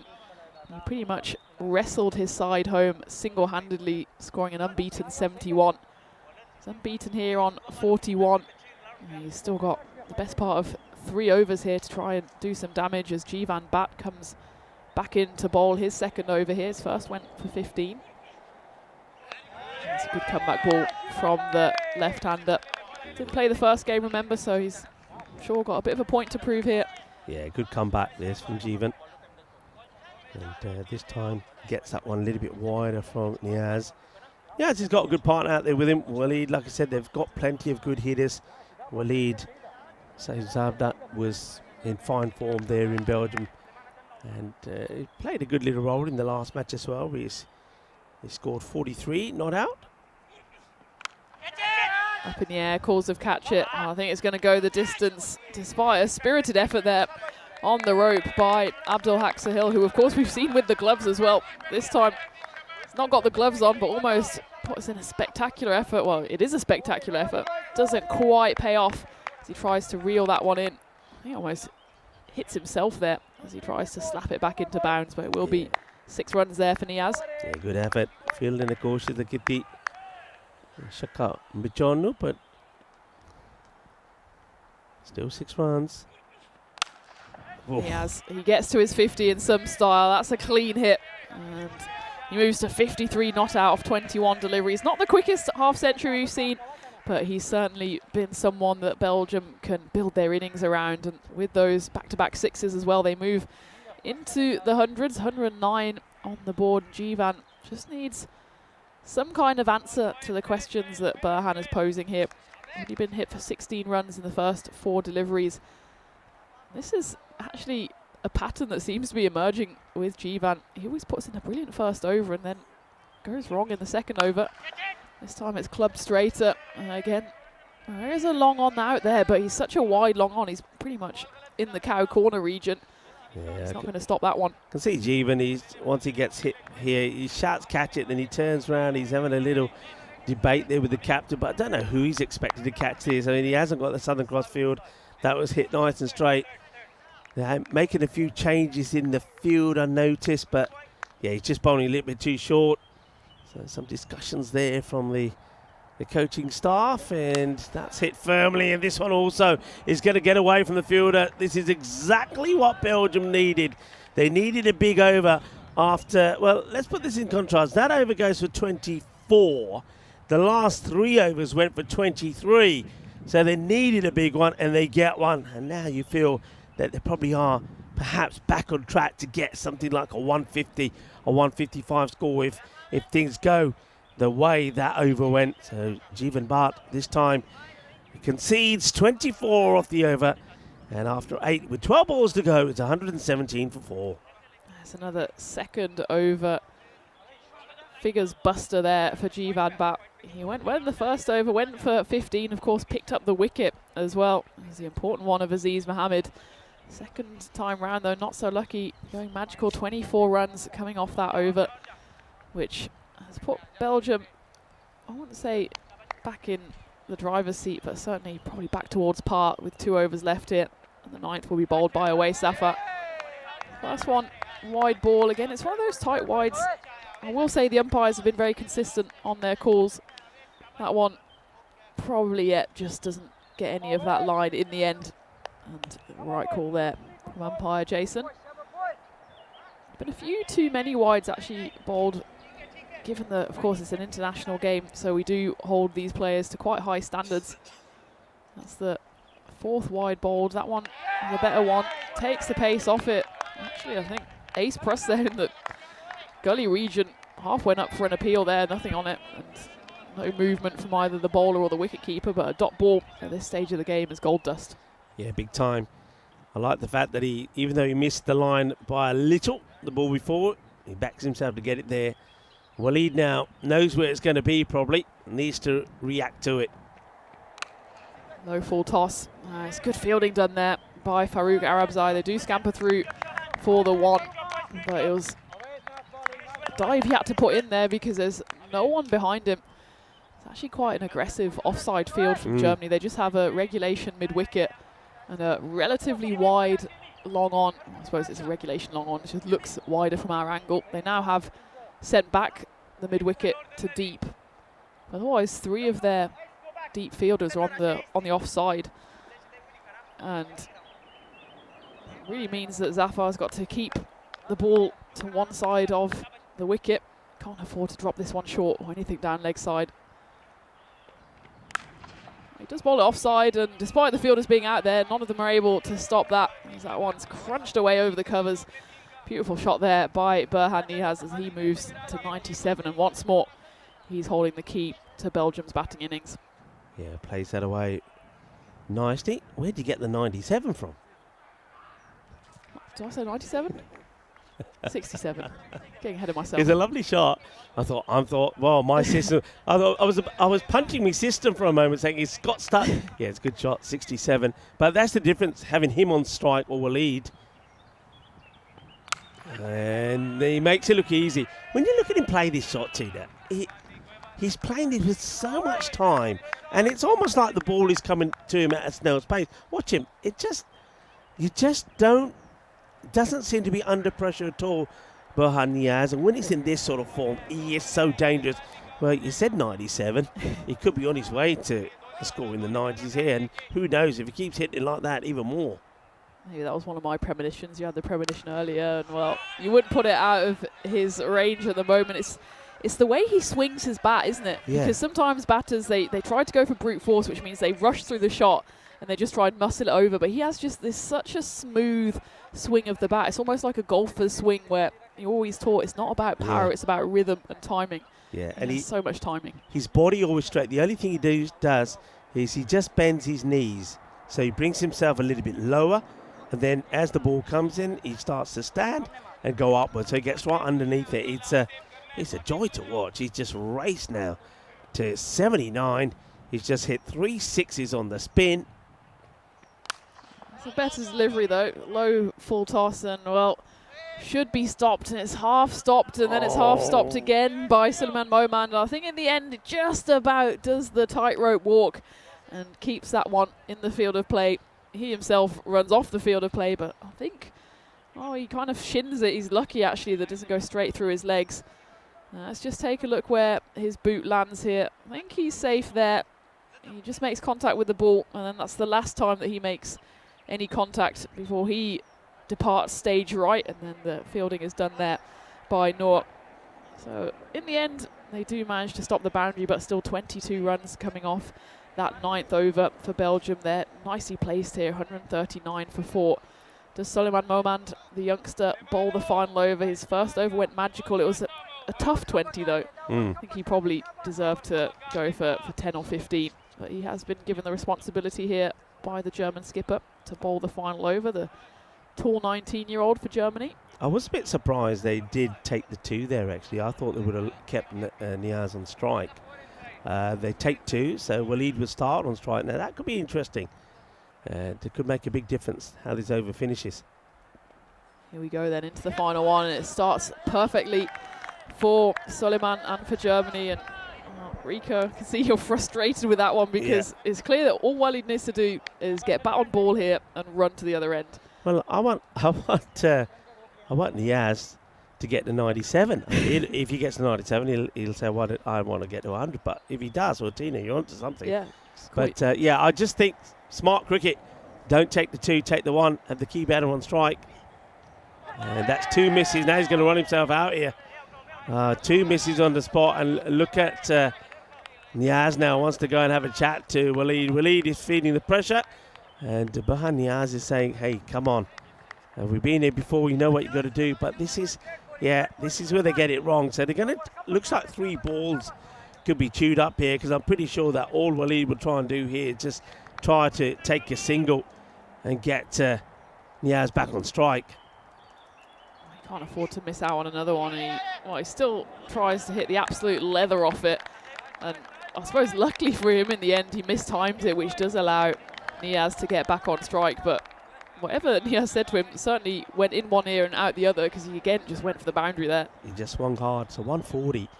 Now, 140, 150, is not going to win you, not always going to guarantee to win your matches here.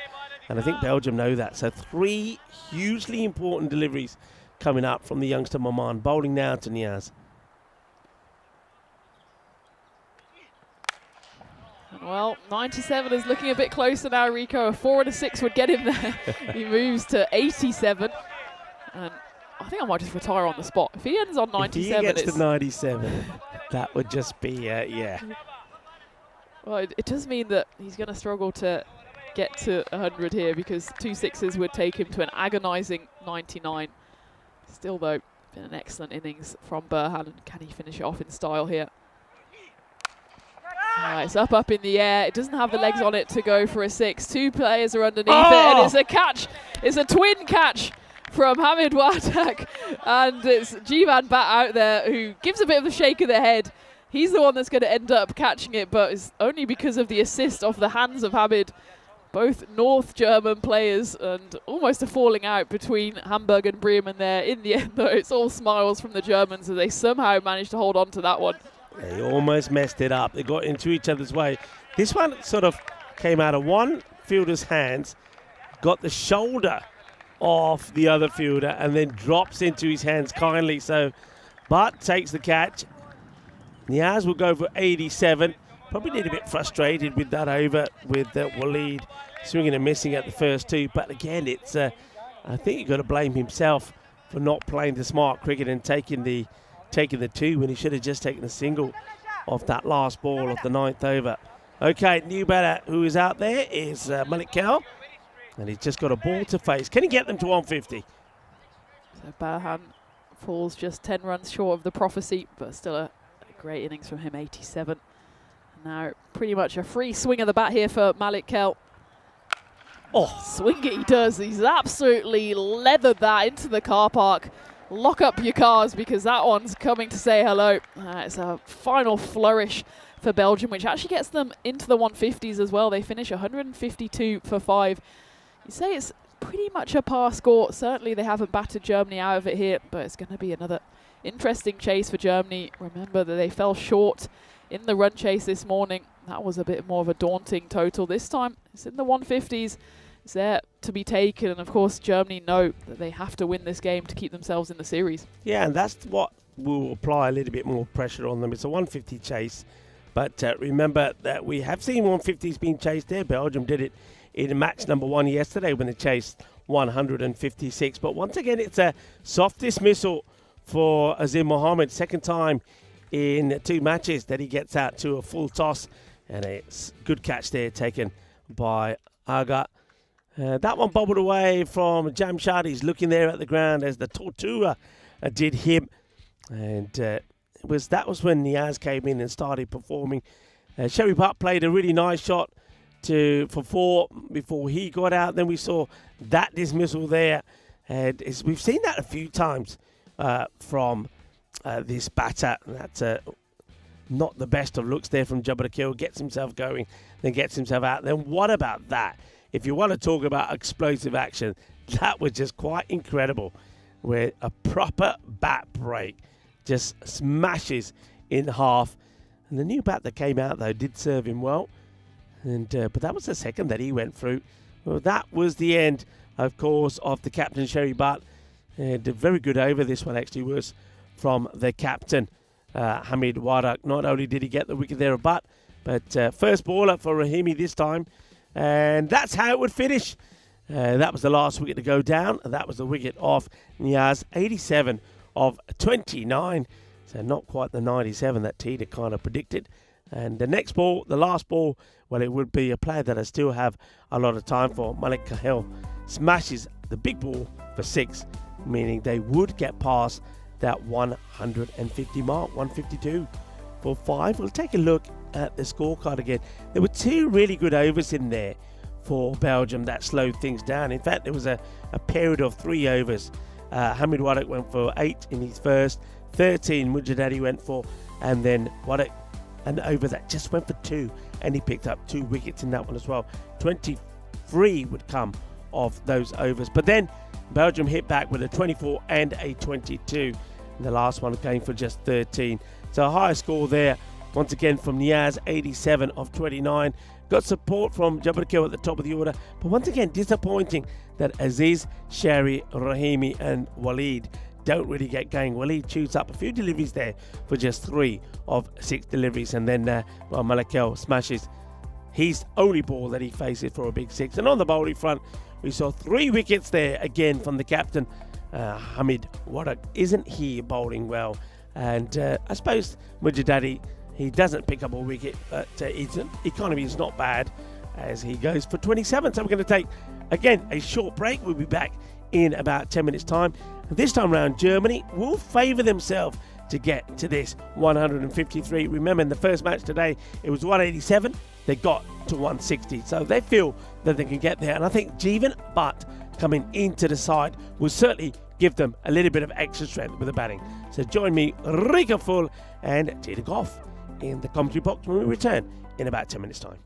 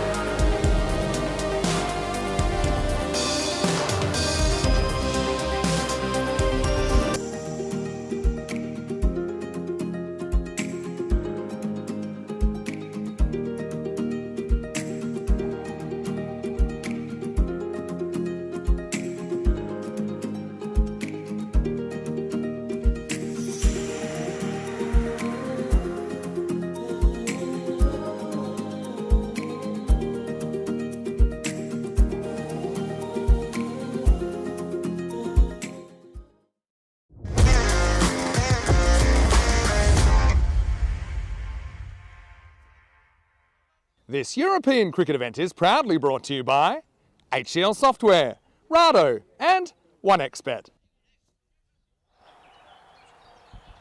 Hello cricket lovers and welcome back on today where we celebrate Fool's Paradise. A Fool's Paradise is a made-up world we imagine, a world where we find eternal happiness whilst people might make fun of such thoughts as childish and naive. Fool's Paradise is a day to embrace such a paradise and try to find happiness amidst all the tension and pressure of the real world. Also International Paul Day today. If your name is Paul, then you will be celebrating. And also on this day back in 2016, Theresa May, the Conservative Party leader, became the second woman Prime Minister of the United Kingdom, replacing David Cameron, who resigned after the country voted to leave the European Union. Welcome back, everybody. And to a contest which Germany know they have to win. If they don't win this one, then this European Cricket International Series will go to Belgium. So big match here. They've got a run chase on as well, 152. Now this will feel more because of the situation. They know they've got to win it. They can't afford to slip up. Jamshad Khan is out there with Jeevan, but both of these two were in the runs yesterday. Jamshad, of course, has also been in the runs today. We saw him score well in the last match, and well, that one almost gets away from Marudi. There's that Tortuga bounce. Yeah, Jamshad scored 79 of 26 in the last. So two batters in good form. Jeevan Bhatt yesterday, not only was he in the wickets, but he scored 68 of 28, helping Germany get to that 155. Only he and Jamshad actually scored runs in that match. There were 4 golden ducks in that same match when they got to 155. Just starting to warm up a little. You can feel the humidity levels. Though we don't see too much of the sun, a lot of cloud around, but it's still warm, very humid, very muggy. Jabbar to kill with the ball.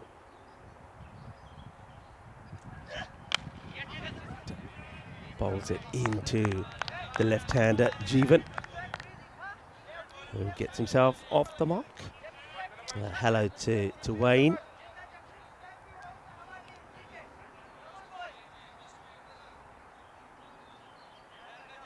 Hello to Adil Khan as well.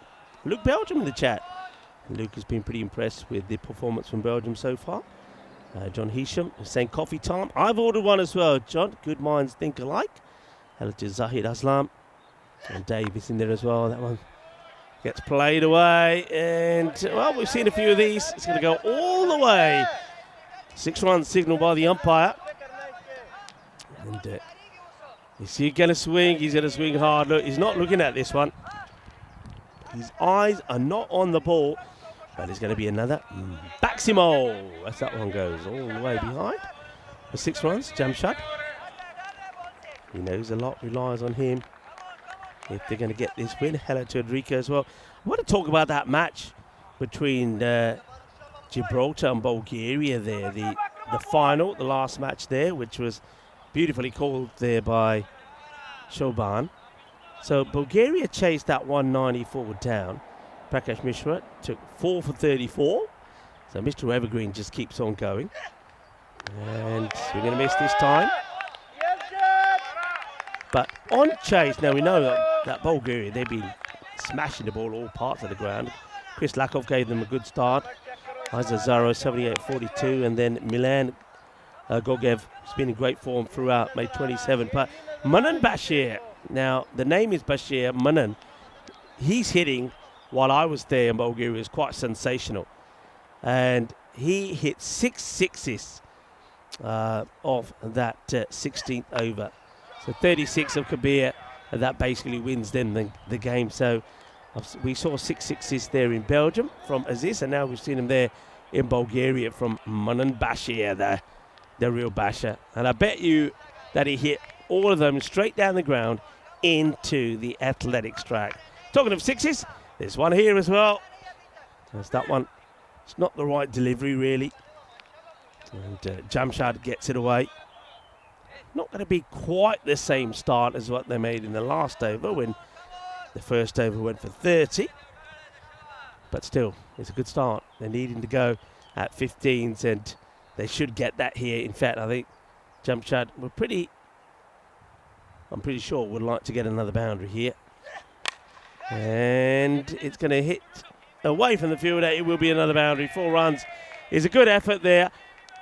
Fielder ने कोशिश तो काफ़ी की थी, पर आप देख लो bounce. And outfield deep bounce, काफ़ी पलेका. Here we go, and it's the old Tortuga. 18 off the first, so they get the start they wanted, and I was right. Jamshad did want another boundary. So good start from Germany, but they need to keep maintaining the start. That's the thing. They've got to maintain it. Can they? And we're in Germany. Over 20,000 castles, you know, here in Germany. From medieval ruins to fully preserved palaces, Germany is packed with castles. Some are private homes, other are museums, and a few are even hotels that you can stay in. Well, there you go, European Cricket Network. Next time, a little castle to stay in would be nice. Well, this Tina is on her way back after getting herself some water. She's doing an excellent job here. And, nice to be back with Tina after having some time with Phil G there in Belgium, and then with Shoban. I did a weekend with Shubi. That one's just to the left of me. It's going to be 4 runs. It's far too short there from Iftikhar. Now, Iftikhar is the guy who did go supersonic the start of the last one, and he never really got that much better in his second over. He went for a lot of runs, Iftikhar Kanakal. So this is a real test of his character. See if he can come back well. Well, he might have gone too wide here. The umpire looked like he was going to signal. The batter's asking the question, but I think he just gets away with this. Kanakal, only just sneaks in. Well bowled. Now, I know Tina touched on talking about Germany and beer. She's saying, have you sampled any of the beer yet? I haven't. I will do, but I'm a little bit poorly. Slow ball, well bowled. No, well, I was about to say no run, but they did take one because it does catch the fielder's leg rather than go into the hands. Otherwise, I think a good throw there from the fielder. It could have been an opportunity for a run out. Fielded there by Malakal. But yeah, talking about beer. Beer cheaper than water here. And some other things about beer is that they have the beer purity law from 1516. One of the oldest food regulations in the world. In the air, caught. Down the throat, a square leg. And that's the big wicket that they wanted. Well, we'll go back to talking about beer in a moment, because this is a big moment. Jamshad Khan goes for 17 of 6 deliveries, and it's Aziz who holds on to quite a sharp chance. So Kanakal maybe things are starting to get better for him. Once again, slightly slower. It's into the legs of Jamshad, and he can't get the elevation. So though he hits this pretty well, he finds the safe hands off Aziz. The wicket will go, and it's a big wicket. You see it here. So tries to give himself a little bit of room, but he can't get the elevation. And a sharp catch taken. So they do lose the batter that's been consistent for them all the way through. That means that Jeevan Bhatt now is going to be joined by the captain, Hamid Wadak, comes out there. Yeah, so just going back to what I was talking about, so that law was passed in 1516, one of the oldest food regulations in the world. It originally said beer could only be made with water, hops and barley. After a few years, they added yeast to that, but still in existence. And I know that Tina was talking about distance between houses, so you won't go more than the furthest distance between one resident to another was 6.2 kilometers, something like that.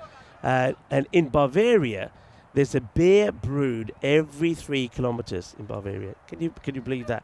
And that's why there are about 5,000 different varieties. I know when I was in Belgium, I was stunned when I was told there was 1,500, 5,000.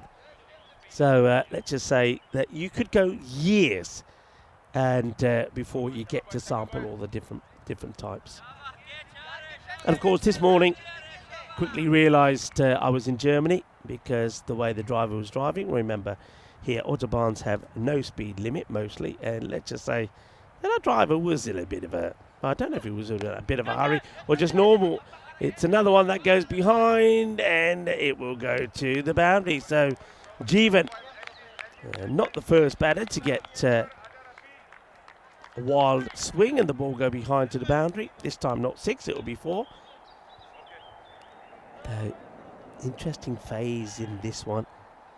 And I mentioned earlier that here in Germany did invent the Christmas tree.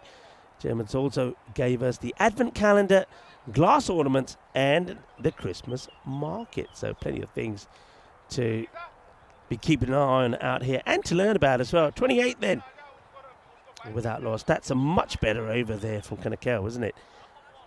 He's first in the last one for 30. This one only goes for 10. This is the way it's looking, and we know what's got to be done. Germany, if they want it, they've got to be 100% from here on in. Got to win this and the last 2, whereas Belgium, they just need to win 1 to take the series, and they know that, and they'll be feeling that. Rafiullah Algzai, who bowled very well in the last match, bowling over number 3. And it's a bit of an ugly swing here again from Midwater.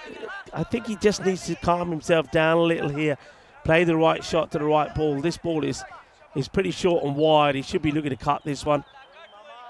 We can see this ball again. I mean, he plays the wrong shot totally. It's a rising ball on the offside, and he's got to be really looking to play it on the off. That's not the shot to be playing to that delivery. Let's see if he makes any adjustments. Well, he goes for it. It's high up in the air, but I think he's going to get this one. He will. And it will go, I think, fielder signals. I thought fielder signaled 6 there. We'll have a look. Doesn't get it out the middle. Now, where's this bouncing? Let's keep an eye on the bounce. I think that's 6 runs. Yeah, that's over the rope. Looks like 6 to me. And, well, the batter wants 6. The batter's saying it's 6 runs. He's putting them up in the air, and the umpire eventually, having seen the replay, will also give 6 for that one. So still going for that hook shot rather than try and play the cut or the uppercut. Let's see if Alexei keeps it in that area. And that's a much better shot. And, well, Marzi, old Wolfie there, had the chance to be the hero, had the chance to take the one-handed catch, and he misses it. And we got it on camera. It's a blooper from Marzi. There we go.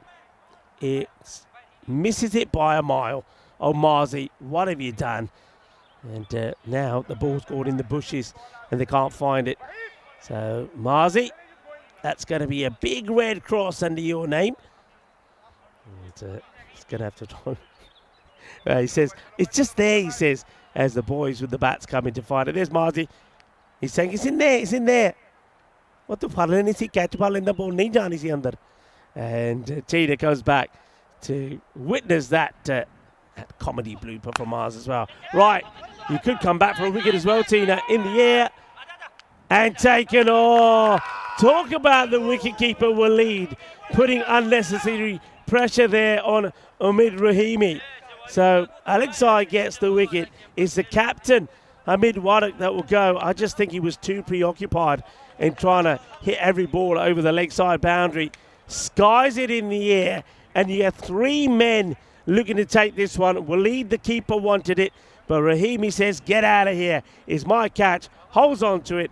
40 now on the board as the second wicket goes. I don't know what it is about these wicket keepers, but clearly their fielders don't trust them. We obviously had that one with Suleiman Momand in the previous game where he took the steepling catch. This time, Walid was on the scene of the crime very quickly, but in the end, it was a good catch taken as it went high up in the air, and Omid Rahimi settled underneath it, ended up taking it on his knees as well.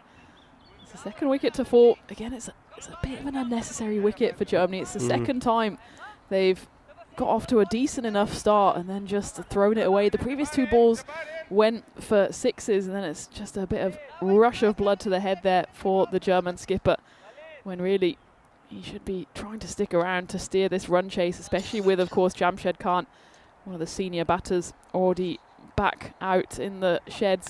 And though Farouk Arabzai comes in, doesn't quite get hold of that one. In fact, it's going to be mopped up here in front of us by Mohammed Malik Kel. And he only managed to get through for the single.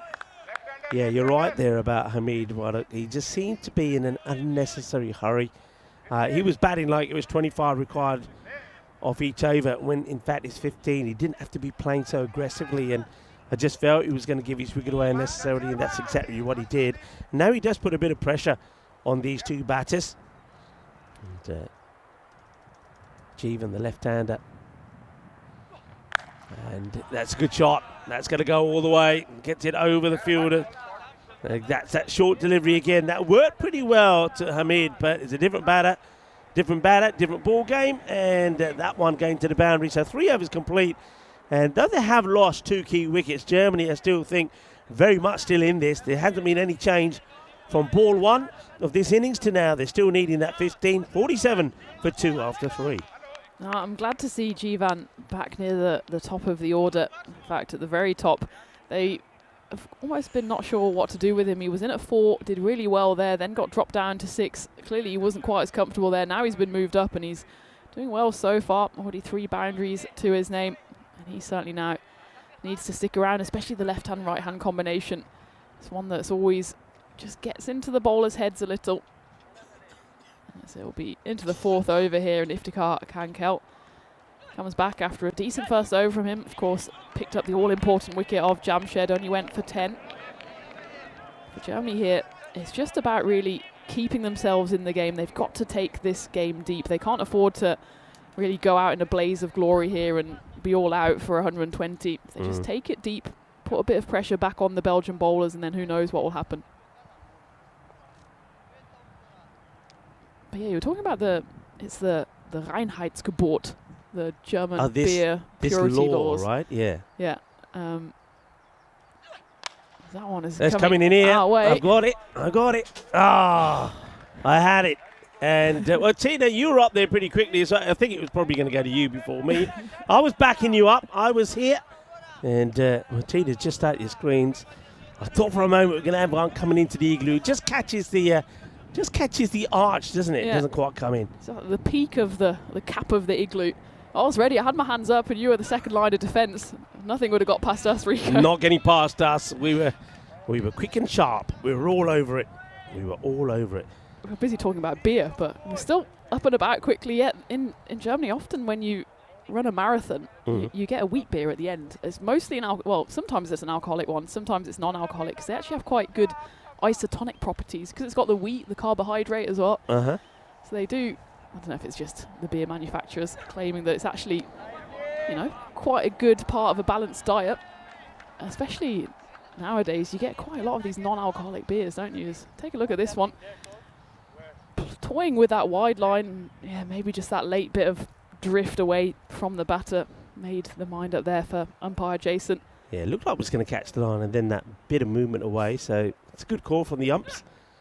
And that's going to be 4 more. They just haven't, both teams actually, what I've seen today, just haven't been able to find the right place to put the fielder. I think they've gone for these fielders very wide, whereas a lot of those boundaries going in that area, some of which, of course, you can't field anyway because the batsmen have been clearing the rope by a long way. But again, they've just been, for me, been a little bit too wide.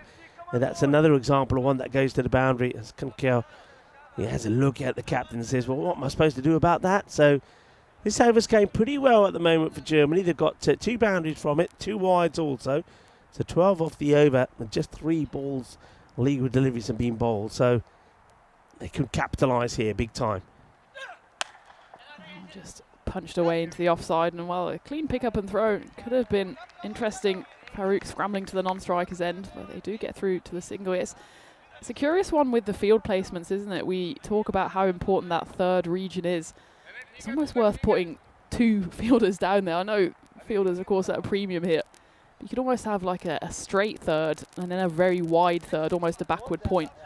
If you look at some of the fielders that they've placed out here, I'm thinking even deep square leg. On these short boundaries, if you get hold of it, deep square leg is just going to watch the ball sail over his head more often than not.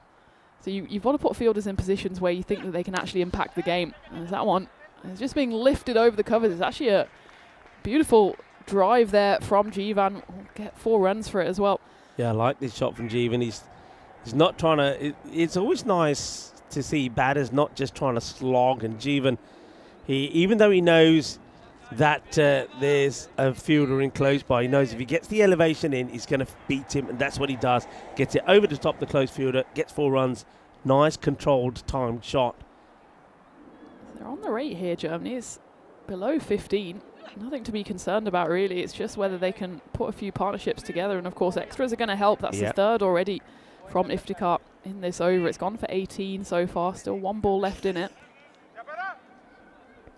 Yeah, just his first over was good. He came back well after. Probably would have been a little bit nervous about bowling in this one after going for an expensive, especially first over in the last, and then pretty expensive in his second as well. But this one's not going quite to plan. 18's come off it. And he's going to get really unlucky there. Who want to be a bowler? He finishes with probably a really decent ball. I think that might have even broke the bat off Bart because it didn't sound good, but it's a good delivery. It looked like he was going to have Jivan in trouble. He was squared up by it, but he manages to find the boundary. 22 come off the over. And that takes that rate down to 14. So Germany, certainly, though they've lost those 2 wickets, they're in front at the moment here. For the neutral, it would be good to see if Germany can chase this down because it keeps the series alive as well. Of course, we've still got 2 games to come after this one. But if Belgium win this one, that would be their 4th win.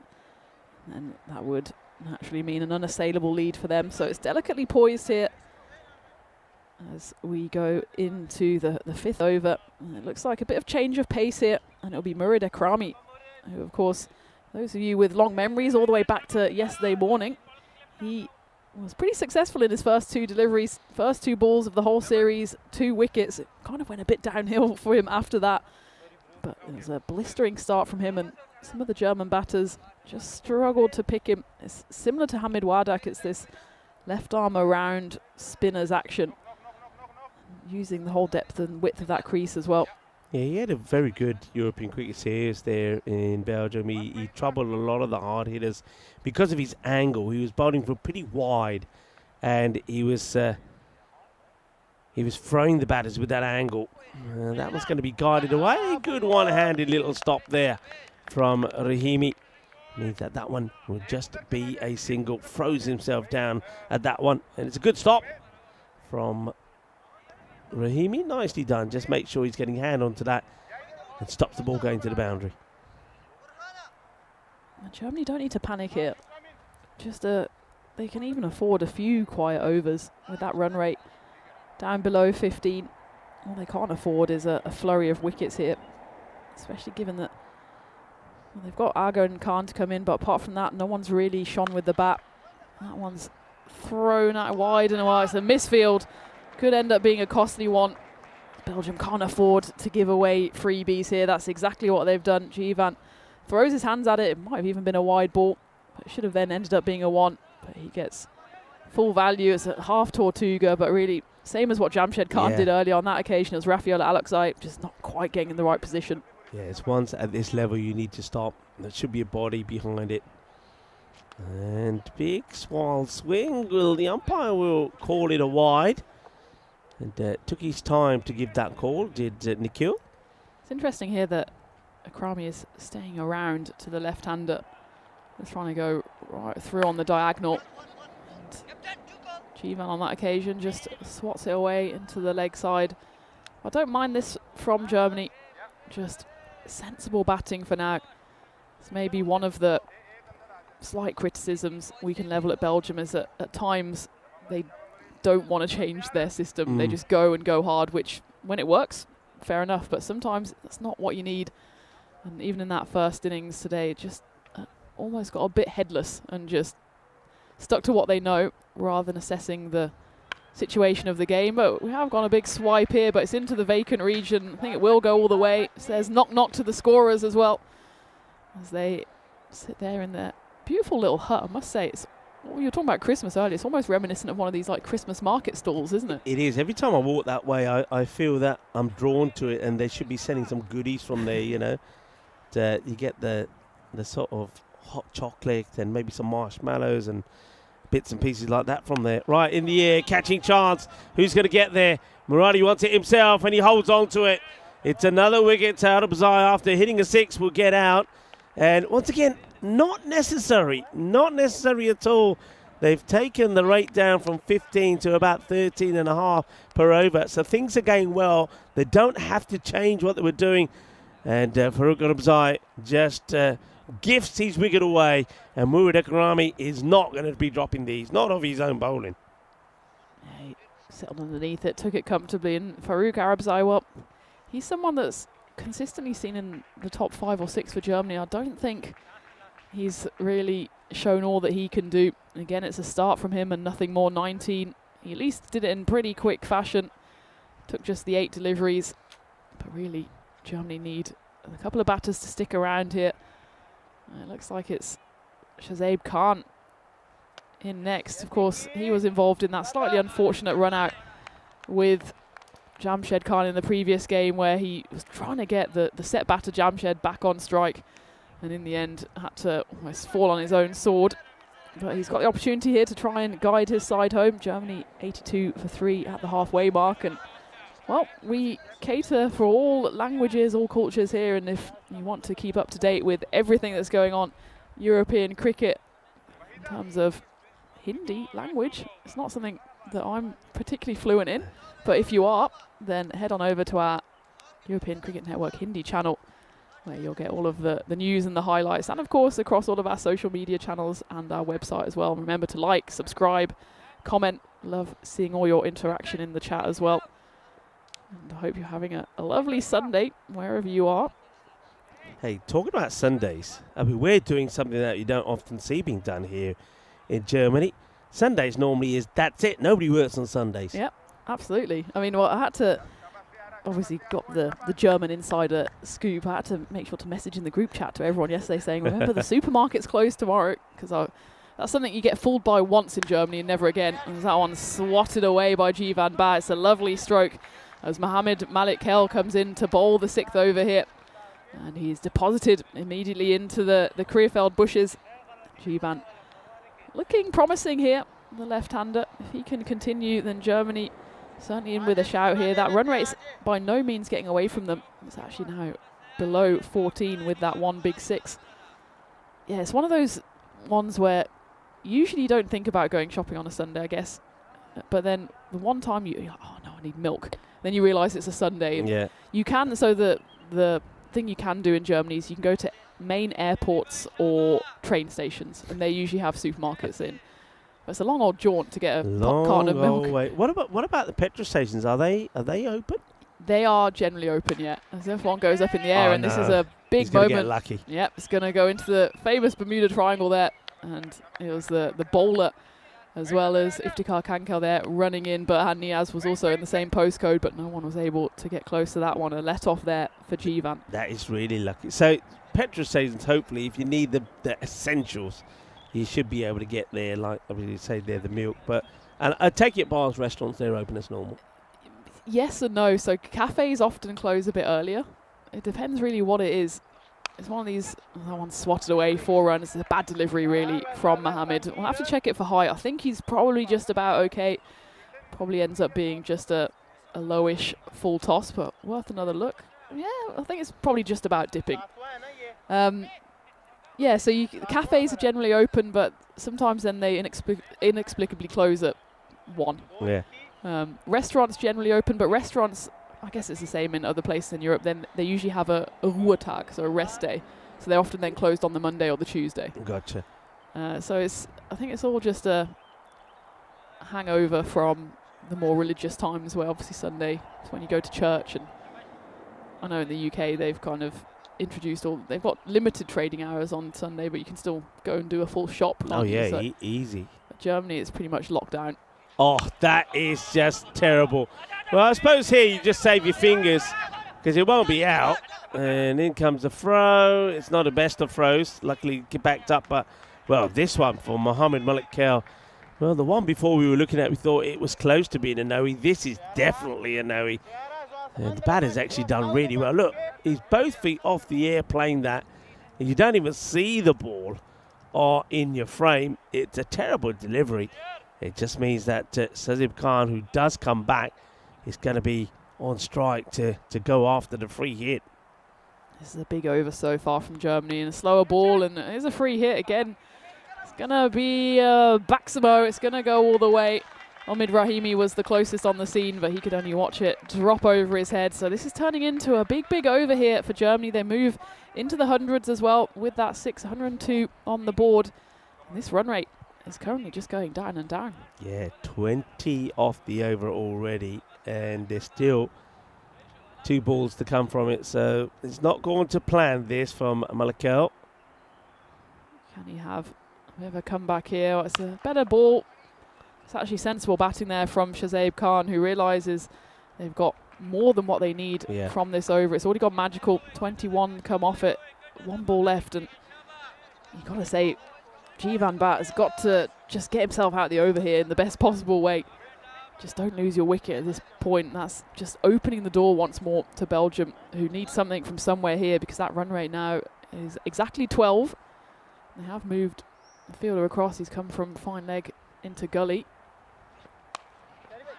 Swatted away leg side, and it's going to go all the way. It's a Tortuga again. It seems to be that left side of the field, Rico, that really has a few lumps and bumps in it, and this one goes out of the sprawling grasp of the captain there. Sherry Butt tries to put in the dive, bounces over his head, and goes through for 4 runs. So an excellent over for Germany. 25 runs coming off it. Now the equation at the end of the 6th is Germany need 46 runs in the final 4 overs. Yeah, they shouldn't have any problems really doing that. You can see despair on the face from the bowler Malik-Kel as he gets his cap from the man who was looking after it for him, Iftikhar Kanakel. So yeah, so some different bowling changes being deployed here from Sherry Butt. I think he probably will. Yeah, he does. He goes straight back to Murid Akrami to say, come on, get me a good over in here, get me a breakthrough. But you feel that from here, 11.5 required. Germany shouldn't have any issues. Jivan Bhatt is well settled on 40 of 13. And he's been joined by another very fine batter, Shazib Khan, who's moved into double figures. That's going to be a big wide to start off with from the left arm round bowler, Murid. He's got some running repairs there on his elbow. Let's not forget, it has been a long week for Belgium, hasn't it? A lot of these players involved in the ECS over the last few days, and still got 2 games to go after this one. I'm sure they've got a well-deserved rest lined up next week. As that one has been punched away, and it's an outstanding catch in the deep by Sherry Butt, the captain of Belgium. It looked like it might soar over his head, but just doesn't quite get it out the middle of the bat, does Shazib Khan. And Sherry Butt goes all aerial to take that one. Makes it look comfortable, but that's a brilliant catch. Sherry Butt, tall guy, and if he's patrolling on the boundary, be warned. See this again. It's a really good grab. And, well, he needs all of the height to get there. And Khan will feel that he's a little bit unlucky. Picks out the wrong fielder. And he rewards Akrami with a wicket. 13. He'll go 4 off 7 deliveries. Not a bad little innings there from Shazib Khan, but if you look at batters number 3 to 5 for Germany, it's 13, 19, 13. That's really been what stopped them from getting those big, big scores over the last couple of days as a team. They've had starts and just not been able to kick on. Jivan, he's still going though, 40 not out off 13 for him. And the gamble to move him up the order seems to have worked for now, but he'd dearly love to be there at the end to see his side home, as he's joined out in the middle by Ace. He misses out on the first delivery.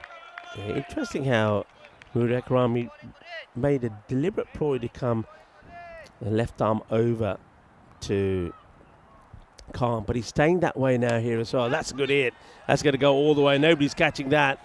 So maybe he might change his mind here, but looks like he's going back to his mark. A little bit too much width, and Bruce hits this hard, and it stays hit, goes all the way for 6 runs. Yeah, I think I'd go back around if I were him, to be honest. It's using the natural advantage you have of a left-hander, of angling it in to the right-hander, and then you don't even need it to spin away, really. You just need it to go a bit straight on. That's exactly what he did in those first 2 balls of the series. That one, though, just played straight into Ace's hands. And again, this time, misses out, does Ace, but just swats it down the ground. Well, we predicted him hitting a few 6s in the previous game, and this time it takes him just the second ball to find the rope. He hands the strike back over to Jivan. He's almost playing upside down cricket here, Murid Ekrami, because he's going back around to the left-hander. And he's going over to the right-hander. You usually see the opposite for left-arm spinners, but clearly he's got a little tactic in mind here. Has, of course, picked up 2 wickets already. Shouts a catch. And nobody's catching it this time. It's going to go all the way. 6 runs. Yeah, it just hasn't been able to. I mean, all right, he's picked up a wicket in this one thanks to a great catch from Sherry Butt, but it's almost like whatever the plan is, he hasn't been able to iron it out in his head first and stick to it. So, well, Germany, they seem to be looking a bit more relaxed about this one. They're on their way. Just needed 33 of 18. That shouldn't be an issue. And I think that is the end of the over, whereas the umpires seem to feel there's one more to come. So, umpires and the scorers once again in conversation with each other. I think it is the end of the over. It's gone dot, wicket, dot, 6, 1 and 6. That's the 6 balls for me, but not sure why the umpires feel there could be one more. So they're now just checking with the scorers. Meanwhile, we'll have a look at the next battle between these two. We see that Germany, they have brought Azim Ali into the side, whereas Belgium, they bring back Shafiullah Zakir and Rafiullah Aloksai, who were rested in this one. So still waiting to see what the umpires do decide here. Well, it looks like Marudi thinks he's finished his over as well. He's saying, I'm pretty sure I finished the over, but still some conversation between the scorers and the umpires here. So while they're waiting, what have you been up to? So apart from Wimbledon, what else have you been up to since the last time that we met? I've been playing a bit of cricket back in the UK. So I've been at my parents', reliving my childhood. I've been after the commentary then in Hornchurch, which was a great series. I must have played about 10 or 12 games. It's always a bit of a baptism of fire going from playing on bouncy AstroTurf back to seeming puddingy UK pitches, and it looks like there will be one more ball here. Yeah, I don't see how and where that's. The first ball was a wide. I've just seen it getting changed on my graphics, and they're going to make the most of it as well. It's going to be another boundary, and nicely played away from Jeevan. I think that probably brings his 50 up actually, and I think that's going to be 50 to Jeevan, but he was on 46, I think, before that delivery, so he whips that away.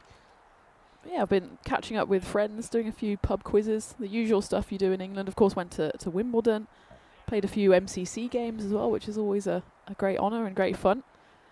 And otherwise, everything's just gone in a bit of a blur, to be honest. I spent 4 days, I think 4.5 days back in Hamburg, which is apparently where I live, but I haven't been there in about six weeks. So that was nice to at least rotate the laundry and have a bit of Hamburg sun as well. It's been beautiful weather across Germany the last couple of weeks. The weather has been good all around Europe, hasn't it? I mean, you mentioned the UK. You must have had some pretty warm matches there in England. That one's just a dot ball. He ducks underneath. This one does ace. So 124 was the score at the end of the 7th. It's there's to lose from here on in Germany. It needed to go under 10 and over. They do go back to a little bit of pace here now as Akrami, that last over of his, just didn't go to plan. 18 did come from it. Where in the UK did you play then? Did you travel anywhere nice? Yeah, I played a nice few games for the MCC. Well, that's gone high up in the air. Does it have the distance on it? There's calls of catch it, and there's a fielder settling underneath it. And in fact, it's a comfortable catch in the end for Murid Ekrami. And that will be the ace back in the pack as he departs for 7. Never really got going, just had that one big 6 Otherwise, just another single to his name. So it's again just a bit of danger zone here for Germany. It's the 5th wicket to fall. Jivan is still out there on exactly 50. As it looks like Shahan Aga will be striding out. He's of course a handy batter. Hasn't really proved it so far. But now would be a very good time to start. Yeah, for MCC, obviously you get to play at some of the nicest places in the country. We played a few kind of at private schools. Went to Marlborough College. It was, I think, a 35-over game, and after about 17 overs of batting, because the MCC always bat first, it's one of those things, swatted away. That will take some stopping. It won't be stopped, apart from someone on the football field there. Perfect start there for Shahan Aga. Well, it is a perfect start. I've never known anybody hit one ball to the boundary and get 17 to his name. So what a start that is. Obviously, that's a blip in our system. He's just carrying on. I think from somebody else's score. Well, Burhan did get 36 from his 6 in the previous innings, so, you know, stranger things have happened. But in that 35-over game, after 17 overs of batting, they called us off because they said it's time for lunch. Well, okay, well. What? Say no more. They give you a full sit-down warm meal. Yeah. And we thought, oh, that was nice, thank you very much. And then we go back out, and innings concludes, have a quick drink, go back out, and then after about 10 overs of bowling, they're like, nope, it's time for tea. So Never. we go back. This was genuinely about 2 hours after lunch, which was a full, I think it was salmon and beef and potatoes, and then they're like, no, it's time for tea. And then we had sandwiches and cake. So the MCC is generally a food festival with a side of cricket. It's dangerous territory when you have those MCC games, but some of the most fun cricket you'll play, because you have a different team every time. And you just come together. It's people who just love playing cricket. You have the umpires sorted for you. You have the tees. You don't have to worry, especially a lot of these, especially the women players, are players who probably organise the cricket back at their clubs. It's nice to just rock up, play, be treated nicely, and be able to go home and have a nice day. So, yeah, that's a little sell for the MCC. Of course, the action going on over at Lords as well, isn't it? With the England-India Test match. And Mohammad Siraj picked up 2 wickets, so England 50 for 2. It's not too often, is it, that you have a test match which is dead level after the first innings. Here, not quite so level, as Germany just need the 21 runs now needed for victory. Yeah, but they're making it hard for themselves. I said it was theirs to lose, and losing a wicket in that over, thanks to a nice catch from Murida Karami, and then Jabba Jabba getting a few singles, a few dots in here. So, a ball to go in. No, that was the end of the over. So, I believe that's 131. Is it 130? Oh, no. What's going on here? Hang on. That can't. Can that be right? What have we missed here? Something's happened here. I don't think we've missed. Something's happened. The score couldn't have gone up by that much, just like that. So something's astray. Something's astray. We got to wait here. I'm pretty sure. I mean, if you go by that last over, if 6 came off that last over, it should be 137. So I don't know about the 144. Well, Sunday's supposed to be a day of rest, but the Gremlins clearly aren't resting today. So we're just having 1 or 2 issues here with totalling up the score. I suppose there's a few wickets in there as well. What is for sure is that Jivan Bhatt is still out there. He holds the key here for Germany. As you said, Rico, they're making quite heavy work of this, given that that run rate has been comfortably below 15 the whole time. And you do reckon if Jivan loses his wicket here, it suddenly becomes a bit tetchy for Germany, given the situation of the series as well, where we know they have to win this to stay alive. Yeah, he also is on strike. I think that's pretty key as well. Him on strike. You've got Rafiullah Alexei, who is going to bowl this. So he's been good. He's been one of their, I think, top bowlers. So this is going to be the big over. I think you win or lose it in this over. Of course, we will get the right updates for you at the moment.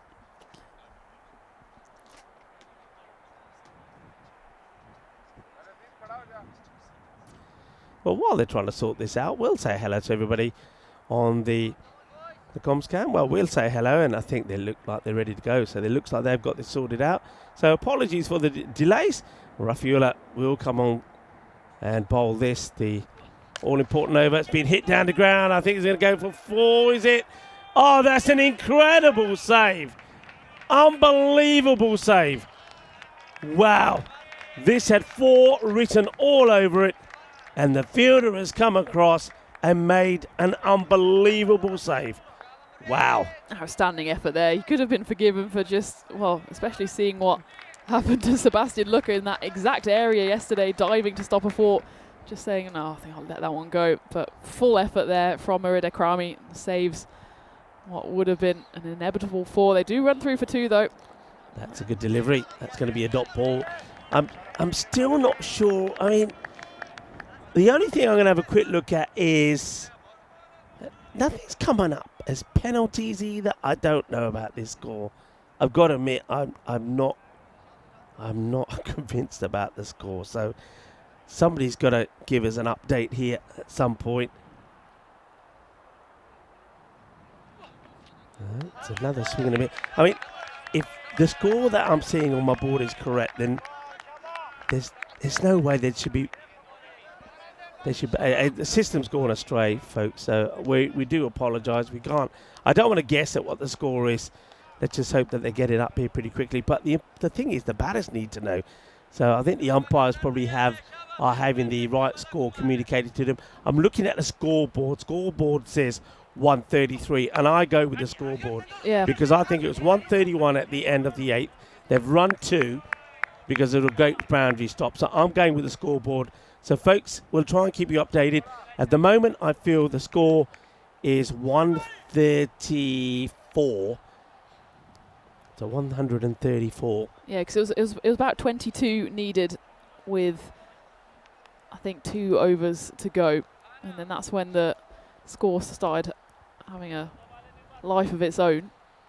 So probably around 20 needed for the win here off 8 balls. What is for sure is that Germany need a boundary. And there's been 3 dot balls in this 9th over. It's been an outstanding over so far from Raffaella.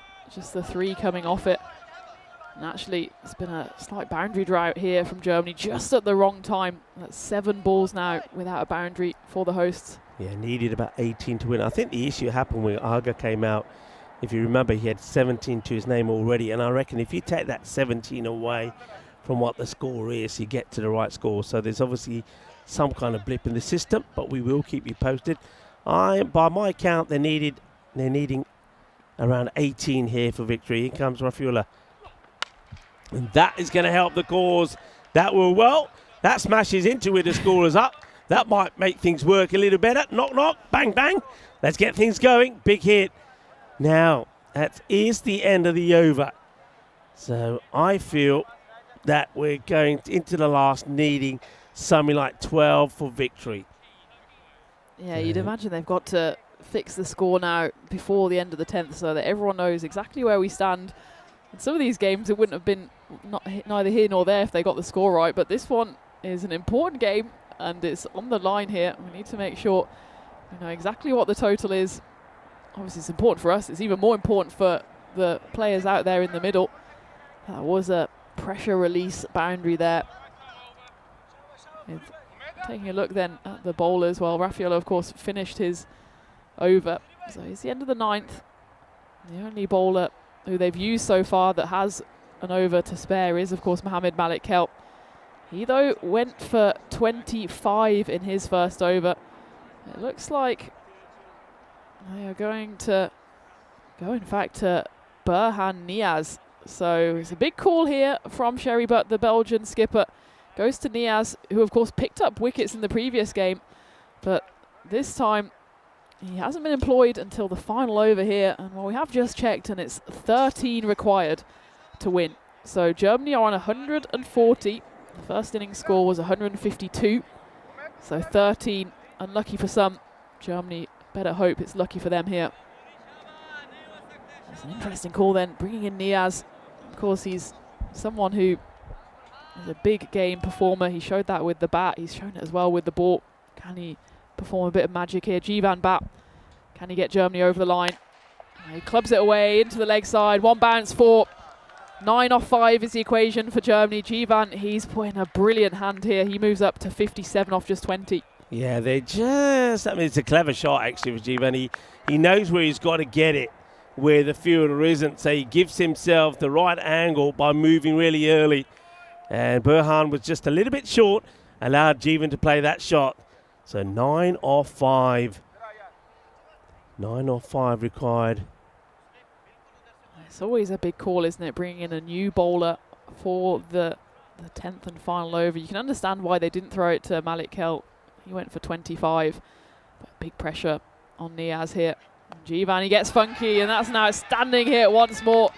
Well, it's not quite a walk-off boundary. Jivan, he's not able to run off the pitch quite yet, but he's getting his side closer and closer now. That's 8 of the 13 that they needed. And we haven't seen too much invention so far over the last couple of days. That's the perfect time for the left-hander to get a bit funky. Yeah, lovely shot. And that just takes all the pressure off now, doesn't it? All the pressure off, just needing 5 or 4. And Jivan, really clever shot. Very clever. And, of course, you see here that Niaz has got to get the perfect over in now to finish. He goes fuller, and that's better. That's what he needs to be now. They might want to put a bit of pressure on the fielder. They're not going to. They're going to take the single. So that takes it to 4 off 3. And you do get Shahanaga on strike, but he knows he doesn't have to. This is where I think Belgium could put a bit of pressure on. Sherry Buck could move maybe the mid-wicket and himself in a little bit closer in the cover to not allow the single. I think Burhan Niaz is having a chat with the captain about it. And maybe he's saying, look, should we bring somebody in? And I think with 4 required of 3, I think the batter still probably will have a go at it if it's there. He does have a go. It's not there. They're taking it on.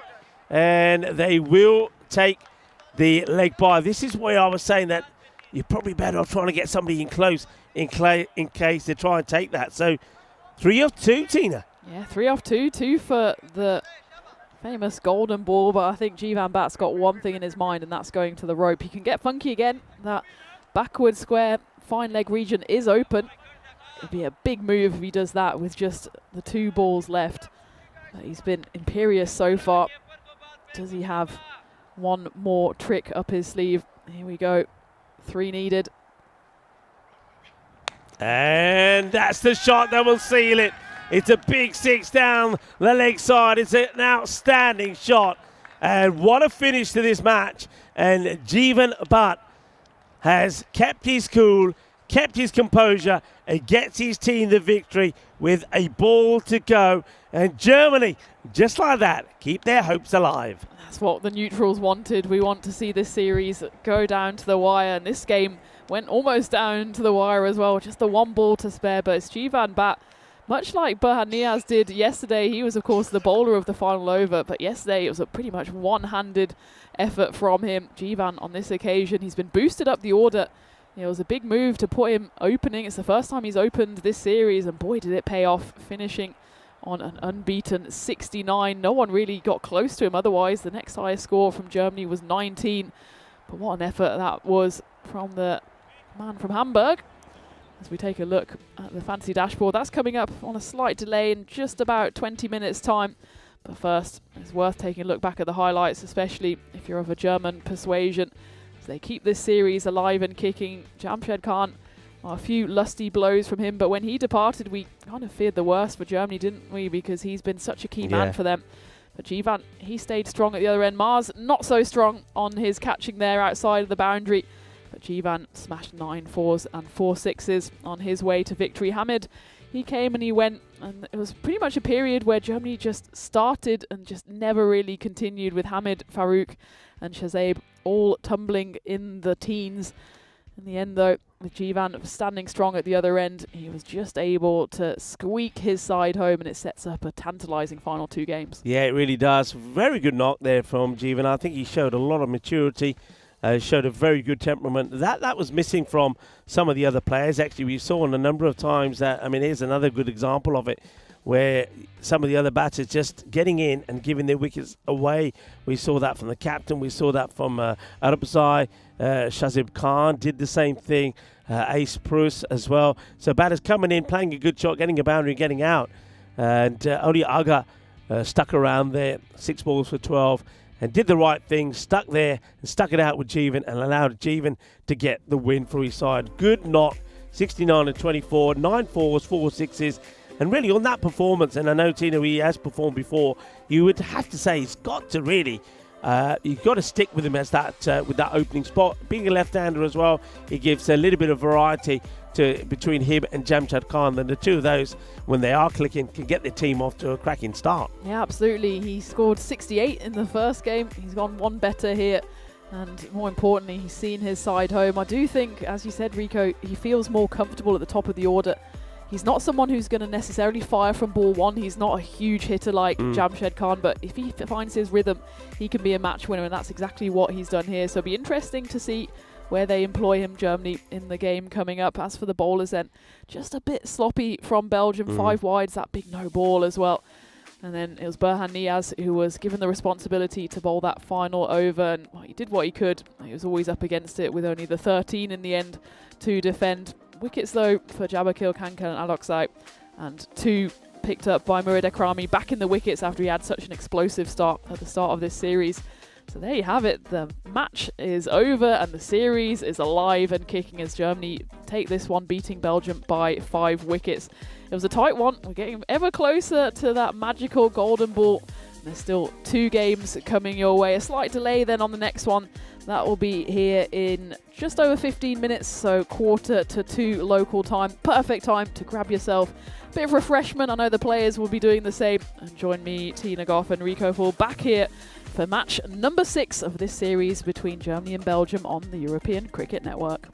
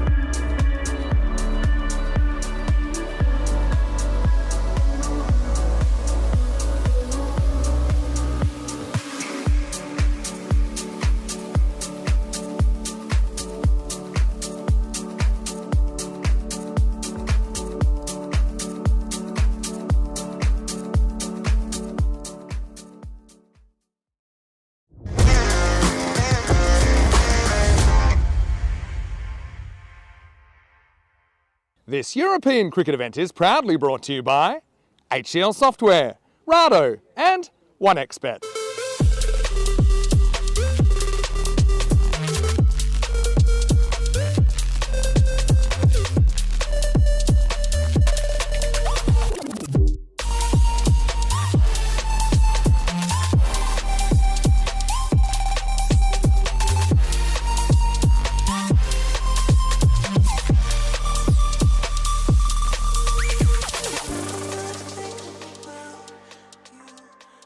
It's the penultimate match here in the ECIs between Germany and Belgium, and it's been relatively evenly matched so far, but Belgium seem to be taking the upper hand. Of course, every game is important here, especially for Germany. Let's remember as well that their main team is over in Malawi playing T20 internationals.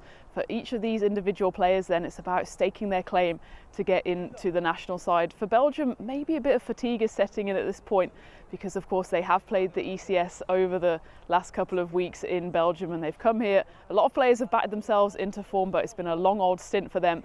Can they push themselves over the line in the last two games? Without further ado, let's go out and see what happened with Tyrone Peters at the coin toss. Belgium to call. Tails is the call. It's a tail, sir. They're going to have a bet. So there you have it, thanks Tyrone. Belgium have won the toss again, and again they're going to bat first. So it'll be the third time today that Belgium will bat first. And well, you don't blame them. Belgium ball has been in full flow today. They have such clean hitters of the ball. They have, of course, Aziz Mohammed. He scored the century yesterday. He hasn't really hit his form today, but the likes of Burhan Niaz and, of course, Walid with the wicket-keeping gloves on as well, they have really hit some big, big shots. So Belgium, they'll back themselves once more to get a score into the 150s, 160s, even up towards the 170s, 180s. And if they do that, it's going to be a difficult chase for the Germans. The Germans, though, are still fighting here, and they've been led well by their captain, Hamid Wardak. Usually we see him a bit with the bat. He hasn't done too much with the bat today, but he's performed very well with the ball. He used to be a seamer. He's now a bit of a left arm around spin bowler, and he just is getting those lines which have the Belgian batters in a bit of trouble. So certainly Germany will want to get early wickets here. They want to get the danger men out. As for Belgium, can one of their big batters go big again and put on a big score?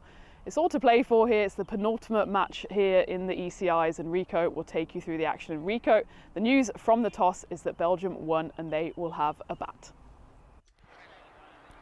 Thank you very much to Tina, looking splendid out there, and so she should. We are in Krefeld. It is the city of velvet and silk, and Tina, silky smooth in her introduction in this very important match number 6. Can Germany, for all the neutrals out there, get another victory? And that will take it down and make it very interesting when it goes to that final match, the all-important match number 7, when it could be 3 apiece. But Belgium still hold the upper hand, and they'll know that if they can get a victory here, then they will win this series with a match to go. That's why I think they are batting first, and they're trying to get big runs on the board. Yeah, so here in Krefeld, it is known as the city of velvet and silk due to its historical importance in the textile industry, especially in the 18th and 19th centuries. It was a European centre for silk and velvet production, and earning it the international fame. So also what's very famous here is the Krefeld Zoo, one of the oldest in Germany, known for its gorilla enclosure. We can talk maybe a bit about that a little bit later, maybe once Tina's joins me back as well. So important match, and with the ball, looks like Jeevan, who has player of the match performance in the victory in the last one, and 2 right 2, is going to be bowling the first. Wants to have a good start here, does Jeevan. That big heavy ball first up, and short delivery, tucks up Wahidullah Jabrakel, who made a start in the last match, didn't he? Made 29. Burhan Niaz was once again the top batter. This time, I think Belgium, they'll want a bit more from Aziz.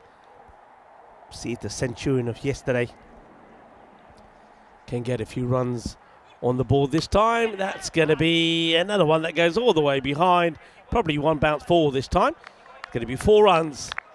Short ball again from Jeevan to Wahidullah.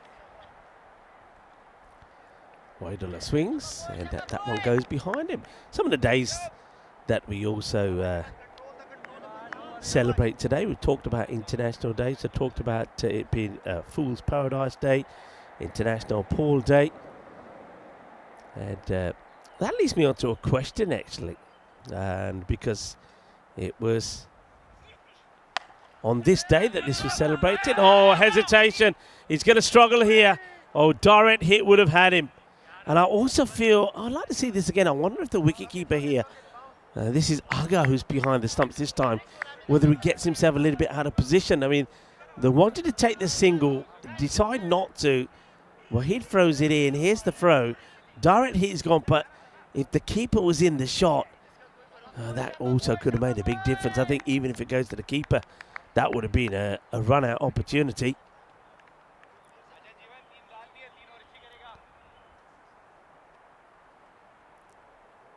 Bit of tension in this match for both teams. Germany have to win it. Belgium want to win it. Oh, well bowled. Well bowled as Jabal misses out on the cut shot. Yeah, so my question, what year was the Benefit Live Aid concert held simultaneously at Wembley Stadium and the JFK Stadium? So, what year? Just for a bit of fun. Give you the answer in a little while.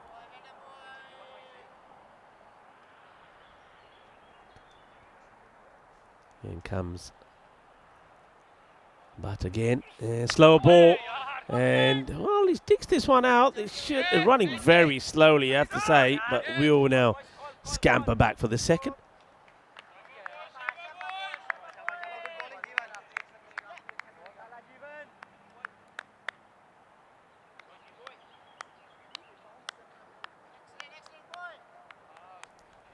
So that one, slow running at first there from Jabakil, but he does get a move on. But it's been a very good over from a top performer in the day. Player of the match in the last for his batting. Now bowling very well, Barty, and it's a big wild swoosh at this. Jabakil just not going in that one. It's the end of the over, 6 only coming from it.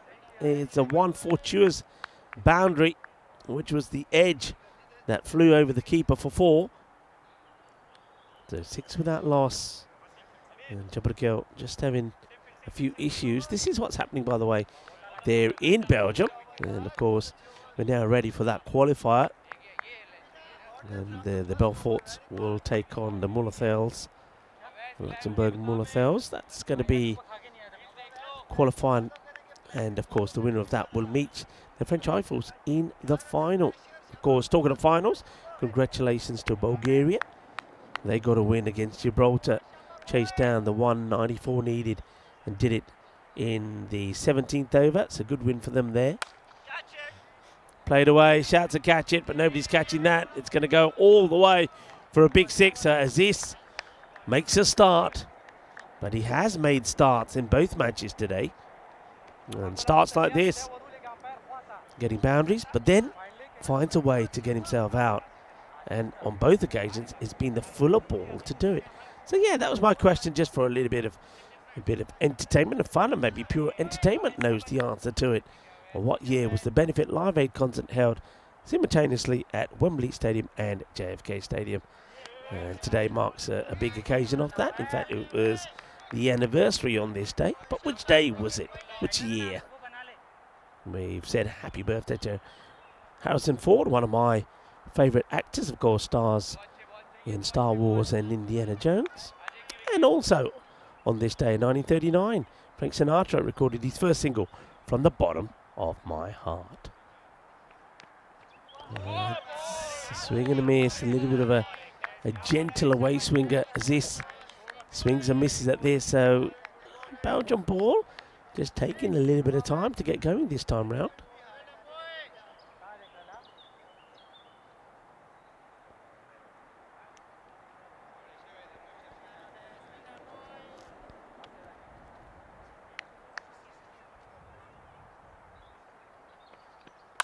It's firmly hit. Oh, that's not good fielding.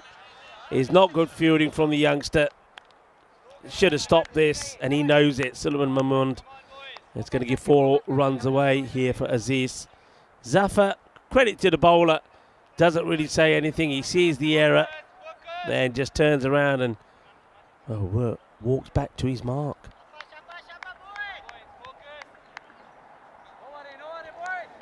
And if you're a fan of gummy bears, well, they were born here. Yes, they were in Germany. Haribo, the famous gummy bear brand, was founded in Bonn in Germany. That's going to go all the way. Balle, balle, balle. Ginna sona shakalagya. Well, 1 lapse of concentration in the field has now allowed the batter to go big and brutal. So after that misfield, the next one gets blasted for a big 6.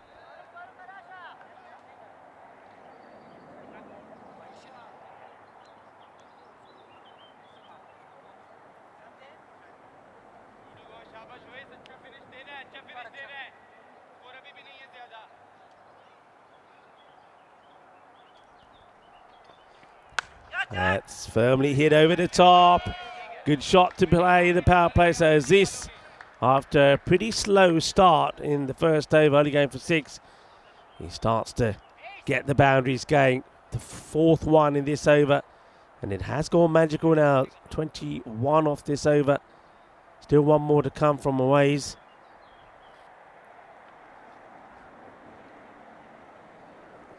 And a little in. Is coming up with an answer. Thank you for that. Chris Smith saying there was a special about that. Well, talking about special, that's a special over because that 6 runs hits the top of the net. And that means this over is going to go big. Well, well, well. Just what they needed. 6 of it, 27 come off the over, which kind of makes up for the pretty slow start. And only 6 off the first. So that takes the score to 33. So 33 without loss. So though it's a slower start, they do get 33 going. Yeah, my question, as we'll have a look at the standings and just why this one is so important. So Germany looking to level it and take it to the last. That's what all the neutrals want. Yeah, my question there was a pretty straightforward one. I think some people have already got it right. What year was a benefit Live Aid concert held simultaneously at Wembley Stadium and JFK Stadium? Let's give you another over, and then I'll get Dennis in the engine room to give you the answer.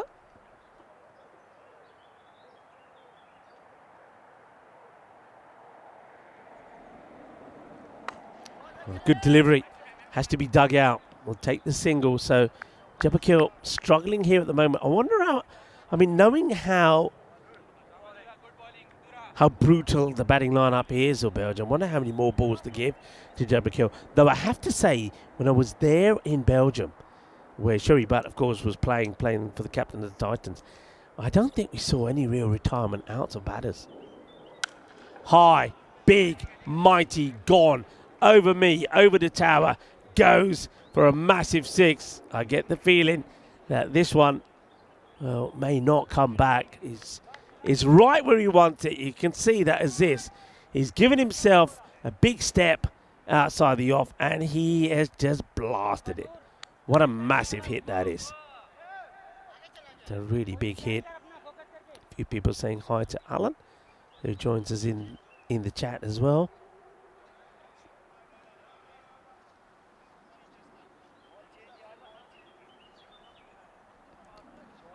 They're still trying to find this ball.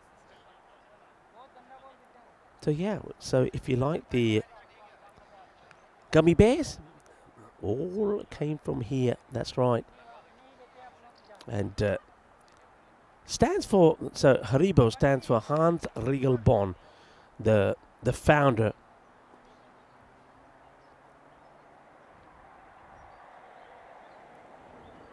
Oh, that's big as well. This one, well, if you've got a car parked in the car park, move it now.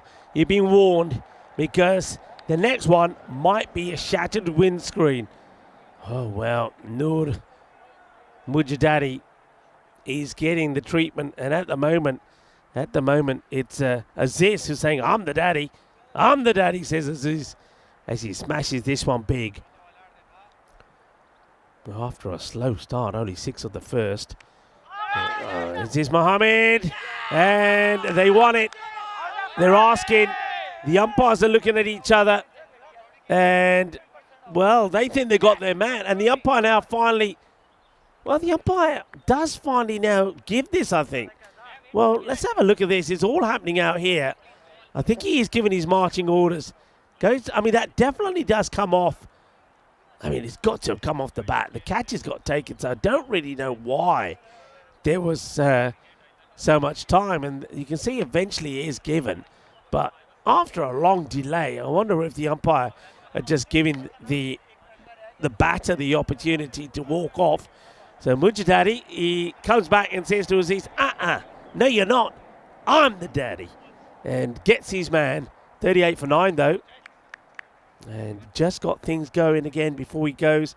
That's the first wicket that will fall. A straightforward, easy catch there from Aga. But at one point, it looked like it was going to be given. Mujadadi gets the wicket. 38 then off 9. Delivery from Aziz. And he goes to make way for Burhan. Burhan's been scoring well.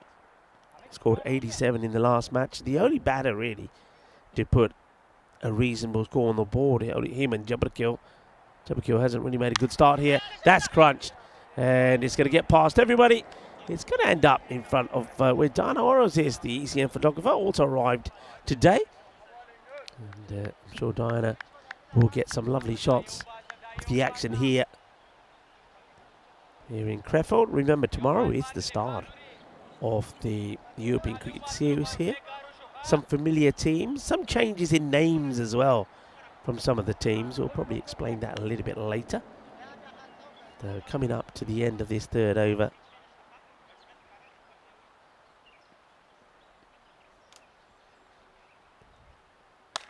It's hit up in the air. Fielder coming across, drops it. Oh, Momand is having a mare. He is having a mare. He's dropped. He's dropped the big one. Hit up in the air. Momand puts the catch down. Remember also, he made the error. He made an error with a misfield as well, when the ball went past him. So, big mistake. So, let's get the answer on the screen then. So, and it goes to 1985. The benefit concert Live Aid was held simultaneously at Wembley Stadium in London and JFK Stadium in Philadelphia, organised of course by Bob Geldof and Midge Dewar. The event drew an estimated 1.5 billion television viewers and raised millions of dollars for famine relief in Ethiopia. Well done if you got it right, just for a little bit of fun. And I remember it well. It was quite an amazing event. And I think of all these sort of musical, historic events that have happened in my time, that certainly is one that I will never forget. It was quite a night, wasn't it? Quite a night, quite an achievement. And of course, well done to Bob Geldof and Midge Dewar that organised that. But yeah, 1.5 billion television views, and to raise millions, of course, there for Ethiopia.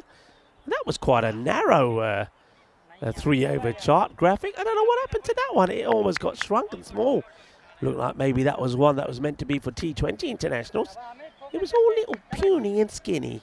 I don't know what happened. But anyway, I know what happened there. That's not a good ball. It's not a good start.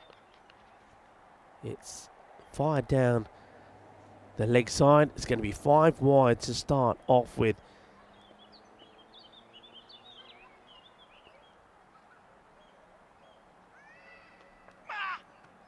Into the pads. And now another chance.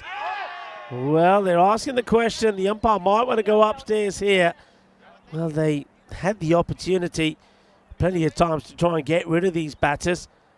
And Niaz was very lucky when he got dropped on 4.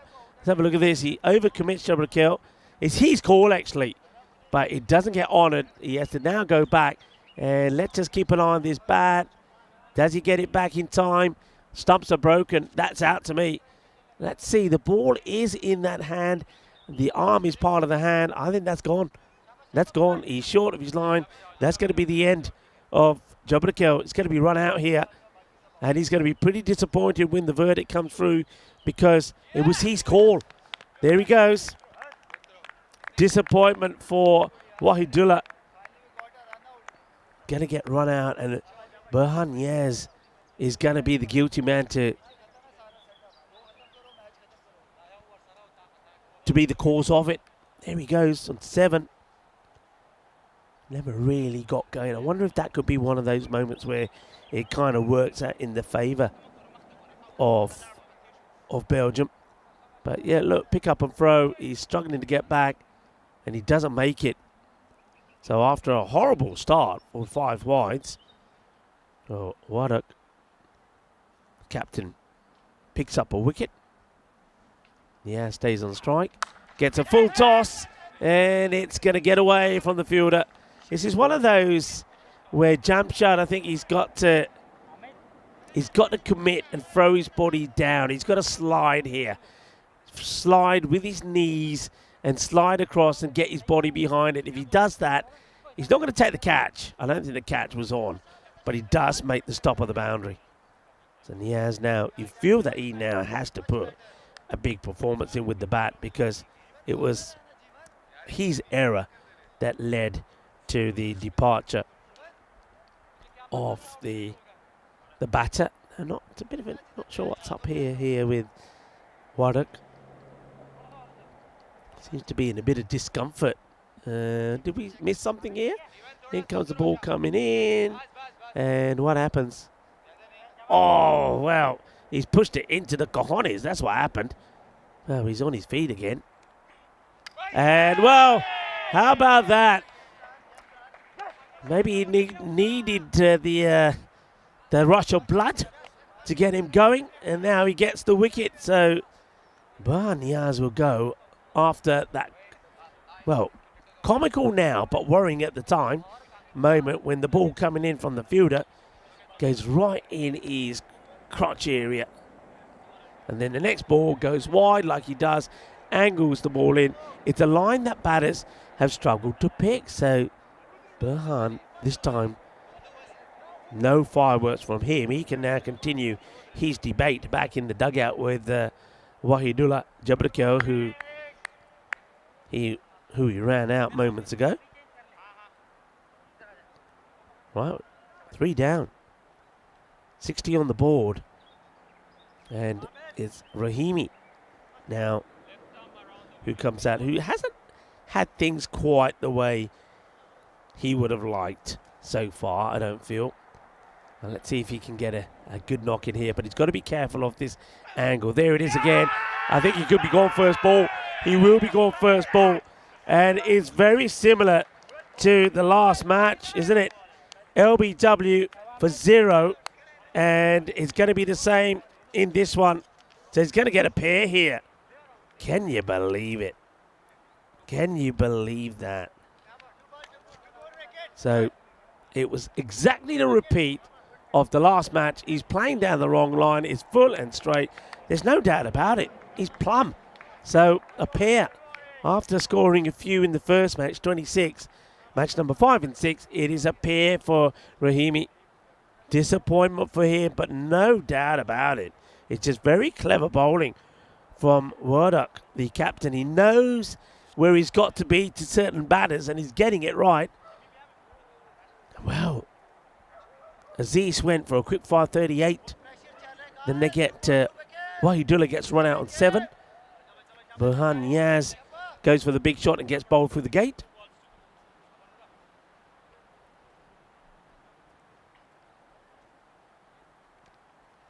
And that one's up in the air and will go all the way for 6 runs. Manos arriba. 6 carreras. That's absolutely smashed. Whacked away quite forcefully.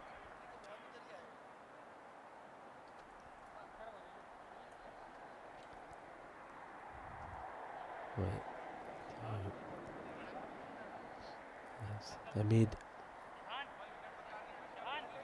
Still not a bad over. 2 wickets have fallen in this one. 3 in total if you include the run out, of course. Well, that's one way to deal with the hat-trick ball. Smash it for 6. So this is Mohamed Malik Khail. He came out in the last game, hit 6 of the last ball. But he's better than that. We know he is. He's got time here to show he is. That's the thing. Maybe he hasn't had that time before.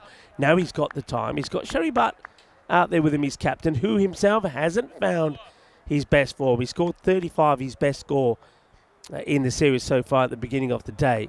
So these two really do need to score runs. You can see Sherry now having a chat here with Malik Khail. And that might do Sherry some good as well. You know, the captain feeling that he's got to stay out there and work with Malik Khail. End of the over, 4 gone. Score 67.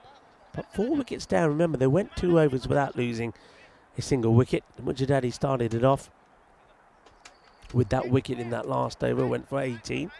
So they got the 50 in the power play. But now they've got to keep maintaining. There's the 3 overs.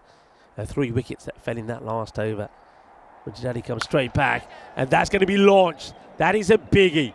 That is a great shot from Mohamed Malik Khail. Now, he played an innings there at the All-Stars cricket ground in Hofstad a couple of days ago. That was quite amazing. And he played some shots where he was timing the ball so well. It's probably one of the most fast and impact innings that we saw in Belgium.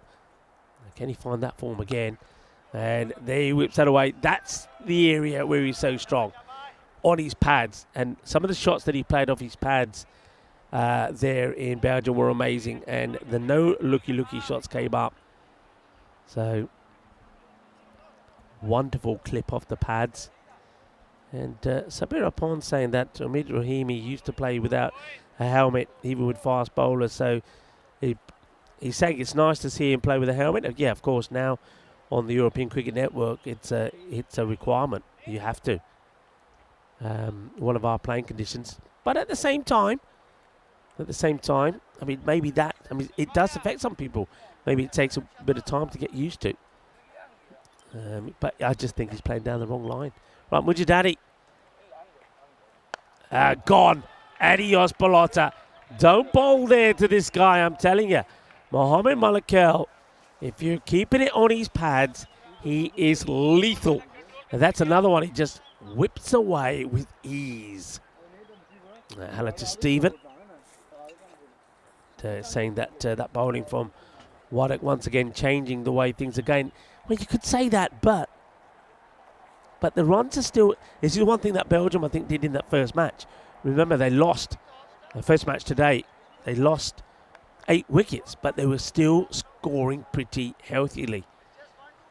And this is now Malik Khail starting to look dangerous. Sherry Butt the other end hasn't had a hit. He ain't phased the ball yet.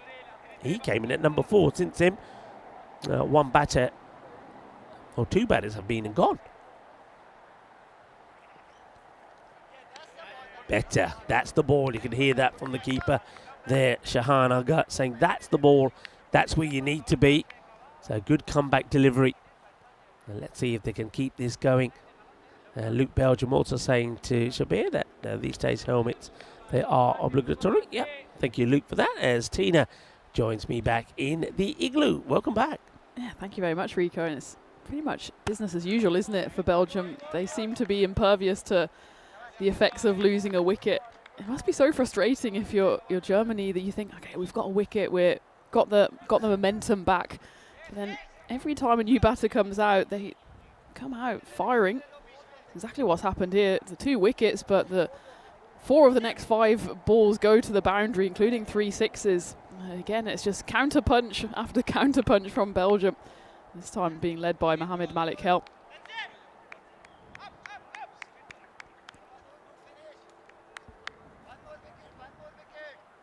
Final ball before halfway, and Sherry Butt actually hasn't faced a ball yet. And he will face the final one here, bowled by Mujadadi. It gets a bit of a slow full toss, which Sherry Butt plays on merit, just happy to push it down line. Wants to get a good partnership going here. I'm liking the percentages between these two. We're in that Goldilocks zone as we welcome you into the Igloo. Rico Full here, and it's great to be back with you, Tina.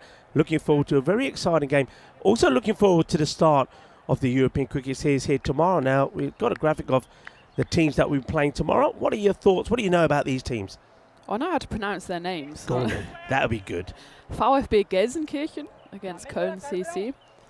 They're going to be interesting. Gelsenkirchen, of course, is just around the corner. It's home to Schalke from the formerly of the Bundesliga. We've got Lenkerbeck Mal, also difficult name to pronounce, and Grey Caps Aachen. So there's interesting teams there. Of course, there's two teams from Krefeld, one in each group. And I think Group B has Mönchengladbach in as well, so that's another tongue twister for you to get your head around, Rico. Yeah, you'll have to give me the short abbreviations of these. Blimey. Well, there is one in the ECSW as well, and that's Baden-Württemberg, which is one of the regions of Germany. But to your great relief and everyone else's, they do go by BV. Yeah, that's true.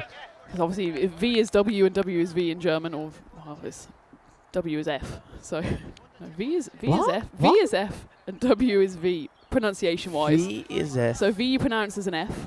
So like Volkswagen. It's not Volkswagen, it's Volkswagen.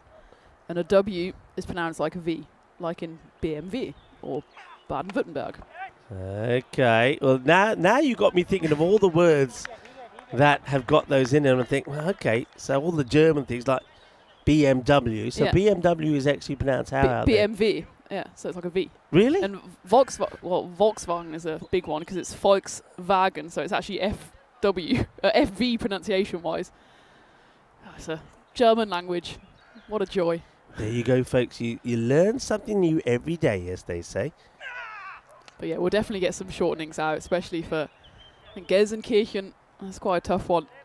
It's only a small little town, but it's often on the tip of people's tongues because it was also a host city for the football Euros last year as well, because of Schalke. It's home to Schalke.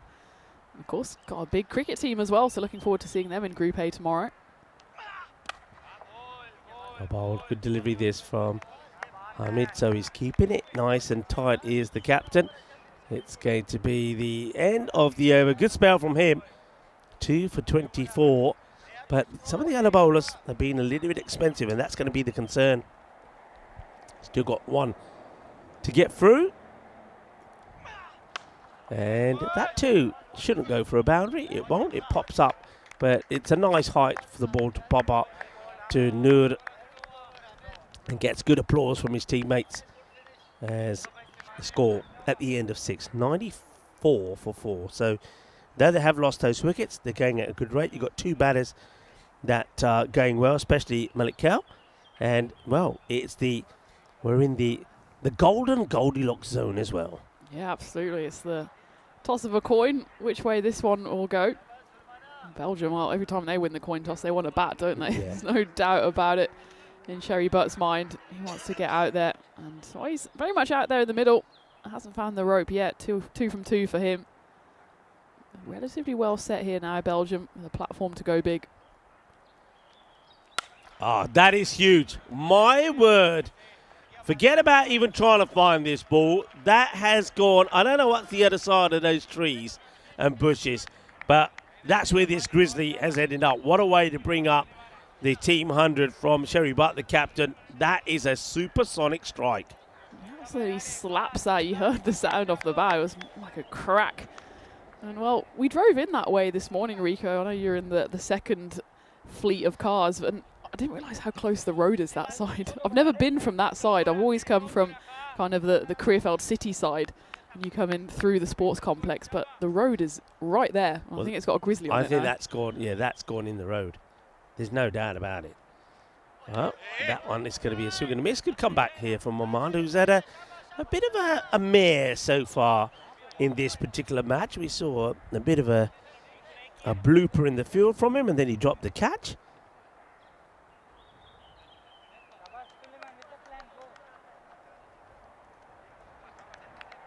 Suleiman is someone who's regularly in the wickets. He's got 2 twofers so far. He always has this knack of picking up wickets. Germany will be hoping he'll do the same here. Well, not on this occasion, as I think that's Sebastian Lucker, who, of course, is having that injury, keep him out of the game today, but clearly eager to get involved as he sprints away after that one. Yeah, gets played away. Well, Luke Fish, was saying, it wasn't Luke Fish, was it? Lucky Fish, beg your pardon, was saying International Days. Well, I've said the two that I've got here. It's Fool's Paradise Day, and it's all about, your mind taking you to a nice place where you find your happiness. It's called Fool's Paradise Day, and then you get yourself away from the real world for a while. I tell you what, somebody who's in Paradise World at the moment is the captain, Sherry Butt. He hasn't had the best of times with the bat in this series, but he's finding it now. So this day, Fool's Paradise, is a day to embrace such a paradise and try to find happiness amidst all the tension and pressure of the real world. It also is International Pool Day. I know we have a few pools that are normally on our chat. And so enjoy your day today, International Pool Day. Good comeback from the bowler. Who do you think is the most famous Paul in the world? Oh, that's a good question. I think I've got one that I'll probably put up there. Paul McCartney would have to be up there. I think we were both thinking of... what about sporting-wise? All right, Paul Gascoigne. How about Paul Gascoigne? Yeah, that's a good one. I can't think of many sporting Pauls, to be fair. Sporting Pauls, Is there a famous Paul cricketer? There's Paul Scholes, footballer, of course. Paul Collingwood. There we go. Collingwood, yeah. That's dug out. Good delivery. Yeah, what about... Come on, let's get the chat involved. Come on, some international stars with the name Paul. Come on. Paul Newman. Or whatever. Paul Newman. Now, that's a good That's a shout. big one. That's a good shout, yeah. Paul Newman. A great actor. I reckon not many children born in the last couple of years have been called Paul. No. Well, here we go. Come and call them out again. So let me try then. Go on. So I'm going to call them VFB anyway. Well, what but would it hang be? on, no. Hang on. You said it's an F. Yeah. It should be... Foul. What? This is the thing, when it's an individual letter, German gets fun. Yeah. A V is a foul. Foul FB. Which you might have heard before, because VfB Stuttgart is the football team. This is going to have me in trouble. So this would be foul FB. Let's start with the easy one. So how would you just say normally Cologne? Köln. Köln. So it's like an ER sound. So like Köln. Like a urn, but Köln. Like a kernel. Like a kernel of popcorn, but without the EL. So Köln. Obviously, in English-speaking world, that's Cologne, spelt differently as well. Crefeld Spartans have become my favourite team right now, because I could say it. What else? Grey Caps and Aachen. So it's a Aachen. And what did you say with Mal? How did you pronounce that? Lenkerbeek Mal. So it's actually it'd be Beek rather than Beck, at least in North Germany. Leckenberg. Okay, we're getting there. And that's before we get to Group B as well. Yeah, I know. Mönchengladbach is an all-timer. I know it's obviously a famous football team as well, and I think the English commentators just avoid it like the plague. Can I not just call them the Munchies? We can call them the Munchies. The Munchies. That's all right. We call them the Munchies. The Munchies and the Jellies for Gelsenkirchen, maybe. The Munchies and the Jellies. I'll go along with that. Paul Walker. That's been said. Dave said again, Paul McCartney. Paul the Apostle. There must be other Pauls. Paul Simon, if we're going down the music route. Yeah, Paul Simon. Good call, Paul Simon. That's a generational thing, isn't it? I think nowadays you probably say like Jake Paul, the YouTube boxer. Yeah. Not sure how many kids nowadays know who Paul Newman is. Oh, that's a beautiful stroke, as beautiful as Paul Newman. As that one gets pivoted away, 6 runs. Jeevan gets brought back, and I can understand why you want a really good tie over here, particularly because you got these two starting to look dangerous. Sherry Butt and Malakau both in their mid-20s now. Malakau now with that 6 goes into the 30s, so want a wicket, want a breakthrough pretty quickly. Will Jeevan here suffer from the second over blues once more? First ball, not too bad. Second one just drifting down leg side, easily punished there by Mohammed. It's a better delivery. And it gets punched away. And it's Jamshed for not the first time today. Looks down suspiciously at the turf, but that was just pure human error from the German batter there as he sees it fly through his hands. Should have been a 1, ends up being a 4. Yeah, little things like this. Now, jump shot, we know he's a classy batter. He is. There's no doubt about it. But, you know, the fielding has to be good. And little errors in the field like this is not going to help his cause. As that one then gets muscled away. It's a really nice shot. But from a player, I've said before, Mohammed Malakel, don't give him the opportunity to go leg side to you, because that's his strength. And you can see when he hits it in that area, he hits it a long way. And with that misfield coming there on the boundary from Jamshad, it gives him the chance to stay on strike. And the next one is muscled away for a massive boundary. Again, Jivan, he's not having any luck in his second overs, and that's triple boundaries. Can't be blamed for the middle one, but that one again, just two leg side. Someone with the power of Mohammed Malakel's not going to miss out on that one. Ravi Panchow in the chat. Hello to you, Ravi. Ravi is saying Paul Collingwood. Yeah, absolutely right. Paul Rifle as well. Chanda Paul. We're going to get creative. Chanda Paul. Well, of course, I always say no, 19. Of course, that's Paul Hardcastle, isn't it? So, there's a few Pauls out there. Yeah. Hi. Hello to Ravi.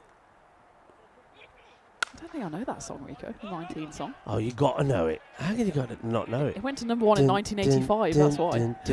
Yeah, okay, yeah. I forget sometimes, you know. That's why you keep putting me with these youngsters. It's hard to have conversation.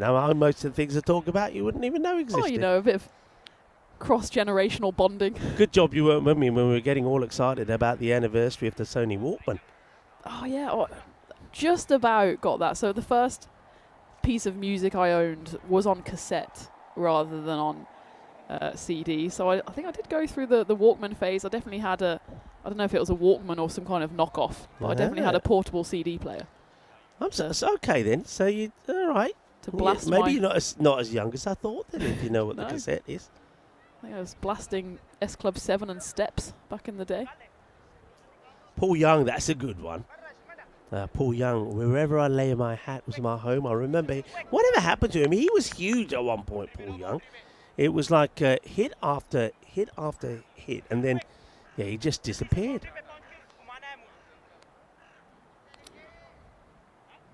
All right, this one evenly poised, 130, 2 overs to go. You would expect 160, but if they go really big, it could even be a bit more. Now, does he sneak this in? I think he does. So, dot ball, as people are starting to learn when you look at these two teams when they're batting.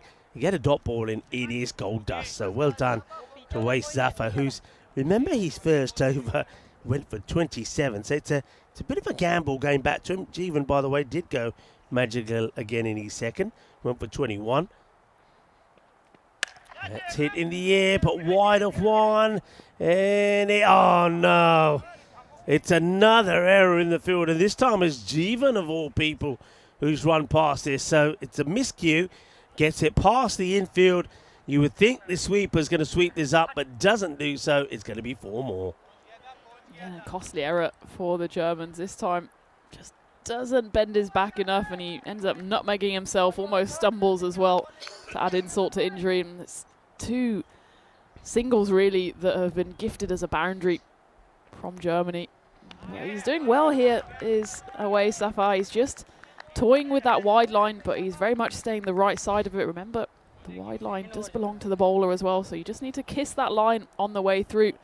On this occasion, very much firmly inside it. It's just that the batter there was absolutely rooted to leg stump, Sherry. Perfectly bowled. Second dot ball. And he's unlucky that he's conceded a 4 as well, Zafar. So really good over from him so far. Coming back after 27, went up the last. Now he bowls a bit of a full toss. It's, oh dear.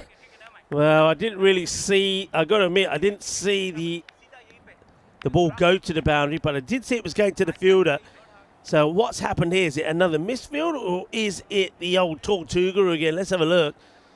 Let's see how much of this see. Oh, that's a proper Tortuga. Oh, that is a proper Tortuga.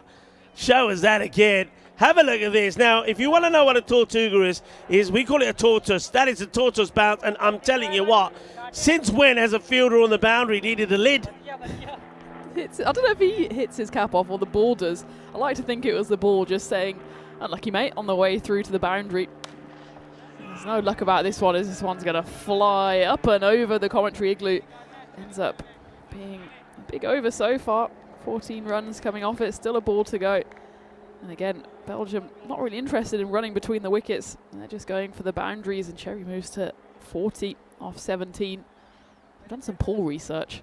Paul was the top name for boys in 1974. But since then, it's plummeted, and as of 2023, it was the 464th most popular name. This is in the UK. Oh, that was a popular shot. As Butt there, he puts his back into that one.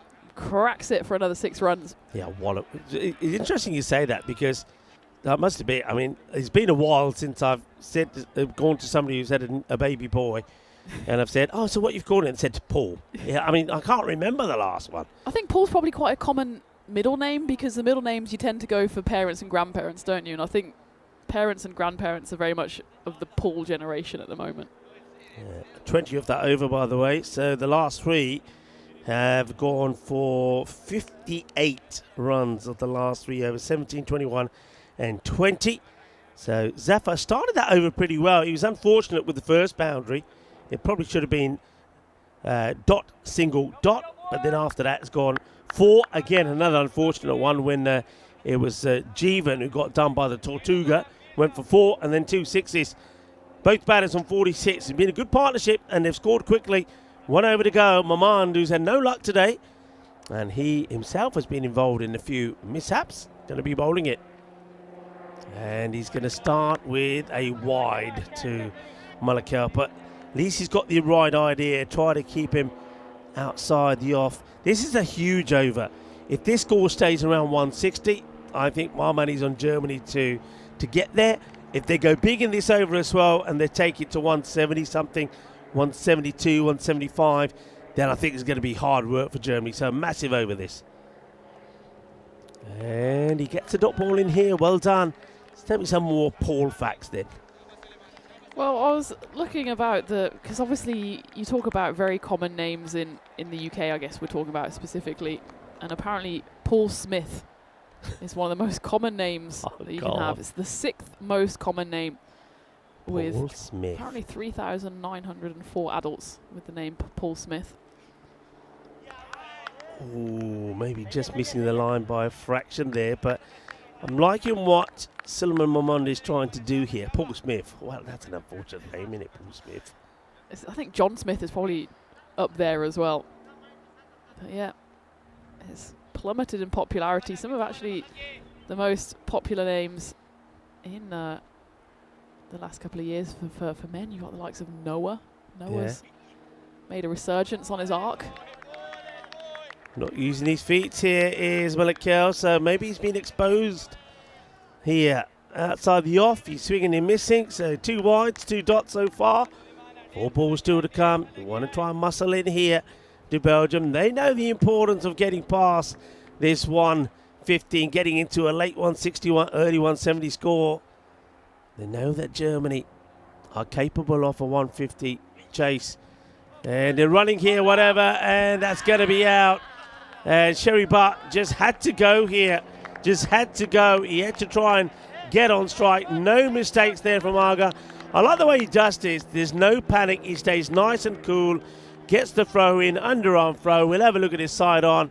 And it's a big wicket, because what it also means that with Sherry Butt being run out here, the captain, on 46 trying to get home, it means that a new batter is going to be on strike. That was a bit like a crown green bowling there from the wicketkeeper, Shad Aga. He just let it go and gently rolled it up the slope.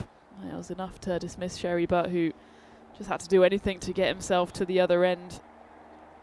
But he gets himself off the pitch here.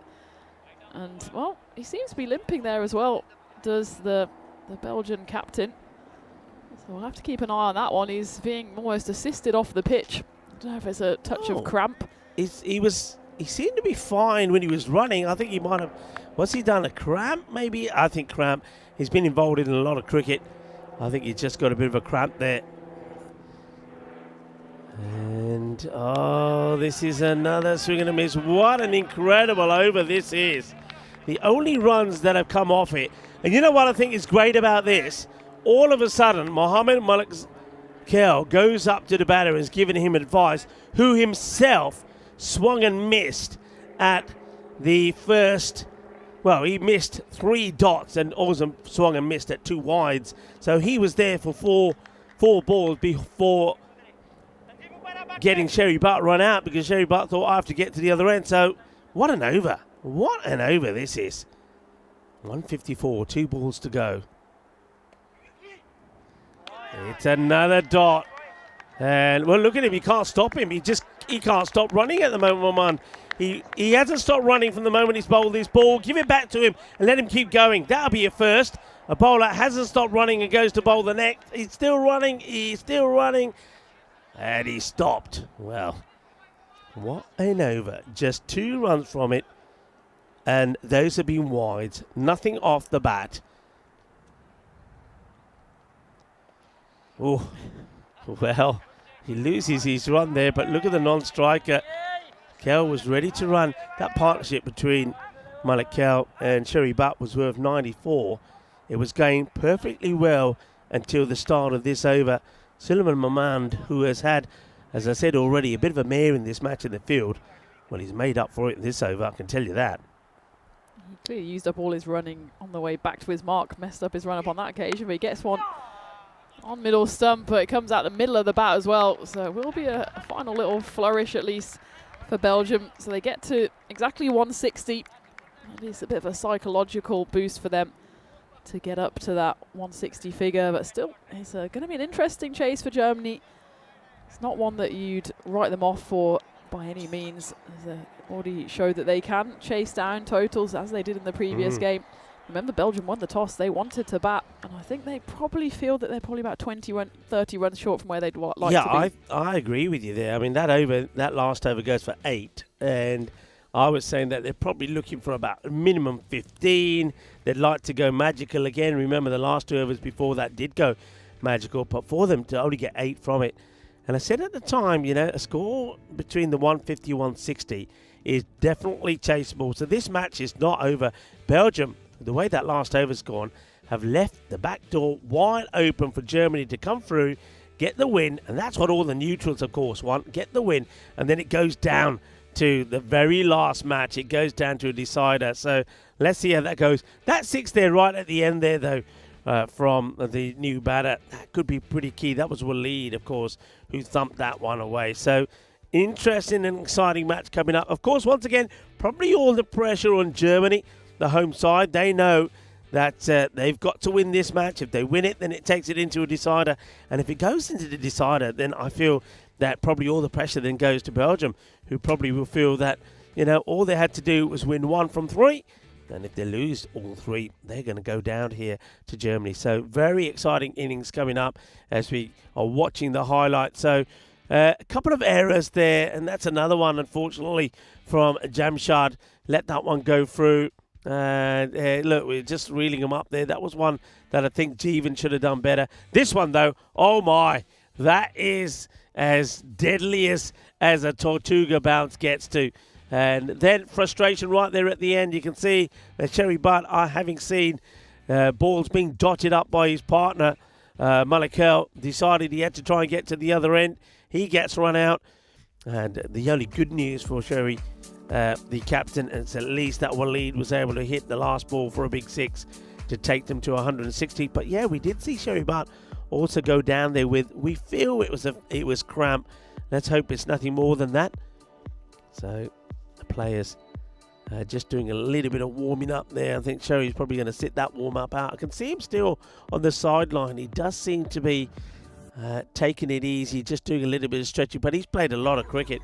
Remember playing in the European Cricket Series, then as soon as that was done, ending up, unfortunately for him, on the losing side, he was then on the road driving here, getting ready for the start tomorrow. So I understand that he's starting to feel it just a little bit. So there's the batting there. That good partnership between Sherry Butt and Malik, worth 94, helps the team to get past the 150 mark. A big hit from Waleed at the end gets them to 160. Before that, Aziz Mohammed hit the ball beautifully well before he was caught there by the keeper of the bowling of Mujadadi. Crazy run out from Jabba. That was an unfortunate start. But remember the way this match started. It started with 6 runs of the first over of Jeevan and finished with 8 of that last over. So just 14 coming off 2 overs. That means there was a fair bit of carnage off the others, but those 2 overs could make the difference of winning or losing this very important match for Germany. On the bowling front, once again, the captain, Hamid Wadak, you can't take anything away from him. 2 for 25. I think he bowled brilliantly well. And then Suleiman Mahmud, that last over, just going for the 8 runs. He goes for 25. So bowling figures like that help you win tight matches. And Germany will be pleased with that. And let's see if their batting can click. Remember, Jeevan is in good form. They'll want some extra runs this time round from someone like Jamshad Khan. But can somebody else also get in there with a few runs? They've been struggling. And maybe Shazib Khan is going to be the one to do it this time round. It's going to take a short break.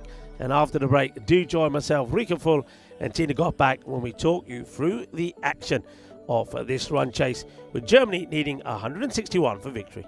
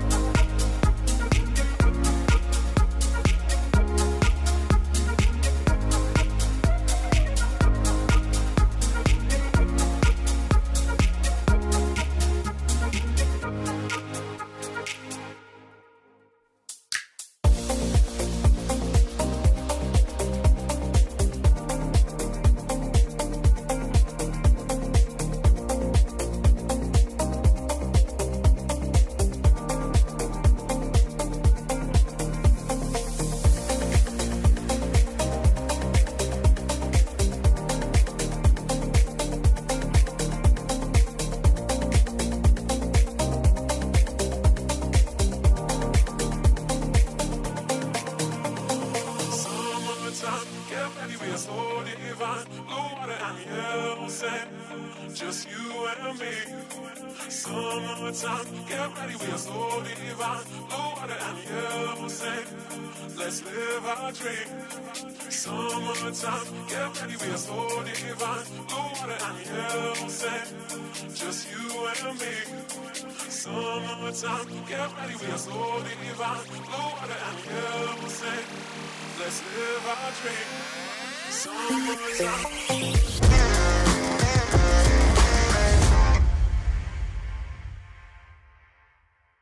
This European cricket event is proudly brought to you by HCL Software, Rado and 1xBet.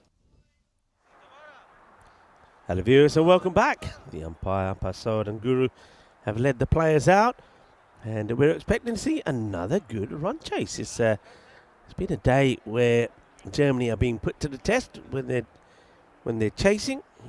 Didn't see them get the run chase against Belgium in the first match. 186 to 160 is how that finished. But in the second one, with Belgium failing to get past and out of the 150s, Germany did get there. They got there in the end, with one ball to go, thanks to a great knock from Jeevan Bhatt. So Belgium will know that he's the player that they would want to see the backup pretty quickly. Likewise with Jamshad. And, got a slight change though. Actually, I'm not going to go by what's on my screen because I know that's wrong, so we'll just wait. And the screen's showing something completely different at the moment. But you can certainly see that Jamshad is the non-striker, and it does look like to me that perhaps it is Jeevan who is he's a left-hander, so Jeevan will be on strike. So that's what we have. Those are the openers. And with the ball, it looks like the field is being moved around here by Jabbar Kell. He did bowl with a fair bit of pace, did Jabbar. So I reckon again he'll be looking to bang in that short delivery. But I suppose it's all about the location of the short ball. Short ball can get you wickets, but you do need to get that ball in the right areas. So we are ready to go. And the bowler will be charging in here to Jeevan. Jeevan, I like the way he batted in the last match, though. Didn't seem to be ruffled. And it's like he's waiting for this short one. And he gets a swivel on this proper. Here's a proper MJ. Oh, as this one. It's a delightful pull shot. And the short ball, you just see that the bowlers, they do like to go to it. But I don't think that deck is helping them. I don't think the ball is going through quickly at all. It seems to... This artificial just seems to just slow up, and batters get themselves into an early position to play it away. So 6 to start. And now that will be followed up with 4. It is another short one. Not a good ball. Not bowling to his field at all. You have a look at the way the field has been set here. You've got bulk of the bodies here on the offside. You've got a sweeper there at the backward point. You got the third is back on the boundary. Then you've got a man on the 45 catching. And cover and also short mid-off. But these balls are just short and hippie balls, and that's exactly what Jeevan Bhatt has done first 2 balls. So 6 and 4. And we have a saying here on the network, and hungry for more. And Dave has come back with the magician, Paul Daniels, of course. Paul Daniels. And what was his little catchphrase, that Paul Daniels? He used to have one, didn't he? Paul Daniels.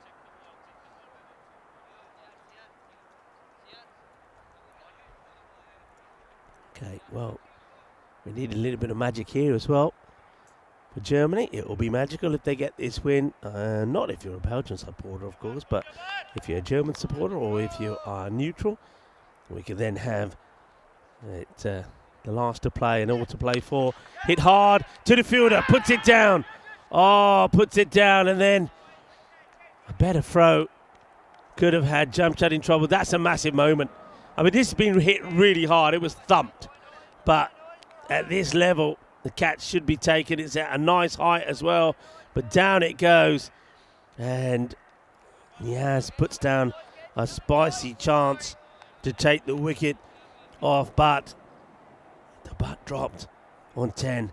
How crucial could that be? And now he's going to get a Baximo. Yes, he is. Just to rub the salt in. And you can just have a look at that. If you could see the bowler, Jabakil, as soon as that ball is hit, he just turns around and he's just staring straight at Burhan Niaz to say, Dekya tu hui kar dita. And he might even be saying that drop catch, well, that could be the match at this level and against these kind of caliber of batters. You give them a chance, well, they could go on and really, truly hurt you.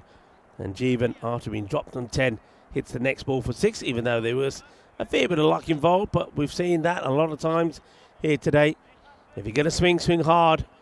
And those balls are flying to that leg side. Well, I said the leg side, the boundary behind the wicketkeeper, whether it's on the leg or on the off. Right, a little change being instigated here by the bowler. Comes steaming in. And he's going to get whipped away for what I think could be another 6. It will be. Manos arriba from the arbitro. And it's another good high-scoring start from Germany. Assisted with a drop catch, and Jeevan, well, he's not focused about that. He just puts anything that comes his way away, and you can see that. And this time, Jabakil tries to bowl even faster. And it's almost like the faster he comes, the faster he goes. That's another that Jeevan Bhatt puts away. So 22 off the over with this to come. And this one's a bit of a miscue. It's not going to carry to the fielder. They'll take the single at 23 of the first, everybody. 23 of the first without loss. So it's the perfect start for Germany. And remember, they've been here before when they've needed 16. 16 becomes 15. Then they'll take the 15 down and they'll just chip away at the required rate until it gets to around about that 10 or 9 mark. And then from there on in, they've made it comfortable for them. 26 matches since the Golden Ball. So, indeed, of course, myself and Phil G had one on the end of the first day we did together. So, we've had one. Let's see if we can have another one. Maybe I can get another one here with Tina. That would be good. So, get a Golden Ball. A couple of Golden Balls maybe in here in Germany. Tina joins me back for the start of this one. And Tina, it's the same old story.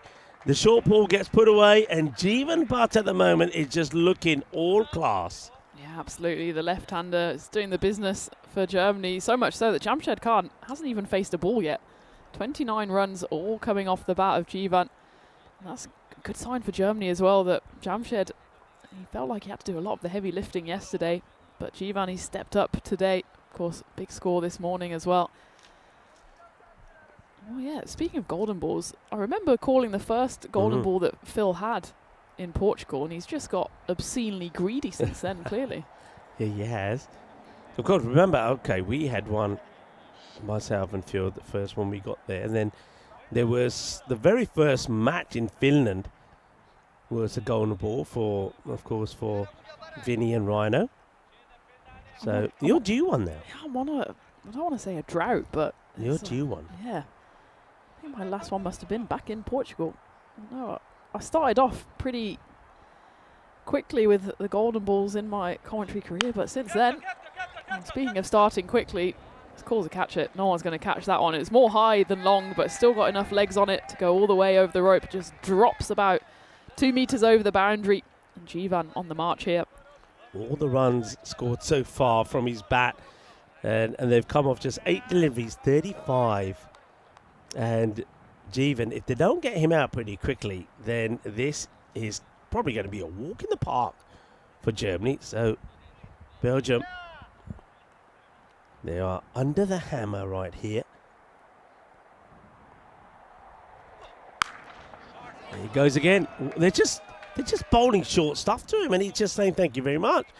I mean, this bowling, we haven't seen one ball being pitched up. We didn't see that in that over from Jabba. And Rafiullah has bowled 3 balls, and all 3 have been put to the boundary for 6. So it's what we like to say, Calypso style of cricket here at the moment in Germany, as the sun also tries to break through. trying is the operative word. It's certainly slightly lighter cloud. Go on another ball hunt there. I've got a question for you, Rico. Mhm. We've listed the most famous pools. What do you say is, now that obviously we're saying goodbye to Belgium today, most famous Belgian? That's not a waffle. It's got to be the muscles from Brussels, hasn't it? Jean-Claude Van Damme, maybe? Yeah. I was thinking Tintin. Tintin. Hey, you're onto something there. Tintin, and also, if you're reading the same where I got my information from, the Smurfs. Are they Belgian? The Smurfs originated in Belgium. They did. And slightly wider, cut away, and it's going to be fumbled. No boundary. They'll come back for 2, could be 3. No, it won't be. So a couple. Yeah, the Smurfs also were sort of founded, originated in Belgium, as well as Tintin, as you quite rightly said. Lucky Luke as well. Well, the Smurfs in German are Die Schlumpfe, which is cute to say. And there's a slight story behind that one. I'll embarrass my parents in a moment. That one's going to elude the batter mid-on, going to go away for 4. So, you know, Christmas pantomimes in the UK. Yeah. And at some point they always, because we're talking about magicians as well, it's usually some kind of performer on the stage, and they bring kids onto the stage and give them presents and like, oh, what did you ask from Santa Claus, and what do you want this year? And I think this one was just after Christmas. So the guy asked me, and I must have been, I don't know, 10, what did you get for Christmas? And I said, I got the German Smurf CD. To which the performer said, could your parents not afford the English version? But obviously my mum's German, so they got me some like German CDs because we were living in the UK at the time to keep up with my German. And I've got the German Smurf CD, much to the embarrassment of my parents there. I'll go back to that in a moment. This is called a no ball, so it must be the second that's above the shoulder. And there's no doubt about it. It was too high, but I don't know when the first was, and I think that was what the bowler was protesting there. So free hit to come, 49 on the board, and Jeevan on strike. You're pretty sure this is going to go to the boundary. And it does. So adios, Bolotta. And that means we're going to see 55 on the board after 2 overs. That one from Rafaela Alexei will go supersonic. 32 off that over, 23 off the first, 55. And Germany, they have just taken that rate down to 13. Well, just over 13 required per over. So Germany, it's been a night, well, for Belgium, nightmare of a start. Germany, they're causing the nightmares here at the moment with that blistering start. I thought you were going to turn around, sweet little girl, 10 years old, and they asked you the question and you said something like a cricket bat, and the guy would have just said, well, what's that? What's that? No, this was very much in England, and obviously had a mixed childhood with German and English. So sometimes a few crossed wires, but there's no crossed wires in the middle between these two at the moment. Having said that, Jamshed Khan has done nothing so far apart from lean on his bat at the non-striker's end. He finally gets the opportunity here, and it's again a brilliant power play so far for Germany, but it's one of those, and I feel like a broken record for saying it, but they've always had 2 good overs in the power play and somewhat ruined it in the third. If they can get out of the power play, they don't even really need many more runs. But what they don't want is Jivan Bat to get out, and Jamshed Khan, who's had itchy feet at the non-striker's end, because suddenly a power play that's 60 for 2 puts you in a bit of danger in a chase, which is not insignificant. 161 the target. Yeah, not wrong there. Remember, when they were chasing that 187 in the power play, they scored 62. And they also scored 55 off the first 2 overs. So they have been here before. But, of course, on that occasion, they did finish on 160, chasing 186. So it goes to prove that they can do it. But the way they go about things is pretty important. And now Shazai Haran, now bowling to Jamshed, has just got 2 dot balls in. So that's quite crazy. Jamshed, who normally blasts the ball all over the place, is swinging and missing. Whereas Jeevan has already brought up, already brought up his half century, and he brought it up in just 13 deliveries. Crazy stuff. Okay, that's more like it. He gets hold of this one. It will go all the way. So, 6 carreras que guay, que genial, que grande.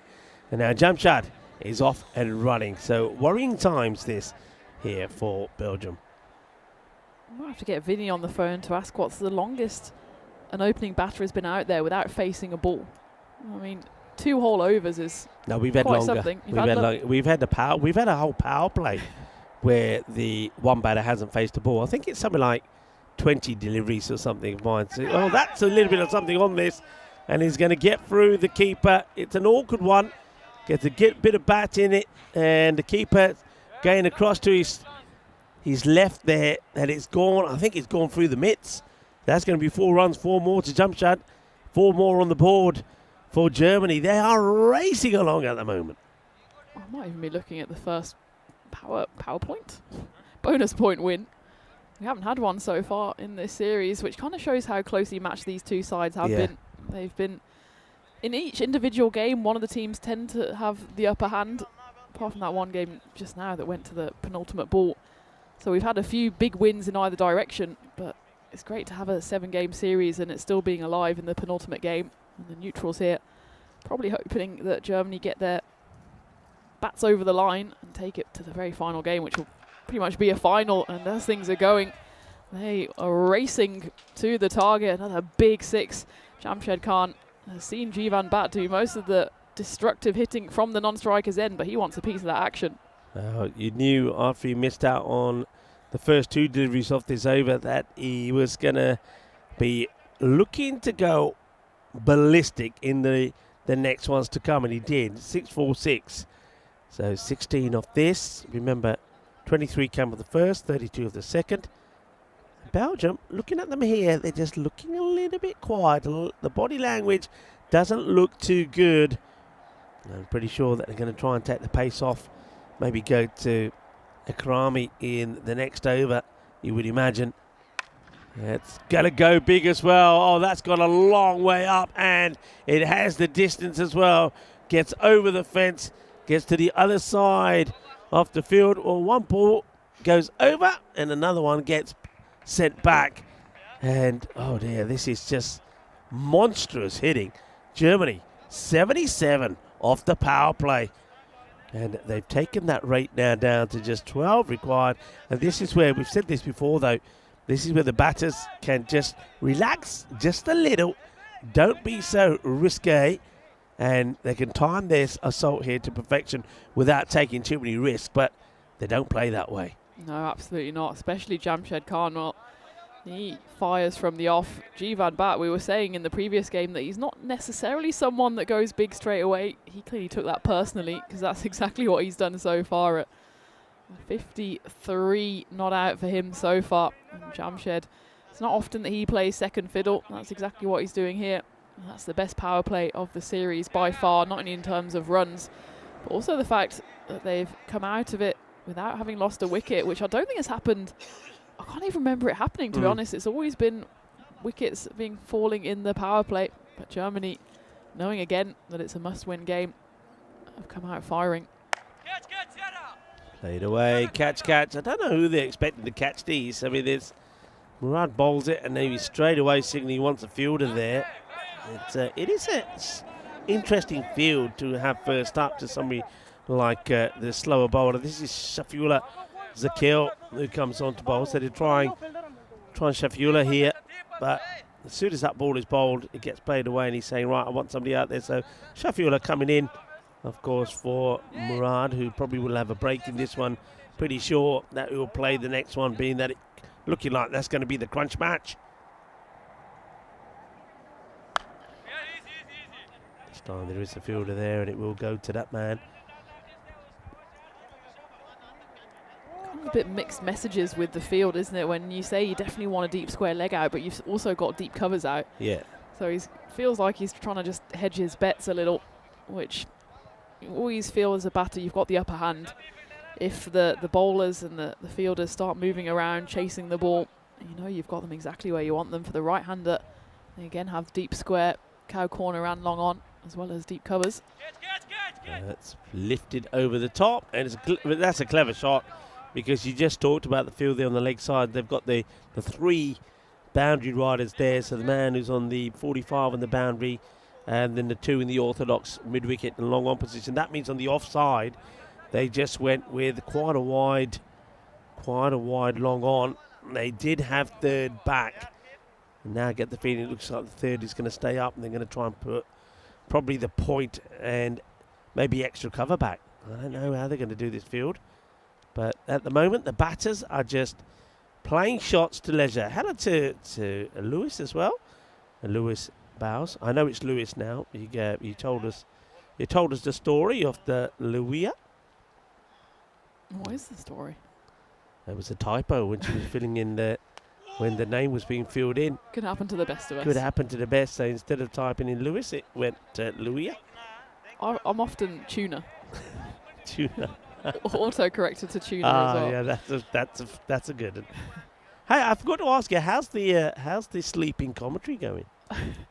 I've taken a break. I think it's very much correlated to when I'm actually commentating, as that one has been absolutely launched into space there, as the scorers, they're not in trouble at all, because that one goes about 20 metres over the big hit off the bat of Jamshed Khan. Yeah, because I've been off commentary for now, for it feels like months. I think it was probably only about 3 weeks. It's quietened down, but maybe I'll have to pop on the app this evening to see if I'm back in business. I feel cheated that I'm not getting paid for this commentary, because it is better than some of my awake stuff. It's good stuff, you know. It's really good stuff. What do you mean app? What do you mean app? So I've got a sleep app. So it records noises in the middle of the night and then automatically saves them. So it can record things like when you just turn over, or there's a cat screeching outside, but it picks up then whatever I'm saying. Picked that one up nicely. Did Jamshed, and he's trying to catch up with Jivan here. He missed out on the first 12 deliveries, making up for lost time here. Yeah, you can get a free version of the app, and you just put it on. It's just one of these apps that runs in the background. And then every time you say something, it presses record. Yeah, I was wondering, because I thought it was your partner was just there with the phone, just recording you, sat up in bed and saying, oh yeah, okay, and enjoying the commentary at the same time. I tell you what, we are enjoying here. Quite an incredible start from Germany. In reply to needing 161, they had 98 of just 4 overs, as that over also went magical. 98 of 4, people. What a start. It's an absolutely blistering start. And we have mentioned a few times now that Belgium, they've had a long old week. Maybe just signs of fatigue slipping in here. You can not hear them in the field, and that's always a sign that they're just flagging a little. You'd say Germany here on the ascendancy. Yeah, very, very quiet.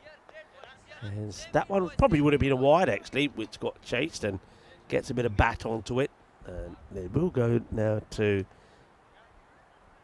This is Malakel, who's bowling now. He didn't have things go his way either with the ball, so interesting. I'm just trying to see if Sherry actually is on the field, Tina. Is Sherry on the field? I'm trying to look around and see where he is. Remember, we saw him in a fair bit of agony when he was coming off after being run out. I don't see him out there. Oh, he's usually in the covers, and I think he is off the field, as is Aziz Mohammed, in fact. And it looks like Murid is on the field and Muneeb. So exactly as we suspected, just a few tired bodies out there. Some of them in the Belgian side, they aren't the youngest anymore, so the likes of Aziz and Sherry, all experienced, but it also means their bodies have been through a lot. And currently, it's the Grizzly that's going through a lot, as Jamshed pummels that one through the covers. Just to have a check on the side on. So it was relatively high. It was played with ease. I think just about okay, as that one was at the top of the pads. But it's just been a procession so far from Germany as they move into triple digits. Once again, an easy-looking shot.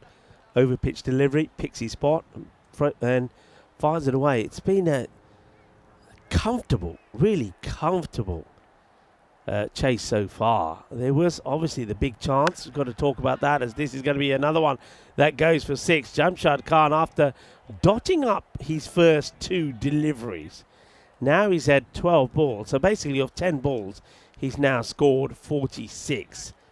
That's the sort of rate that he goes at, and yeah, just all going very, very badly wrong here for Belgium and Germany. They are. Well, it looks like they're gonna knock these off pretty easily. And you said at the time we could see the first bonus point going to the batting side here, chasing this down in inside 7. That would be something outrageous. Lower ball, plays it down the ground, doesn't quite get it out the middle, and it's well picked up by, of course, one of the subfielders that's on. That's Akrami. Well, of course, the bonus point, if Germany do get it here, won't really mean much in the grand scheme of the series, because it will mean that they've levelled it at 3-3 and it goes into a winner-takes-all final game. But just the psychological advantage of not only chasing down 1-6-1, but doing it inside 7 overs, even if they manage it in 8 or in the 9th, well, that's certainly not going to help, as that one was a slower ball, went wrong. It's going to be a wide. Against a Belgium side that are already seemingly flagging, you'd probably put then Germany favourites going into the final game. Yeah, I that's the way I was looking at it before, that if it goes into the final match, then that'll mean that Germany winning 2 on the spin under pressure, and then the pressure swings all onto Belgium. And off the pad, no run this time. Oh, well, there will be. It's needlessly thrown away as it bounces over the head of Walid, the keeper. I was just having a look at the number of dot balls so far in these innings. Only the 2. We've only had 2 dot ball, no, 3. Missed one. That's quite outstanding, really. They've just kept it nice and tight. Haven't given anything away. Have Germany. They've just kept the pressure on. They haven't allowed Belgium to get back in this match at all. Well, speaking of dot balls, that's another one, so a rare one. So dot ball to finish the over. 14 come off this one, despite the 2 wides and the leg bye. And now see that Germany needing 48 in just 30 deliveries, 113 without loss. Yeah, we take a look. Of course, Bulgaria finished earlier today, and we're gearing up for the final over in Belgium as well, which will be between the French Eiffels, who of course secured their direct route into the final by finishing first in the group. And they'll be playing against the Luxembourg Mulletals, who actually cruised through to the final in the end, beating the Belgian Belforts by a comfortable 10 wickets, chased down the total at the halfway stage. So if a bonus point were on offer there, they would have grabbed it. But of course, their reward is getting into the final as we go back to live here. So looking forward to that one over in Belgium. Get your second screens fired up, because you won't want to take your eyes away from this one either. Of course, we are on a bit of a delay. So the final game between these two sides was supposed to start in just about a minute's time. So we're going to have probably about half an hour delay on that one. But Germany, they're in a bit of a hurry here, making up for lost time with now less than 50 needed. Still that bonus point equation getting a little tougher here. Every time there's a dot ball, that run rate creeps up and up. They needed 2 magical overs, but I think they'll be more than happy if they do just chase these runs down. Yeah, I mean, the bonus point, I think teams challenge themselves to it, because, you know, when you're playing different format, different schedule, that can be pretty key. But just see here that Belgium, after a terrible start, they're starting to come back into it, but that's going to be the 50 now for Jamshad, so well done to him. Keeps this partnership between him and Jeevan Bhatt going. So 50 off 16. And now, well, this is what I was talking about before, that for me, that these two should always be opening. Left and right combination, both very powerful.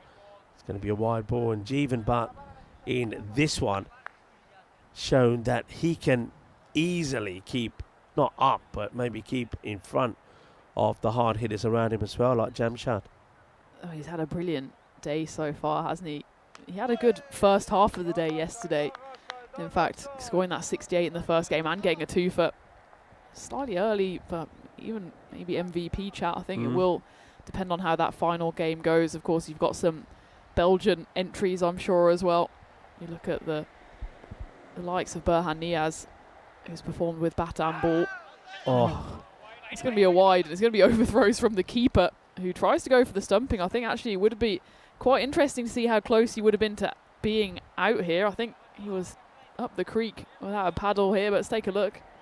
I think if he hits, he would have been out. I think it looked like a long way. So swings and misses. He's frying now this at the stumps. Well, actually, I think he might have just got his foot in, so he's done well. But this is good over this from Shafiullah Zakel. So they've taken a bit of the pace off, and this over. His first, remember, went for 21, but they've stuck with him, and he's come back with a good one here. Only the 5 runs from it so far. This one is going to be stopped on the boundary. It will be nicely fielded. And so they start trying to get back into it there. The rate required stays at around about that 10 and over. But Germany still favourites to do this. 119 without loss after 6. Lewis in the chat saying we need a commentator's curse to try and spice this game up. Well, I think it's already pretty spicy, and you'd certainly think that if either of these two batters get out, certainly it's not quite panic stations for Germany, but it just throws maybe a kitten among the pigeons, just in terms of a new batter having to come in. Both of these are very well set. And you imagine if they stay there, Germany win. It's just a matter of time.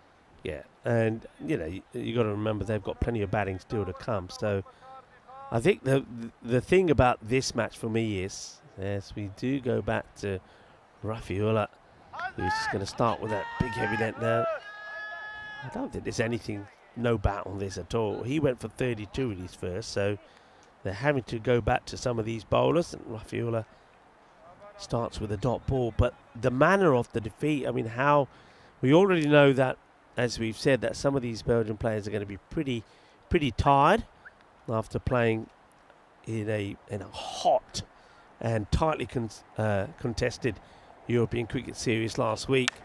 In the air, this one is going to be just to the left of me. It's going to be a big shot for 6 down the ground.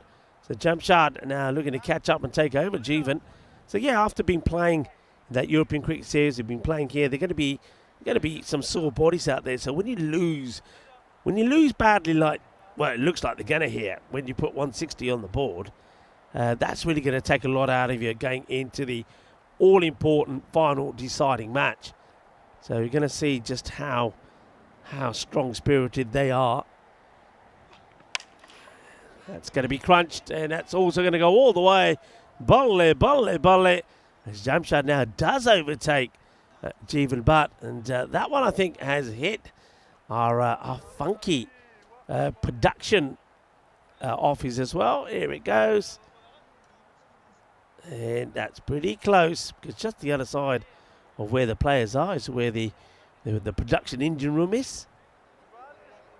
Well, Rafiullah, I think it looks like that he's going to be another bowler that's going to go for a half century. It's 44. He's still got 3 balls to bowl. Yeah, the wheels are coming off a bit for Belgium, aren't they? Let's not forget, I think the captain's still off the pitch. That one, the production crew, they got their eye in the previous one. This time, it goes into the Germany tent, and they all scatter there. But yeah, Belgium, as far as we know, Aziz Mohammed is off the pitch and Sherry Butt's off the pitch. And that's not a good sign either for this game or for the next game, given that it's the captain, one of your frontline batters. Admittedly, he's not played particularly well today. But Belgium feels like they're running on fumes here, and Germany have hit their stride just at the right time. Well, this time he gets followed. That's one rare error there from Jamshad, trying to get a little bit funky. He's trying to go for another boundary there. But yeah, you're right, Belgium, they're going to be feeling this. It's going to be a real test of their character to see how they come out here. But Germany, yeah, on top. This is exactly the kind of victory that they wanted going into the last one. They're not there yet, of course. 24 still needed. But yeah, winning 2 in the spin, going into the decider. Launched down the ground. It's another biggie. That would go all the way. That is big. That is huge. That is sweet out of the middle. Sweeter than a bowl of rasmalai. It's another big 6. So something sweet out here. Come on, what's popular and sweet in Germany? Oh, well, this is one of my specialist subjects, because German bakeries are a sight to behold. You have, in North Germany, you have Franzbrötchen, which are basically a cross between a croissant and a cinnamon whirl. Oh. So they actually came, so France as in like French, it's Yeah. like French roll. They came about because the German baker was trying to make a croissant and it went wrong because Yeah. it didn't rise, so it was just flat. And Yeah. then he was like, I'll just add some cinnamon and sugar to it and it'll be fine. And that's exactly what a France pudding is. So if you look at it, it's just basically a flat croissant. Okay. And it's an absolute delight for breakfast. I mean, there must be regional specialities down here that I'm not aware of, but any kind of sweet baked goods, you've got to find a local bakery. Yeah. Okay. That's the kind of thing you can have like on the go. It's same in, I guess, places like Italy where you just get a little pastry on the go with your coffee in the morning. It's exactly what the Germans do. And the Germans are doing it here as well in the middle. Jivan back. That's one of the shots of the day. He just opens up the offside and lifts it over. It's a massive hit, given he just basically beautiful. checks the drive. But that's a beautiful shot. Glorious stroke. Well, I was right. Rafael Alexander did go for 50. He went for 56. It's not a 50 that he'll be celebrating. And now Shazai Haran comes on. He too was expensive in his first. Went magical for 22. But it's going to have to bowl again. They just have run out of bowlers. And well, they've run out of runs as well now. Just 12 needed. They can do this in 2 hits. They can do this in this over. Not going to get the 4 points because we have gone past the 7. That would have been quite outstanding if they had achieved that. But still, it's going to be a very comfortable victory. And a victory that will really hurt Belgium, I feel. I think it will do some serious damage to them mentally as that one just gets clipped away. It's almost like Jeevan is saying to Jamshad, come on, I've had my fair share of big hitting. You can have a few more. And Jamshad is not going to turn down the challenge. Of course, if you go further south in Germany as well, you have the Black Forest Gatto that we talked about earlier. Yeah. Apfelstrudel, that's kind of more Austrian, but it's all in the German-speaking world. I know. Black Forest Gatto used to be the pud, Yeah. didn't it? I think for around about 10, 15 years, it was the favourite cake to go to. I know that when we were in the UK, and a lot of cricket teas that we used to have, Yeah. always used to have the Black Forest Gatto.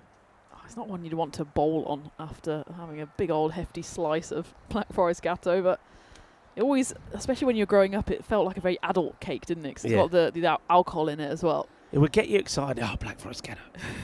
You'd be like, yeah, let's do it. Mind you saying that, after telling me with your MCC match where you had lunch and tea, Yeah. I mean, it would be fine if you were this one is one that almost takes out the bowler. Hit hard down the ground from Jamshad. That will level the scores.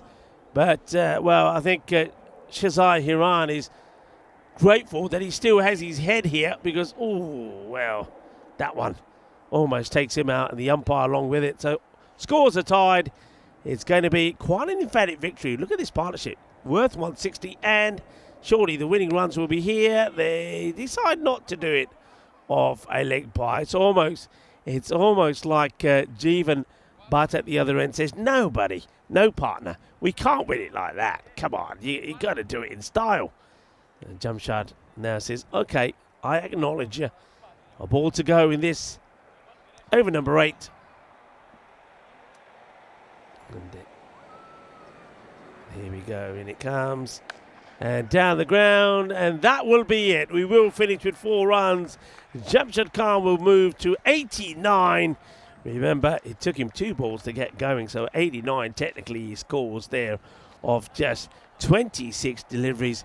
But I suppose the big moment really would have to be when Niaz put down Jeevan when he was only on 10 in that first over. And then also, you also got to say there was some missed opportunities from the keeper with the gloves as well.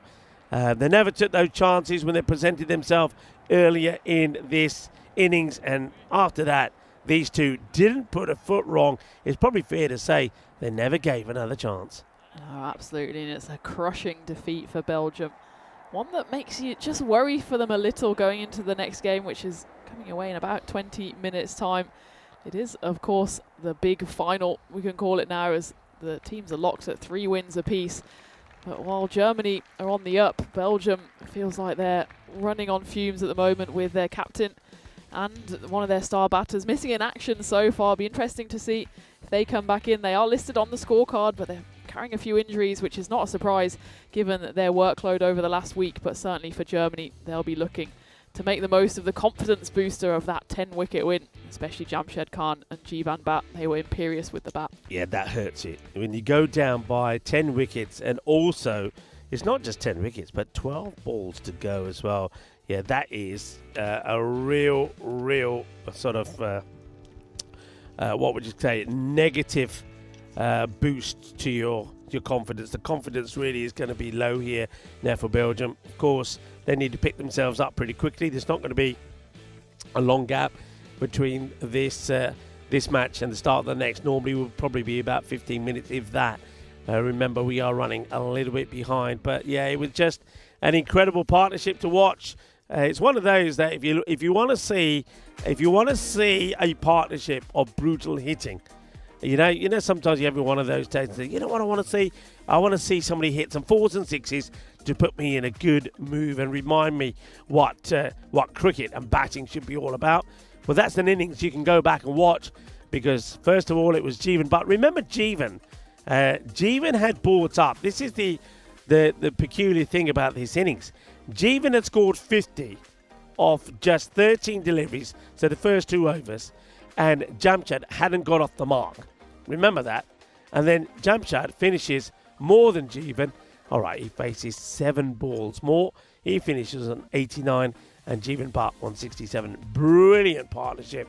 A partnership that, for me now, I think puts Germany favourites to go on and win it. I think Germany will probably make it 3 in a row, because I think Belgium, they'll feel that defeat. And, you know, with their captain down, few other bodies that are tired, they're going to need to find a way to pick themselves up. Rafael Alexander, 56 he goes for, 43 coming off Shiraz Iran. Now, these 2 bowlers that bowl so well there in Belgium, but just not getting things right here this time round. The slower stuff from Shafiullah Zakil, I think that works pretty well. I suppose Murad Akrami does come into the side for probably that all-important game. That's, of course, if he is fit, coming up next. But, of course, talking about fitness, Sherry Butt, what is the story on him? Was it something muscular, or was it muscular and serious, like a tear maybe, or was it just a cramp? I hope it's just a cramp, and he will be on the field for the all-important next match coming up. So we're going to take a short break now. Probably will be back between 10 and 15 minutes time. Keep an eye on the bottom of your screen for that.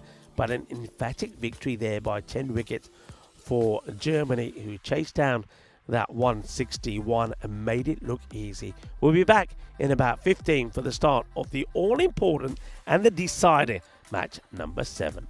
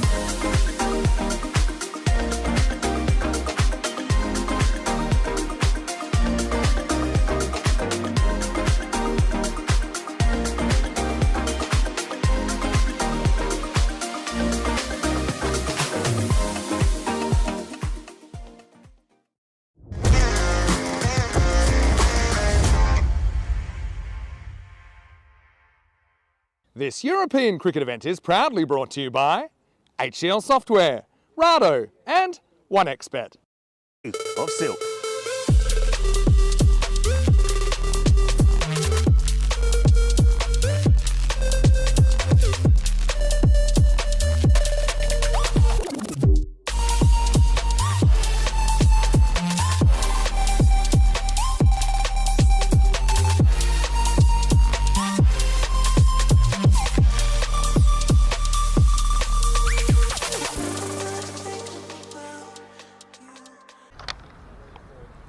Final ECI here at Krefeld between Germany and Belgium, and things are tantalisingly set up.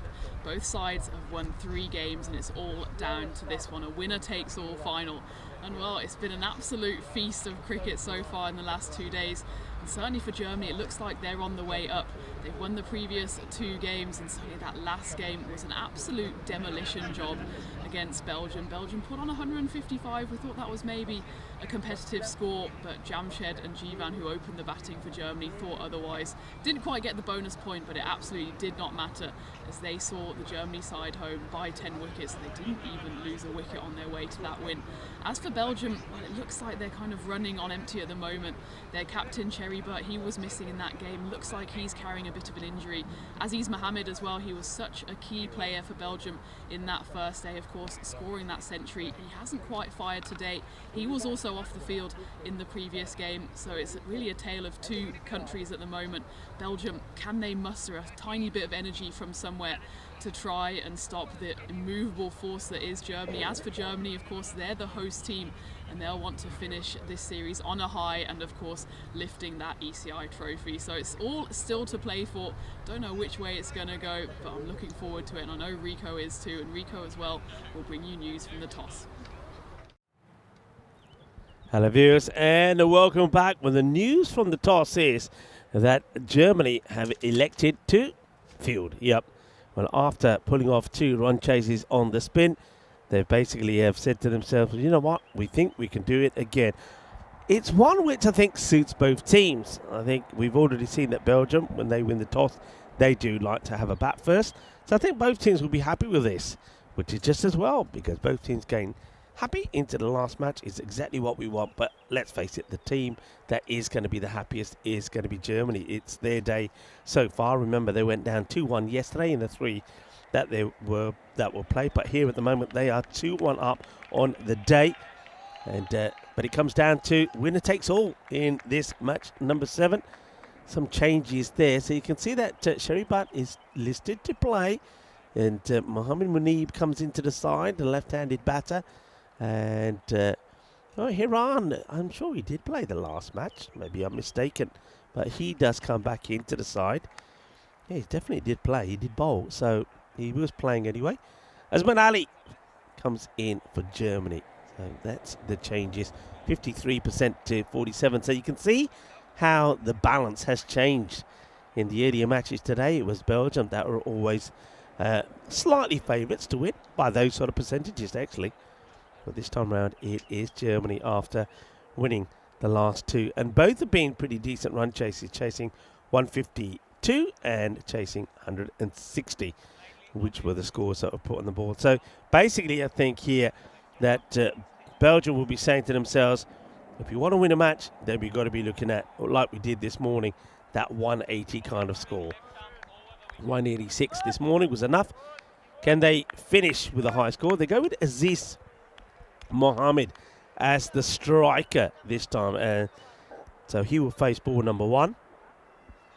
We often see him as the non-striker.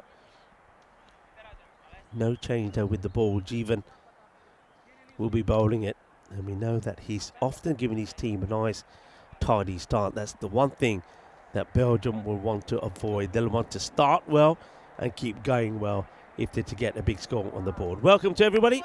Let's get ready to do this. The final. You could call this the final, actually, between these 2 teams. Winner takes all. He's away. They'll take the single.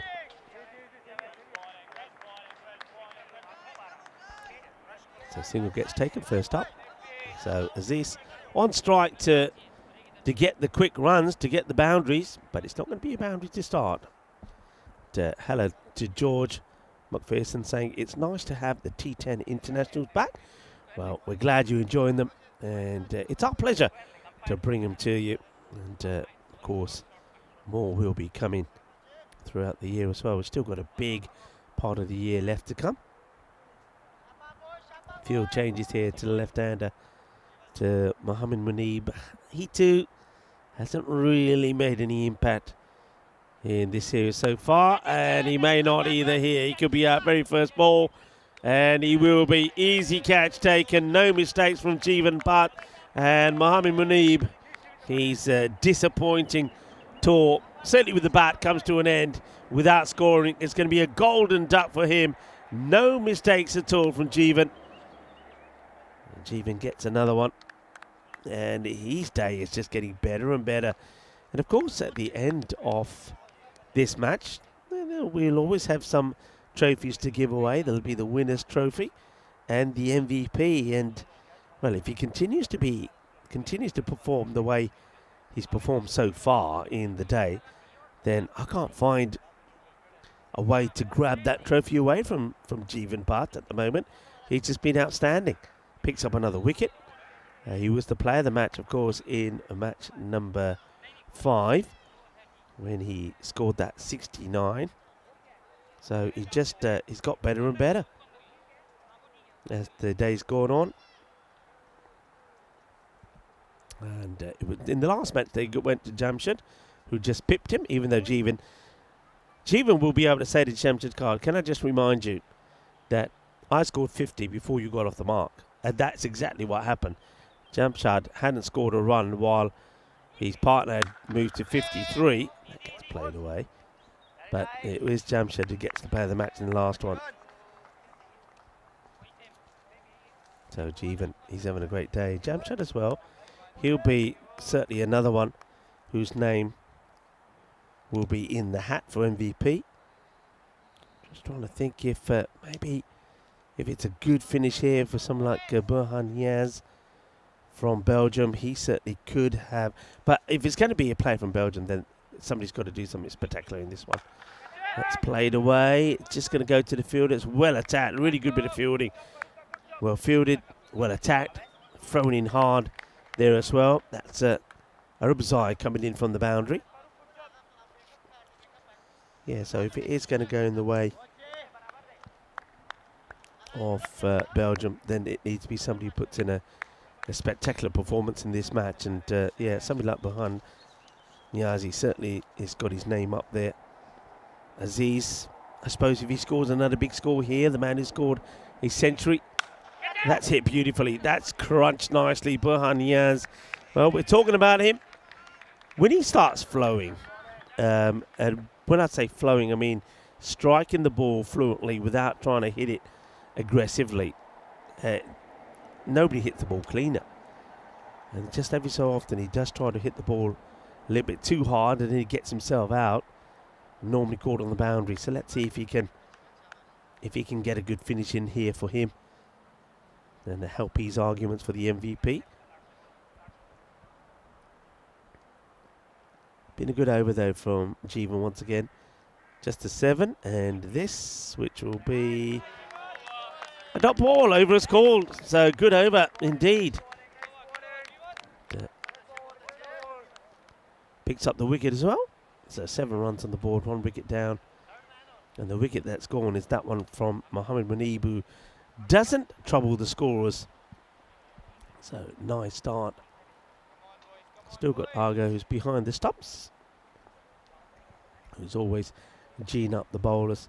And no change really there from Belgium. Let's take a look at our tour then here in Germany. We do, of course, start with the ECIs. Comes to an end today. Tomorrow is the start of the European Cricket Series, and 10 domestic teams in action. And that will continue all the way through to Friday. Friday is finals day.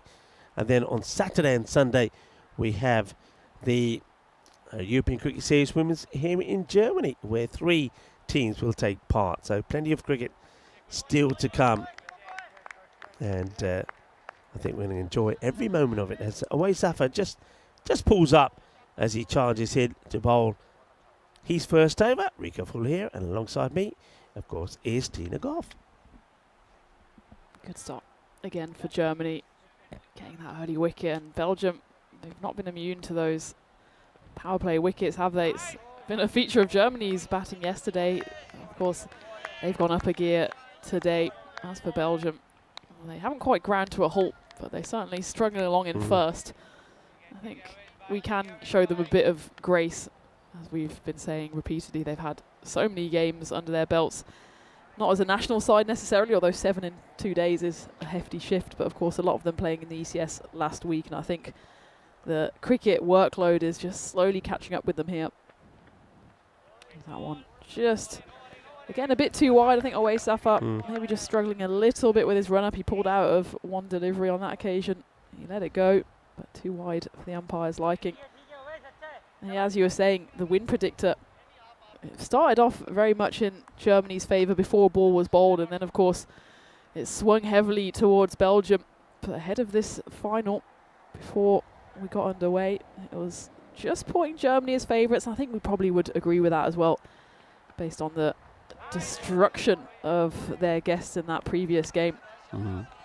Just trying to sneak this ball inside that wide line, but you can see he's missing his mark by a bit. I think he might be just being put off here a little bit by the early movement from Aziz. So Aziz is jumping a fair bit across his stumps. So the bowler's trying to go wide off him, but in doing so, keeps missing the line.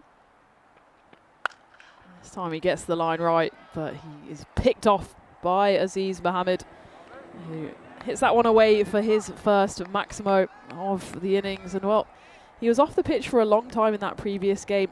I think it was when he was caught out in the earlier innings, so in the first innings of the previous game. He got wrapped on the knuckles, despite protesting that he wanted to say it came off his arm, but the blood gushing from his hand seemed to suggest otherwise. Yeah. And that's why he was off the field for a while. Looks like he seems to have recovered.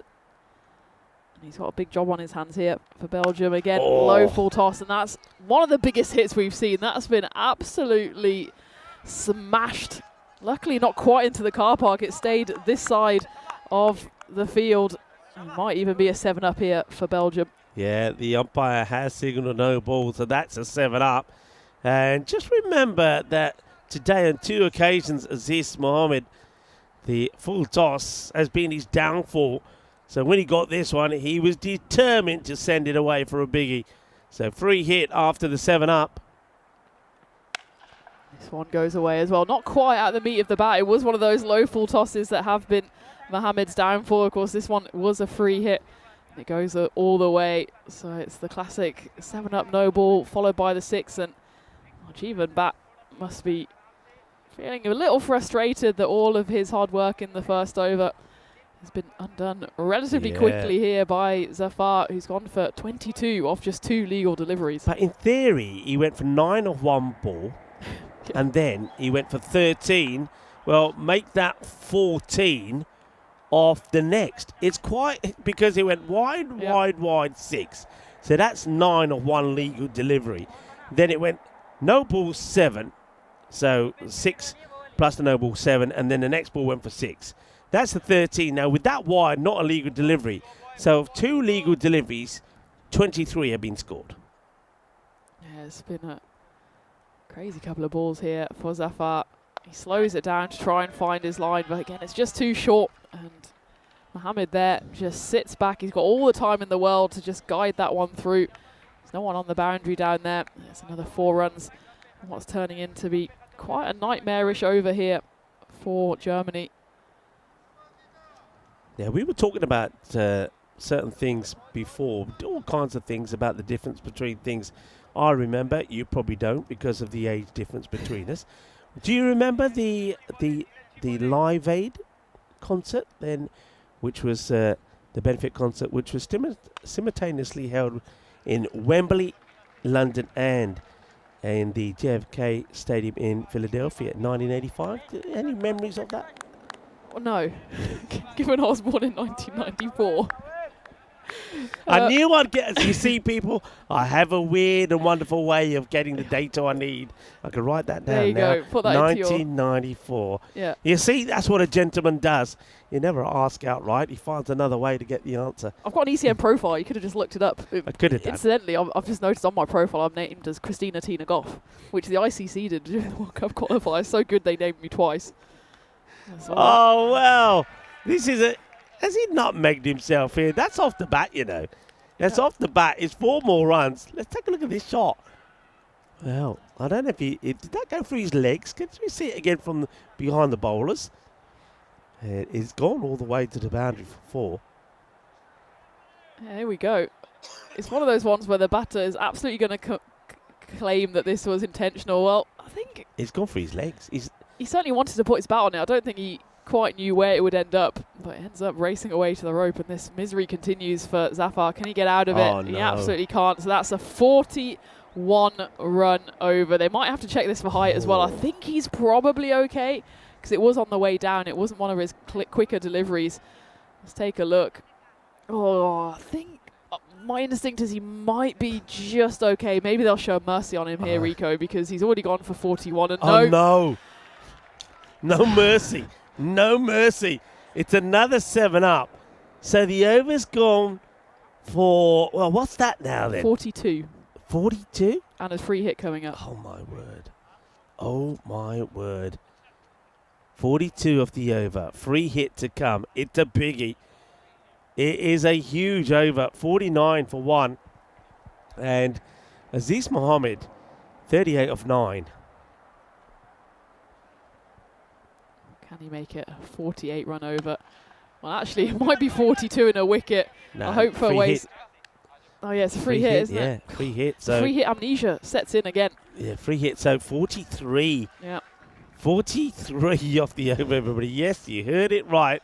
So started off, of course, with the wides, and then 6. So that was 9 of 1. Then it went 14 off the next ball because it went 7 up, 6. And then a wide, and then it didn't get any better. 3 fours on the spin, another 7 up, and then a single right at the end. So the 50 comes up inside the 2 over. So this is similar kind of pace to what Germany were going in the last match. Yes, the 2 overs bowled so far. 50 is generally a half decent score off a power play, let alone off the 2 overs. And Jivan Bat, who must have been feeling pretty happy with himself after the first 6 deliveries, is back at the top of his mark thinking, what on earth just happened? Yeah. I think Awais Zafar is finding a nice little hole to crawl into right about now. As we go into the 3rd over, then Bat right back on the money where he left off at the end of the 1st over. But tell me about Live Aid then. Yeah, well, back in the day. This was all to do with, so Bob Geldof and Mick Dewar came together. They decided they wanted to do this benefit concert. They called it Live Aid. It was all to do with, of course, all the issues, the drought, etc., that was happening in Ethiopia. So it was basically you had one part of the concert was happening there at London at Wembley Stadium. The other one was happening there in Philadelphia, all happening sort of side by side.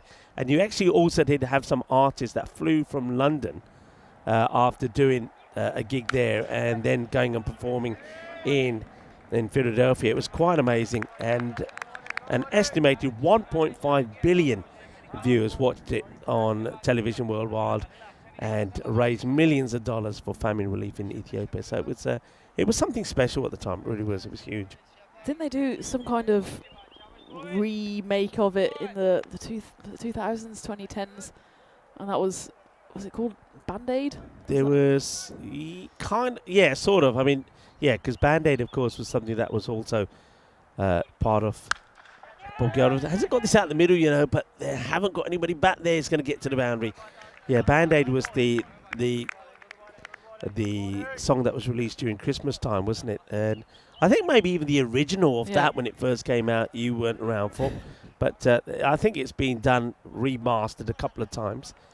So, yeah, Band-Aid. And, of course, also, while all of that was happening, we had We Are the World with the likes of Michael Jackson and Diana Ross. And, of course, that was Quincy Jones, who was the mastermind behind that with Lionel Richie. And if you haven't seen that documentary on Netflix, by the way, you've got to watch it. It's fantastic. We Are the World. ball this time from the bowler. So need a few dots in here. So Jeevan, but once again trying to do it for his team. But a good start here from Belgium. Belgium, we felt that they needed some good happening for them in this match. Well, maybe this little partnership, this start would help them. Vinny's just coming in there and saying that the record, as Stephen was asking me, but Vinny's there first, is 45 is the record, the most number of runs of an over. We call that hypersonic. We're still waiting for, I know this is one that Corey's waiting for. I'm sure Vinny will correct me when I say this, that Corey said when the 50 happens, that'll be the day he retires. As that is going to be a lovely shot. Well, no sign of Burhan Niaz retiring just yet. He's still going as he plays this one for 6 outside the offside. Lovely hit. These two batters, they're on a roll. Hello to Vinny, who's doing some lurking. Hello to Ash at Save Derek. Yep. We want to know where our Dereks are, everybody. Though some rumours flying around that they might be back soon. Well, I hope that is true. And hi to John Hisham. Well, it was all set up in that previous over for a record breaking, wasn't it? Because it was a free hit, and you wouldn't have bet against Aziz Mohammed to hit that free hit to the rope. If you hit it for 4, it would have equalled the record. In fact, it would have actually beat it by 1. Had he hit it for 6, it would have gone then for 48 in the over. So not quite the big bang that Corey's waiting for. So he can happily keep commentating for us.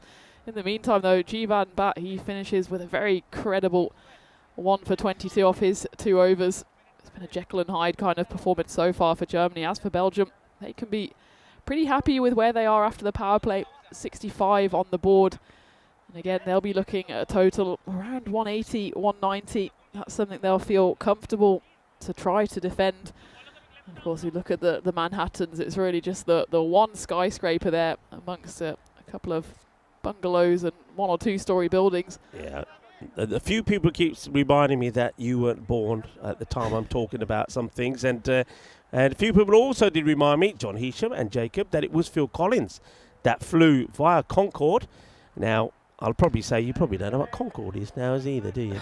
I might be younger than you, Rico. I don't live under a rock.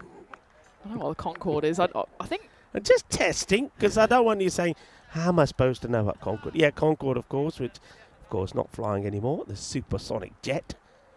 I mean, retired in 2003, Concorde, so I think I have vague memories of that. I would have been 9 at the time. Okay. Do you ever fly on a Concorde? Nah, never. Saw it. My uncle used to live in Hounslow, so we often used to be there for the weekends, and then you could always tell when the Concorde was flying above, because all the people who live around Hounslow and where Heathrow is, they've all, at the time when they moved into those areas, they all got free double glazing, you know, because of course when Heathrow got extended, they complained, so the double glazing people came along and made a fortune. But when Concorde was flying, you still heard it. You never forget the sound of Concorde. And everybody used to go outside and just stand and watch and admire and point and say, there it goes. And, well, this one's gone pretty quickly as well. It's not quite the same as a Concorde, but it's going to be more runs. So Belgium doing a little bit of what Germany did to them in the last one. Yes, Hamid, who's brought himself back into the attack here. Well, into the attack the first time back, having done great damage in that previous game. He's been an interesting one because in the first couple of games yesterday, he mostly employed himself as more of a top-order batter. And it was only at the very end of the 3rd game yesterday he actually bowled for the first time. Did pretty well. It was a bold call to bring himself on when Germany were only defending a pretty small total. Ooh. Can we have a look at this again?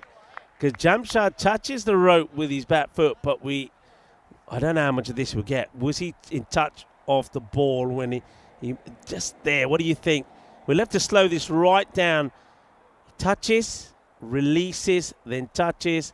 I think he's and then okay. When does he touch it again, though, here? Let's see. When does he pick the ball up? What do you think? What do you think? What do you think, folks? Oh, what do you think?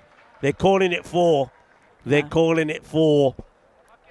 Jamshad, he did the hard work. He just needed to move the foot away from the rope. before he picked the ball up. So that's going to be another boundary. I think it's a fair call. I think the first half he did perfectly. He got the ball down before he's put his foot back on the rope, but I don't think he realised he was still in contact. 4 to the score and make that a 6 to add to the collection. Burhan Niaz, he moves closer to Aziz Mohammed's total. They're racing each other at the moment. Both have faced 12 deliveries. Aziz on 41, Burhan on 39.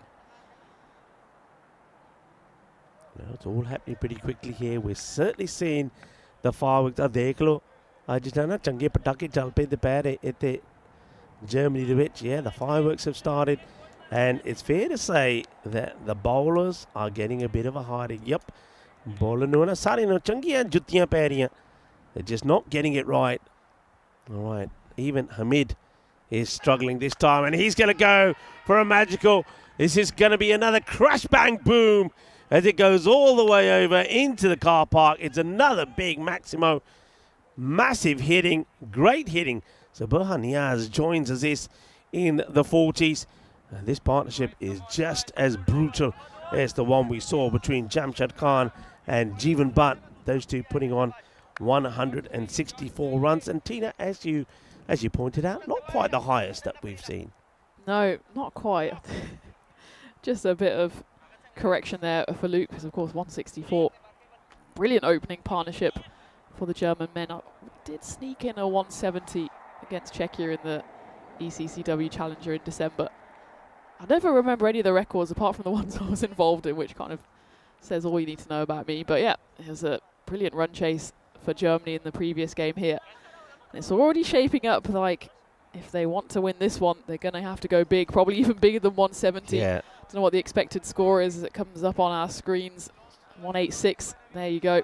I think Belgium certainly eyeing up something towards the 200s, especially with these two out there in the middle. These are the two that have done the damage throughout for the guests, and Mohamed Manib, he's had a bit of a miserable time of it. But in some ways, his early departure was kind of what Belgium needed to bring Burhan Niaz into the crease. I'm surprised he didn't open, to be honest, but more or less ended up opening as Noureddin Mujadadi. Again, someone the Germans turn to in times of need. Gets one to zip through to the keeper first up. Yeah, him and Hamid Wardak, Hamid Wardak probably goes for his first big expensive over actually there, 27. But Mujadadi also has been very good, and that one's going to be a wide. Now, this is the good example of our regulation when it comes to the wide. So even though we see the batter go right across, the line doesn't move. So Mujadadi, he'll probably argue, well, doesn't the line move because the batter's moved across? In most forms of cricket, yes, but not on ours. Gets played away. He's going to get it in the gap. It's going to be 4 more. Quattro más as Aziz also now moves to 45. Got a lot of people in the chats, and I know the chat always like to test their knowledge. So here's another one for you. So we all know of Larry Gomes, the West Indian batter, but can anyone tell me what his actual full name was? There you go. So, Larry Gomes, what was his actual full name? Just for fun. In the air. Well, this might not be fun if they can get there, but they can't. Oh, dear. That's a direct hit there would have been interesting as well. So, gives the chance as he doesn't get this out the middle, but it drops short of 2 fielders running in from the boundary. He'll get lucky. He'll get a break. And now over to Burhan Niaz, who probably has been the pick of the batters for Belgium. Let's see if he can get a big score in here. The race to half century is on between these two. 45 for Burhan, a big 6 would get him there. He clubs it along the ground, and it sounds like another broken bat. He looks suspiciously down at the toe of his bat and smashes it against his pad in frustration. I think he thought that was there to hit. Noureddin gets away with that one. They need a wicket here to Germany. Yeah, quick look at the top run scorers so far. Maybe we'll go through them after this delivery from Mujadadi. It's a slower ball, well bowled, clever bowling. And it gets well dug out there from Azaz. So good over this. No big shot so far. Just the one that got through. Wasn't a biggie. One that got through the 2 fielders on the leg side. So Mujadadi doing his thing. Now, the 100 does come up. Yeah, Jamshad. And Khan is the leading run scorer with 293. Now this guy, Burhan Niaz, started this match in 264, so the way it's going now, he's only a few behind Jamshad. Full toss, slow delivery, one bounce, gets away for 4. I don't think there's any issues with this. It was a slow one, so it's going to be another boundary. That gets hit away. That's nicely struck. And that means that Niaz will move to in close to his 50 there. So we welcome you into the cube. Yeah, it looks, I tell you what, it might look a bit dark in here, but it's lovely and bright out there now. The sunshine has come out. Thank you for your company wherever you're tuning in from. I'm loving the fact that we've got loads of people that are tuning in and enjoying in, and I'm loving all the conversation in the chat. Yeah, absolutely. It's always great to have the chatters keeping us company, and looks like it's going to be a bit of a thrilling finish here. We did think that maybe Belgium were a bit down and out, but they've come back, they've gathered their strength, and they've gone for one big bash, and that's exactly how it's turning out so far. Yeah. 104 for one at the halfway stage, maybe a 200-plus score in their sights. They needed something positive in the start of this match, and when we lost Munib without scoring, we thought, oh no. But then these two have come together good. I think it's raising their spirits. The question is, how will they bowl? Because that's when they had their problems. Maman comes in, and that's going to be played away for a boundary. Maman, who bowled a very good last over. Now, more issues. I think another batter's having cramps here. As the young man, well, all smiles on that young man. No chance of him getting any cramps, but this is now an issue. And I think you're going to need a medic out there to try and do a bit of stretching. So both batters, we saw Burhan Niaz bring up his 50 of the last ball of Mujadadi's over number 5. Mujadadi only went for 12, though. Good over from him. But now we saw 50 here from Aziz. But Aziz is struggling here. I think that looks like he's pulled a cramp in his calf. So a little bit of treatment happening there. So that can take me back to my question. Some of you have maybe had an answer already. So question was, we all know of Larry Gomes, the West Indian batter. What a good batter he was as well. Used to do the job coming in at number 3 or 4 for the West Indies. But can anyone tell me his actual full name? Okay, Larry Gomes. So we'll leave that out there for people to all have a go at. And we can talk a bit about this actually. In 2002, 19 years on from their greatest triumph, the humbling of West Indies in 1983 in the World Cup final, India returned to Lord's for another, no less astonishing victory, this time against England in the final of the NatWest Series. India did not start the match as rank outsiders, although the prospect of a 10th consecutive one-day final defeat weighed heavily on some of the players' minds. And at 146 for 5, chasing 326 for victory with the likes of Ganguly, Tendulkar and Dravid all back, it wasn't looking good. That's played away. That's going to be probably another boundary. So stays on his feet, does Aziz, and he gets it away. Where's the young man? There he is. The young lad comes in full of energy. Look at the smile, love it. And gets the ball back. That's what we like to see. And you can see that the older players starting to struggle with the cramps and the fitness. And the stars of the future are giving us a first glimpse of them. But of course, in that final in 2002, it was Mohammad Kahif and Yuvraj Singh there with a combined age of 41. The pair added 121 in 106 balls and put India back into contention. That one is just going to again drop short of the fielder. Comes running in and fires it in. Good bit of fielding once again there from Arabzai. And they're going well. That's partnership. They're getting plenty of encouragement here as well. So, yeah, the match, of course, ended with Cave sealed a 2-wicket win with 3 balls to spare. So India doing it the hard way back in 2002. Right, here comes Mamand again. Not the worst of overs so far, but can he finish it off? 3 to go in it. And good delivery is Burhan. Yeah, swings all around this one. Every so often he does that, doesn't he? Normally when you see him batting, he looks so straight, but every so often he goes for this big glorified shot, and then straight away he practices what he normally does do and should have done, which is just to lean into it straight down the ground. It's another dot though. It's good bowling from the youngster here. coming back from going for back-to-back boundaries at the start of this over. He's pulled it back. Commentator's curse then in full flow as that one was just imperiously slapped away by Burhan Niaz. Just opens up the offside. I think that ball has gone for a little bush hunt there because it's not going to come back anytime quickly. Well, having said that, I think it has just rolled back. Thought that one would be rolling away onto the road. Such was the power of that shot, almost flat into the bushes there. The glorious stroke though, isn't it? Uses his feet, gets down on one knee, plays it over extra cover. Lovely shot. Mamand wants to stop going magical. Will he? No, he won't, because this is the way he should have batted. The one he missed when he just stands still. And, well, at least he did practice it after he missed the one before and gets this right out of the middle. Boom! Shakalagya. And just like that, an over which looked like it could be one around the 15 mark goes magical. 21 of that one. And the score continues to climb. 125 for 1 after 6. Expected score up towards 200. I wouldn't bet against Belgium getting to that magical figure, especially if these two stay in. Germany, they just need a wicket to break this partnership. It's worth 124, of course, the first wicket to fall, the only one so far of Mohamed Manib. Went with just one on the board. He went for a golden duck. Otherwise, these two, as they have done quite regularly throughout this series, and longer term as well for Belgium and their domestic sides, they've done the business here. They still need to finish off strong though.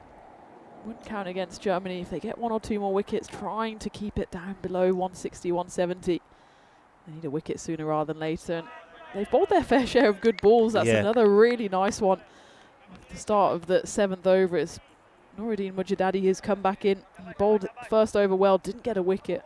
Only went for 12, which in the context of this game is a good over.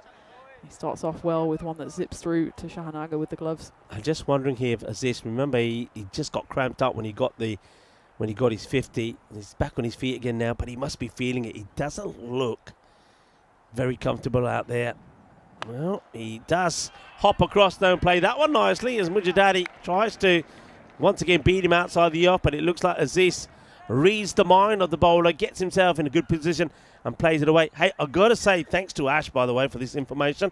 The Save the Derrick campaign that we've started is doing well, because I've just heard that Grace Kim, an Australian golfer who's just won the Evian Major there, is wearing a Derrick pin on her hat. So there we go. The campaign is kicked off and it's big now. Bring back our Derricks, save the Derricks. And we want to see them on our screens pretty soon. Absolutely.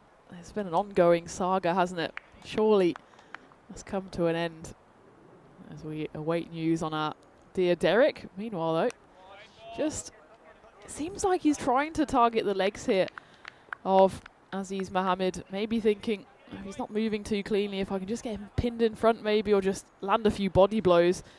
But Aziz, on that previous delivery, shows that he's more capable of just swiping his bat at anything down the leg side. That one was 2 leg side, so you'll have to re-ball that one again, will Noureddin. That's a better delivery. I think if someone is carrying an injury, you want it full outside off stump, because you know that Aziz is just going to clear his front leg and try to hoik anything away. Don't give him that opportunity. That was a much better delivery there. Yeah, well bowled. Yorker length, so if Aziz did jump across, he would have found that one right at his feet, but gets bad onto it. Of course, we've got the ECSW final happening over in Belgium. Don't think it's quite started yet. It's starting at 4:45 local time, but the French Eiffels, they've won the first little battle. They've won the toss, deciding to bat. They, of course, go into that final as favourites, having gone through as the first seeds, but I'm sure the Luxembourg Mullertals will take big confidence from the 10-wicket win in the qualifier.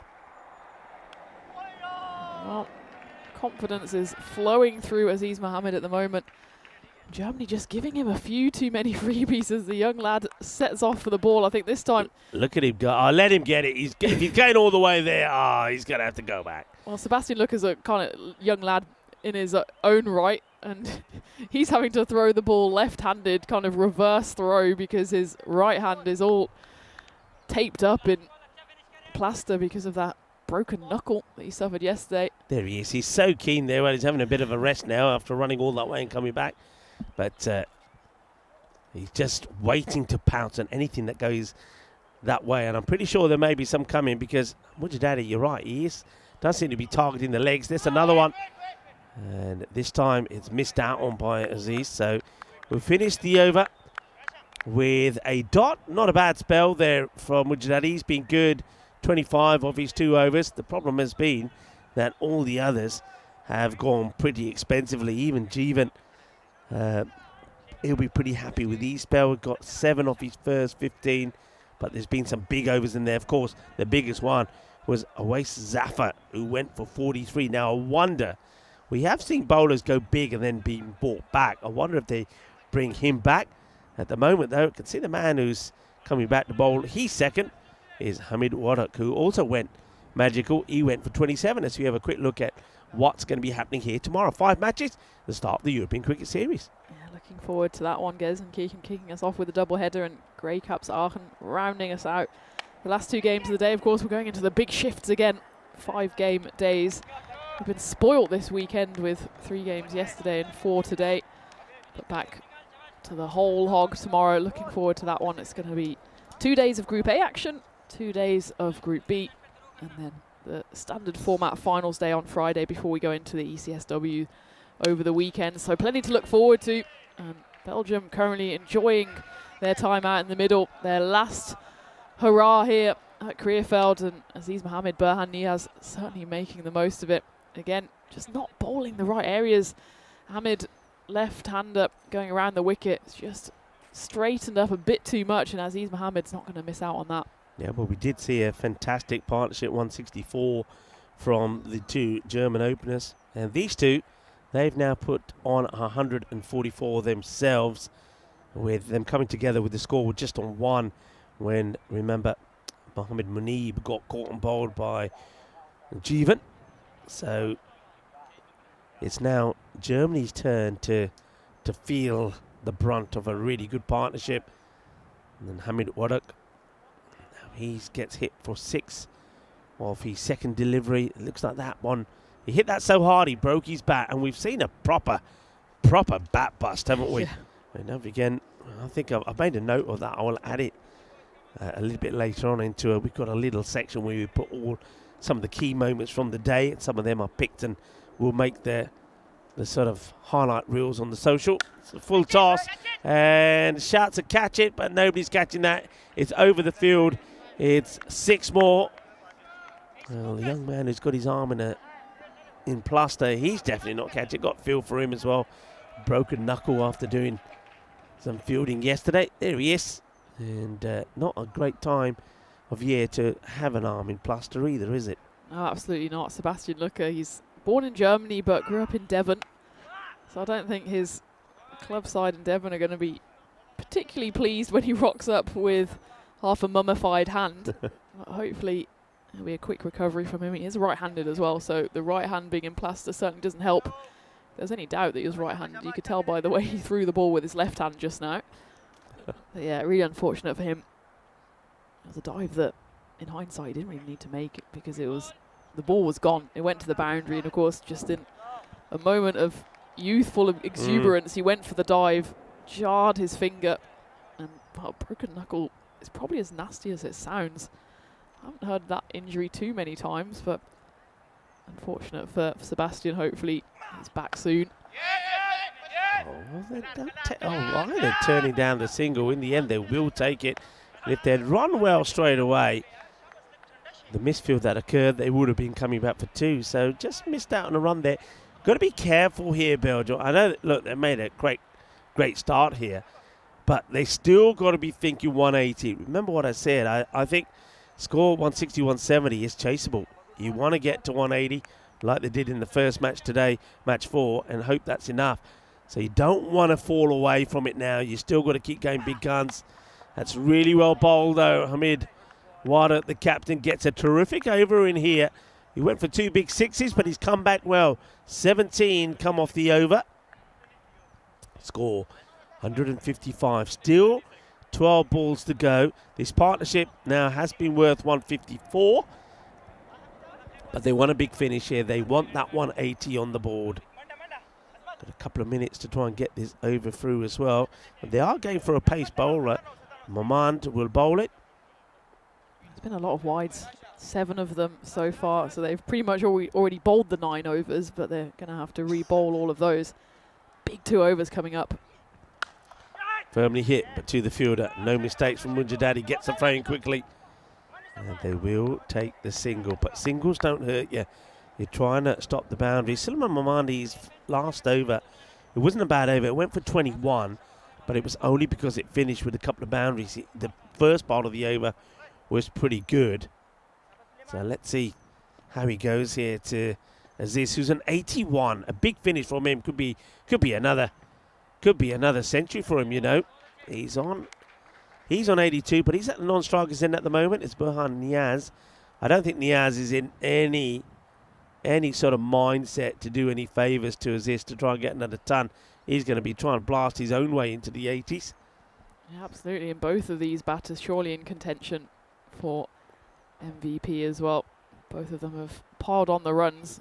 We said we'd have a look at the top run scorers as well for this series. That one's going to be a wide, so another one.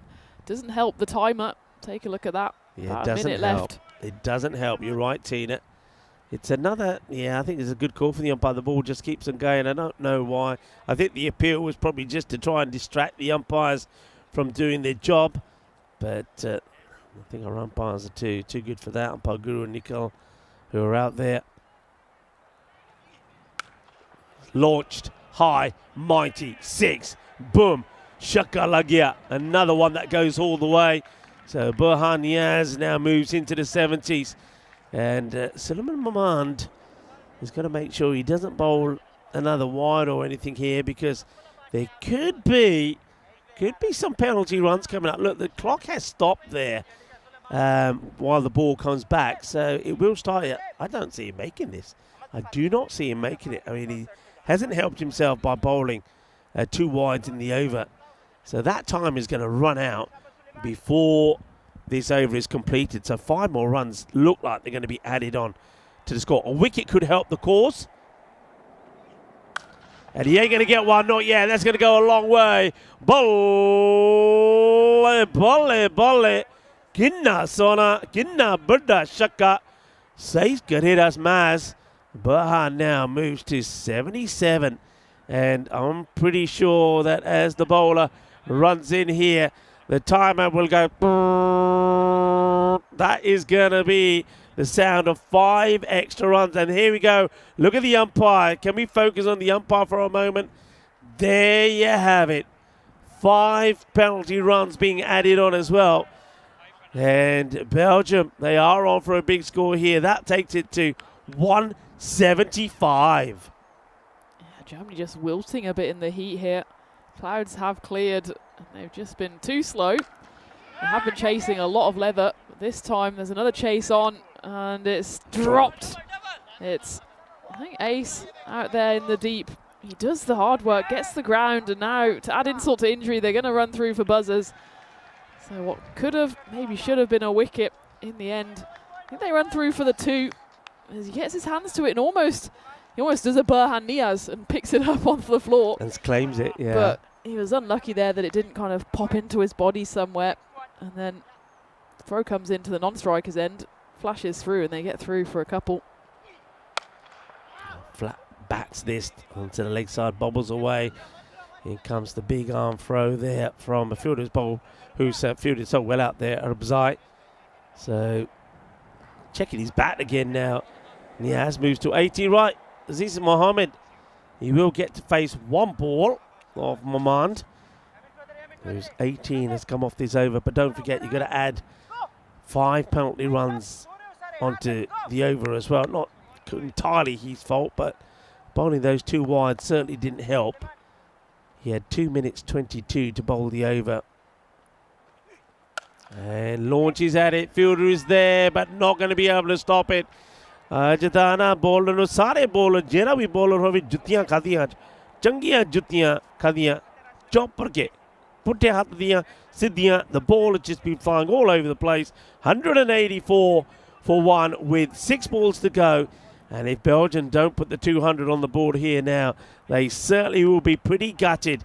And who knows, could we be witnessing, maybe today, our second 200-run chase on the network? Yeah, certainly wouldn't put it past Germany. But that was certainly a damaging over. We said going into the final 2 overs, without stating the obvious, big overs, because if Germany are able to restrict Belgium to something around 170, they would have still fancied their chances. As it was, the over goes for 24. Essentially, it goes for 29 with the penalty runs as well. And I don't know how much Germany had an eye on that timer, but they threw it to Suleiman Mohamed, who hasn't got the most amount of control, and he's also probably got one of the longest run-ups. So really, as soon as he had a minute to start and finish his over, we knew that those runs were coming. We're going into the last now here, and it's a perfect start by Awais Zafar, who of course had that nightmare over earlier on in the piece. Feels like a long time ago, probably because this innings has gone quite long. 43 coming off that one. Yeah, well, he started that over, remember, with 3 wides. But on this occasion, he does start with a dot. So he's always trying to just sneak that ball in. I don't mind that from the bowler. I think that's a good area to try and get the ball. But he's up against it. We wondered if he would come back. He does. It's worked away. That shall be a single, and it will be. So far, this is good. Takes a lot of character, doesn't it, Tina, for a bowler? Awais Zafar. I mean, he's gone for 43. Probably wondering if he is going to get another bowl in this match. He's probably hoping he doesn't. And then at some point, probably a couple of overs ago, the captain, Hamid, probably said, I'm bowling you again. I need you to bowl, so get ready. But so far, this is courageous from him. The first 2 balls have been good.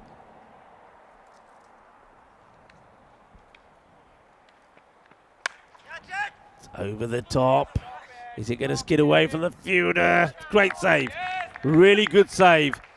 This, using the bat kind of like a walking stick, will get to the other end. The last thing he wants to be doing is running 2s, but he's going to have to. Excellent bit of fielding this. Let's have a look at this again. This is fantastic. Wonderfully well done. Leaps from inside, gets the ball pushed away before he goes over the boundary rope. That's tremendous fielding. Yeah, great athleticism there from Ace. Would have been a boundary. In the end, they do run through for 2 or hobble through. In fact, yeah, they do go for 2, I think. Yeah, so we'll get 2, yeah. Aziz Mohammed back on strike. He's got 3 deliveries left. He's on 90. So that big C word is still in his sights, even if he is kind of working on about 1.5 legs at the moment. Burhan Nihaz, meanwhile, he's not going to get to that big milestone, but a brilliant knock from him as well. 81 for him. Yeah. Be interesting what Awais Zafar does here. You know that Aziz is going to try and jump across outside the off. You know he's going to try and do it. Well, now he stops the bowler. Not sure for what. And what happened? Oh, the bail falls off. Okay, well, I don't know why those bowls are coming off. There's hardly any breeze out there at all. It's a weird one. But the bowers come off. The bowler won't appreciate that. Aziz will, because he gets a chance to have another bit of a breather. Can he get, look, if he's going to do it, he's going to hit 2 balls to the boundary. We know that. That's the way Aziz will do it. He's scored 1 century already in this tournament. Will he get another? He's on 90. And goes for it, but I don't think he's got enough, you know. He doesn't. And he's going to go on 90. He falls away. Zafar, well done to Zafar. He's trying to stop himself going for a half century. And he picks up a wicket. This over's been good. Only the 3 runs off it, off the 4 deliveries. And he picks up the prize of Aziz. That's the end of a partnership that was worth 186. He had to go for it. He only had one thing in his mind. Just doesn't quite get the elevation on it. It looked like quite a tired shot, but I think you can forgive Aziz Mohammed. He's put in an excellent shift. Just 10 short of what would have been his 2nd century of this weekend. Nonetheless, 90 off 32. He gets a nice handshake there from Farouk Arabzai of Germany. You can see he swings and it's just not quite there on the length. It's a clean enough strike, but Farouk out there in the deep takes the catch, then gives him a handshake for good measure. And well, speaking of hobbling along. My God, Sherry Butt. I mean, he goes out there. I'm surprised he does, because it's the last over. He's got other guys that can whack a ball. One thing he's got to be prepared to do, because it is like this ball now, last ball coming up, you've got to be prepared to run. So you would have thought you would have had a guy out there who could at least run pretty quick. Mind you, though, Sherry's saying, Burhan Nihaz isn't going to be making me run. He's going to hit it to the boundary. Well, that's what he hopes. And that's what's going to happen. It will get hit to the boundary all along the deck. That is silky smooth, like the Microlino, our mobility partner. It goes all the way for 4. And we will finish with a score in the 190s. Don't quite bring the 200 up. 192 for 2.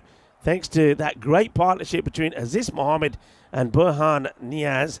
They put 186 on together. Aziz falls for 90 and Niaz is 85 not out, which means we're going to have to see the second highest run chase that we've seen on the network if we're to see Germany win this series. Playing on home soil here in Graffield, Belgium, they've done themselves a huge favour in trying to win this series by getting a big score on the board. But the big question is, how will their bowlers fare after they too were made to struggle in the last match?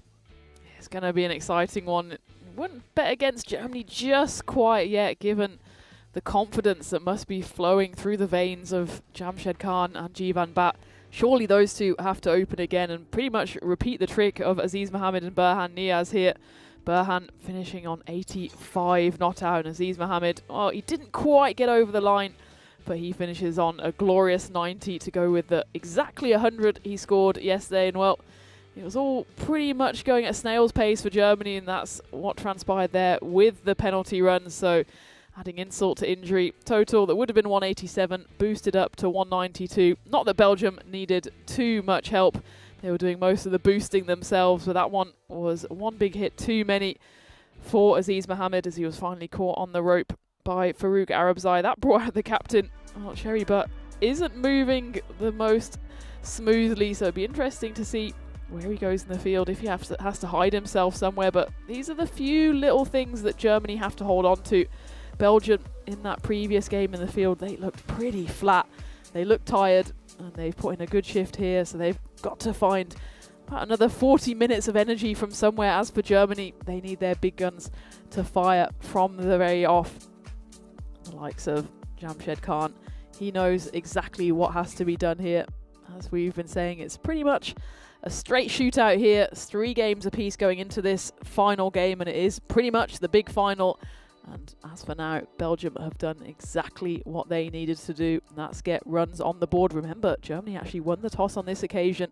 They wanted to chase, and now they've got a big chase on their hands. 193 is the target for the bowlers. Went a little wrong. Jivan Bat, he's been a star really with bat and ball for Germany, but otherwise expensive throughout. Nuruddin Mujadadi, he was the only other bowler for Germany that escaped getting into a bit of trouble, but even he wasn't able to pick up a wicket. Just 1 wicket apiece for Bat. And then Zafar, who had a bit of a nightmare first over, but credit to him, he came back tremendously in that final over, conceding just the 8 runs and of course picking up that wicket as well. Doesn't avoid though getting the half century with the ball as he finishes with figures of 1 for 51. So there you have it at the halfway mark. It's the final game, match 7 here in Krefeld, and Germany need 193 runs to win it. Be the second highest ever chase on the network. And well, strap yourselves in, because I wouldn't put it past them, as they've been firing on all cylinders today, and they need one more big performance if they want to get it over the line. So in about 5 minutes time, we'll be back for the run chase. Who is going to lift that ECI trophy? Will it be Germany? Will it be Belgium? I'll come back to find out here on the European Cricket Network.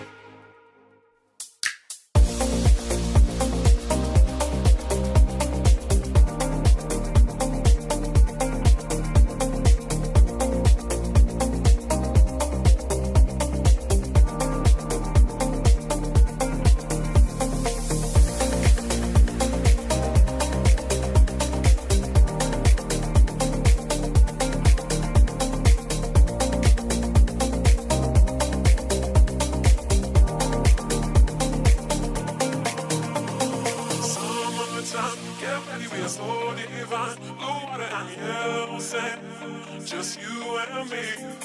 Summertime, get ready, we are so divine. Blue water and yellow sand, let's live our dream. Summertime, get ready, we are so divine. Blue water and yellow sand, just you and me. Summertime, get ready, we are so divine. Blue water and yellow sand, let's live our dream. Summertime.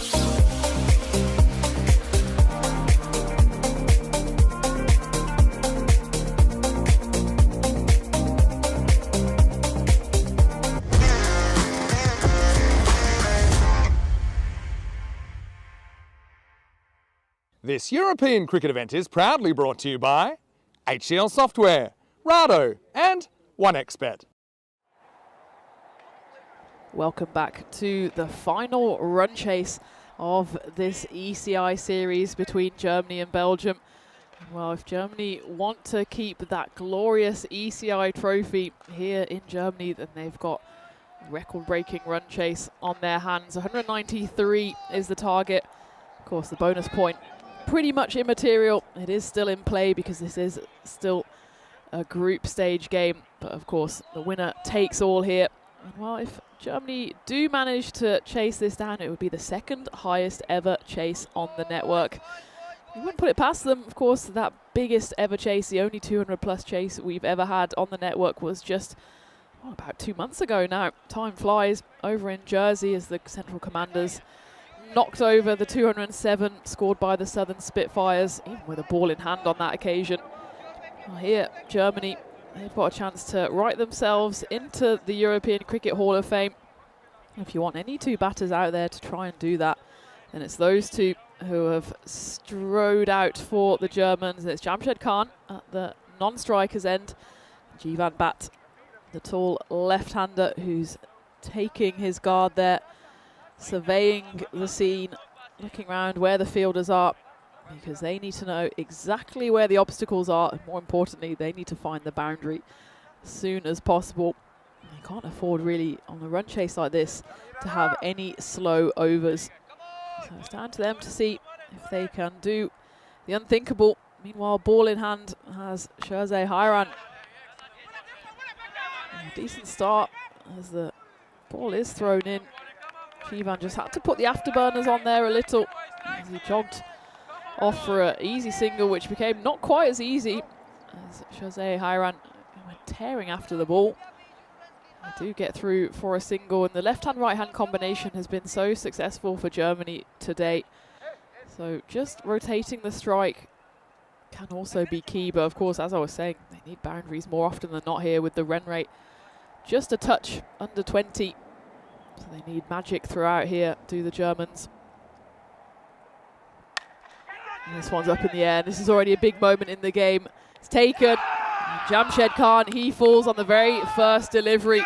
Mohamed Manib, who's not had the best of weekends in all honesty, he comes in with a big catch here. And Germany, well, they knew they had to go big from the start.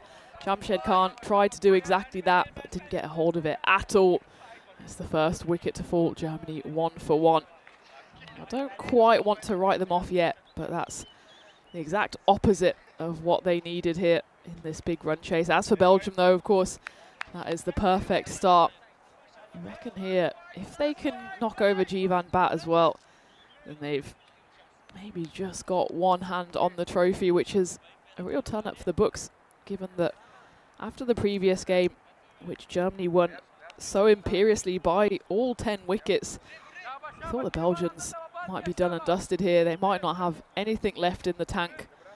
Of course, it was down then to the big hitting of Aziz Mohammed and Burhan Niaz in that first innings that projected the score up to 192. That's a good start, though, for Shazib Khan, who's been moved up the order. And the right-hander gets off to a good start there, just dragged a little short by Sherzeh Hayran. Shazib Khan knocks that one away for 4 runs. Just how destructive that batting innings was from Belgium. There was 30 boundaries, so 1 and 2 balls found their way to the rope. 7 8-4s and 8-6s for both batters. Aziz Mohammed falling slightly short of his second century of the weekend, but nonetheless, it was a brutal innings from him. High run here, I think, just being told by the umpire. It's Guru out there in the middle alongside Nikhil. Just being told he's getting a little close to the lines. Certainly Belgium can't afford any freebies here. They don't want to give Germany no balls. There's that one. Comes off something, I'm not quite sure. And well, there's a big chance here for a run out. The bat plugs, and this might be curtains for Jivan Bat. I'm going to have to take a look at this one. The Belgians are certainly excited by it. Let's go to side on, direct hit. Well, it's one of those where I think his fingers are probably still in contact with the bat there. He certainly grounds his bat. It's just a case of whether he drops the bat. And well, the bat certainly plugs. The good news for Jivan Bat is that it plugs over the line. It's just a case of whether he's still holding the bat, and I think the decision has been made that it's leg byes. I was wondering in the first place actually what it came off. It looked like it might have been a bit of helmet on the way through, but in the end I think it was just shoulder. Shazaib Khan gets himself to the non-striker's end, but in the meantime Jivan Bat, I think, was caught just a bit unawares, manages to hustle through, and it's a bit of a lucky escape from him.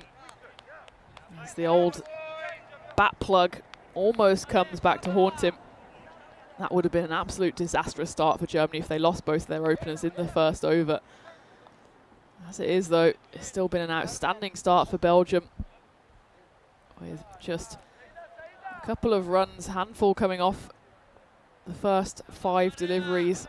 Just that one boundary, otherwise a leg bye and a one, and more importantly for the guests, the wicket as well. It will finish with a boundary, and well, it pings up there off the rope. It'll just have to see whether it actually hits the rope on the full. It certainly was slashed away by Jivan Bat. It was a bit of a rank full toss there from Sherzai Hairan. And well, he could be in a little bit of trouble here. What might save him is the fact that Jivan does take a good stride and a half out of the crease. But it has been signalled a 4. My other question was whether, well, it did in fact land comfortably inside the rope. The decision does go Belgium's way, so it is just a 4 rather than a 4 and a no ball. So it's 10 for 1 for Germany at the end of the first, and it's 28 matches since the golden ball. And well, that shows just how much we're spoiling you here on the network, because yesterday that figure was at 17. And since then, of course, with these 3 events happening at the same time, albeit the ones in Bulgaria with T20Is, means that that figure is just going up and up. And the final has started over in Belgium as well. The ECSW between the French Eiffels and the Luxembourg Mullertals, and French Eiffels have lost an early wicket there. 6 for 1 towards the end of the second over. So make sure you have both devices open. Give us a like and a subscribe on both. You don't want to take your eyes away from either game. As Rico, I know he's got the eyes on this game as well. As we go into the second over. And really, it was the perfect start for Belgium, wasn't it? Perfect start. Only the 10 runs coming off the first over. Jamshad going very first ball, and almost, it was almost Jivan getting run out as well there. He only just made it. Just planted the bat down before the bells came off. So good start here. And you can see just how difficult a run chase this is for Germany now, with not hitting the mark in the first over. They've got to be scoring at 20 and over from here on in. It'll be quite an unbelievable run chase. Yes, and Jabakil comes in again. And that has been absolutely smashed for a big 6 from Jivan Bhatia. The angle is used against the bowler here from Jivan. The bowler coming in, tries to go wide and angle it in, but it's tries to get the Yorker in. It's not a Yorker, it's a too full, and it's been blasted. So Jivan and Shahib Khan are the 2 batters that are tasked with keeping them up with the rate. Jabba once again, slower delivery, well bowled, good delivery. You can see what's on the mindset of the batter, just trying to smash every ball to the boundary. So this is all about how clever the Belgian bowlers are with their variations. You know that the batters are going to be slinging at everything that comes their way. And I think also on how well Sherry Butt uses his bowling changes, I think slower bowlers could be the key. That's a good Yorker length delivery. Will take on the single. They will get there. And comes the throw. Singles don't matter. That's why I'm quite surprised that they're even fraying the ball away here. When it's only a single, hold on to it and just get it back to the bowler or the keeper just comfortably. Yeah, they don't need to take any risks here, do they? The Belgians, they know that Germany are the ones that have to go after everything. What you can't afford to do is open up that door just a crack for the Germans to try and sneak through, because at the moment Belgium very much in control of this game. The required rate up at 21. Every time the ball doesn't go to the rope, it's just going to go up and up and up, and that's why you don't see too many of those enormous run chases. We had the graphic before the start of this run chase, just that 200 plus chase, and that's because you almost have to put in a faultless innings. You can't afford for any misfired shots. You can't afford to lose your wicket, which is exactly what happened to Jamshed on the second delivery of this innings. It just means the pressure keeps on building and building.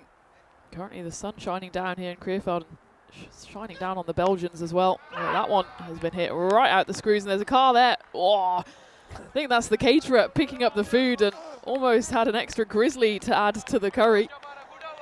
Well, this one almost ends up in the back, and I tell you who's happy that the ball's gone over there, the young lad who's doing all the fielding. But just take a look at this. This is pretty close to, well, almost ends up next to the car, and there goes the young man off. He's off. This is mine, that's mine. Anything that goes in this area, it belongs to me, he says. So, again, it's okay over, but it's average 14 from it. They're needing 21, so every time they don't get the 14, the rate within a couple of overs will keep going up by a run or two every couple of overs. So 24 for 1 after 2. They're going to, looks like, go back here to Shazai Hiran. You can see that it is Belgium that have got their, they've got their volume levels up. Come on, boys, come on, come on. Trying to get each other and help each other through. The aching bodies are there. It's going to be just the other side of the line. The bowler don't like this. Bowler doesn't like it at all. Let's have a look at this here. And well, let's see. Starts wide. Does it come back in? And well, there's nothing wrong with that delivery at all. There's nothing wrong with that. Now I wonder if that's. I think. Yes, Tina, you're right. The umpire just saying, I didn't see it. Yep. You were in my way. Played away. They're only going to take the single, but you're absolutely right there. The umpire turned around and said, well, I can't. The thing is, though, I have to say, for a wide, the umpire shouldn't just call it. They can go to the third umpire and say, hey, can you just check that? The bowler, because he didn't actually run in front of the umpire, I don't think. I think he just sort of ran it where the line was. So, yeah, I'd like to see the umpire just use the technology there. You can. Because sometimes that does happen. The bowler's not necessarily running in front of you, but he is in front of where you can't make the call.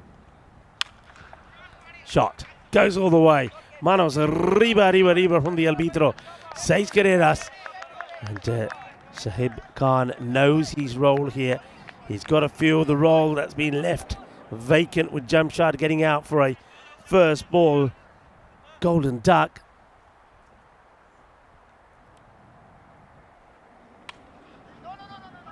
No, oh dear, that is a absolute horrendous bit of fielding. It really is. That one was a dot. They weren't running. No was the call. And the fielders let this go through for 4. That's a shocker. I mean, that's an absolute shocker. And at this level, you cannot make errors like that. And not sure who that is on the field that makes that mistake, but a big, big error. Well, and that's followed up by 6 runs. That's how much it hurts you. So remember, it should have been just, without that boundary there, it should have been 8, and now a dot ball. In fact, it went to 8 and then 4, takes the score to 12, and now that's 6. So 18 of this over, and they're on track to get the 20, 21 they need. Still 2 balls to come in it. A few adjustments to the field here as long offers brought in and cow corner sent back. Well, should have been fielded at cow corner just a minute ago, and this one's going to be pummeled straight. That's going into the now blue sky here at Creerfeld. That was as sweet as you like from Shazab Khan. So they do have the runs required from this over, 24 of them. If they can get another big hit here, make it a supersonic over, then slowly Germany trying to claw their way back into this one. Yeah, and noticing also here, Haran, beg your pardon, he's not bowling anywhere near full pelt. He's just coming off a few steps, and well, he's gained the distance though. That's the over they needed. 30 off the over. Supersonic means they get themselves back on track, and that also brings the 50 up, so it's 54 for the 1 after 3. And the 2 power plays will be 54 for 1 compared to 65 for 1. So there's not that much in it. And that would just help to bring that rate down to under the 20. There's the signal from the umpire. Says the end of the power play. But of course the big error there from the fielder where there was no run. The batters had said no. Lets the ball go through him and then goes to the boundary. So a massive error. That cost them dearly. Any other situation, you'd say 54 off the power play is decent enough going for Germany, but they're still up against it here. If you take a look, there was 3 big magical overs for Belgium in the remaining 7 overs after the power play. It's certainly not beyond the realms of possibility. Belgium, especially in the last over or so, haven't bowled the best, and slowly Shazab Khan is filling the hole that was left by the early departure of Jamshed Khan. Jivan Bhatt, meanwhile, hasn't really seen too much of the action. Just 6 of the first 18 deliveries. And he miscues it on that occasion, just thumps it into his own foot. Shafiola Zakel coming on to bowl this 4th over for Belgium. He gets hold of that one, does Jivan. And that one will fly away. It seems that Germany here, they've decided if they're going to go down, they're going to go down punching, going for the big hits. And Belgium maybe in the back of their minds are worried about the fact, of course, that Germany, they did pummel 164 runs in just 8 overs in the previous game, so they know the Germans have it in them. It's just whether they can do it under pressure here. And, that's a good delivery, I suppose, because already there's been a dot. That one just goes for a single. So that's 7 of 3. So that's where the pressure creates. Now this is where Belgium have to make sure that you don't bowl too many extras. You don't give too many away. Look at Sherry Butt struggling just to go from that short cover area to the left-hander to into the cover to the right. He's really struggling to cover the ground. Launched, gone, big, bang, shaka time. And that's a massive hit from Khan. Now this guy probably hasn't had the opportunity to go on and score a big score. He's had other batters do it in front of him, but we did see him score 72 when Germany themselves got to 191 yesterday in match number 2. So he's got what it takes. So a couple of big deliveries coming up here. Oh, that's so unlucky. So unlucky for the bowler. I think there's definitely... Oh, nothing on it. Nothing on it. I thought there was a snick on this. He's going to go for 4 byes. And the wicketkeeper goes over his gloves. Doesn't make the stop. And now, well, Waleed, what an error that is. So just when it looks like the over could go to a win for Belgium, they give runs away. So that now takes it to 17 off the over. And no run. Could be a run out. Should be a run out. Will be a run out. Oh dear, he just hits and runs. And now, well, the wicketkeeper making sure in every way. First he knocks the stumps over, and maybe he wasn't sure if he did it correctly. Then he picks the stumps up as well. We'll have a good look at it. I think the batter is walking, but let's just take a look that this is done right. We'll have to look at it side on. It's a great bit of fielding. In comes the throw. Let's see here. Takes it. And first Bale's come off with his shoulder. Now let's see what he does here. So Bale's come off with the shoulder. Both Bales, I think, are dislodged. Now keep it going.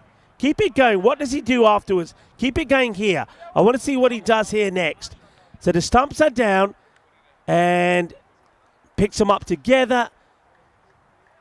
And I think because he picks them up together, that is out. He does everything right.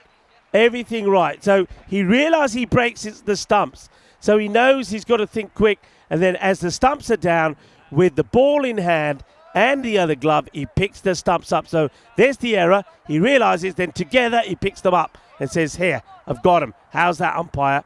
And he has been given out. So that's a big wicket to go. A new batter will come out.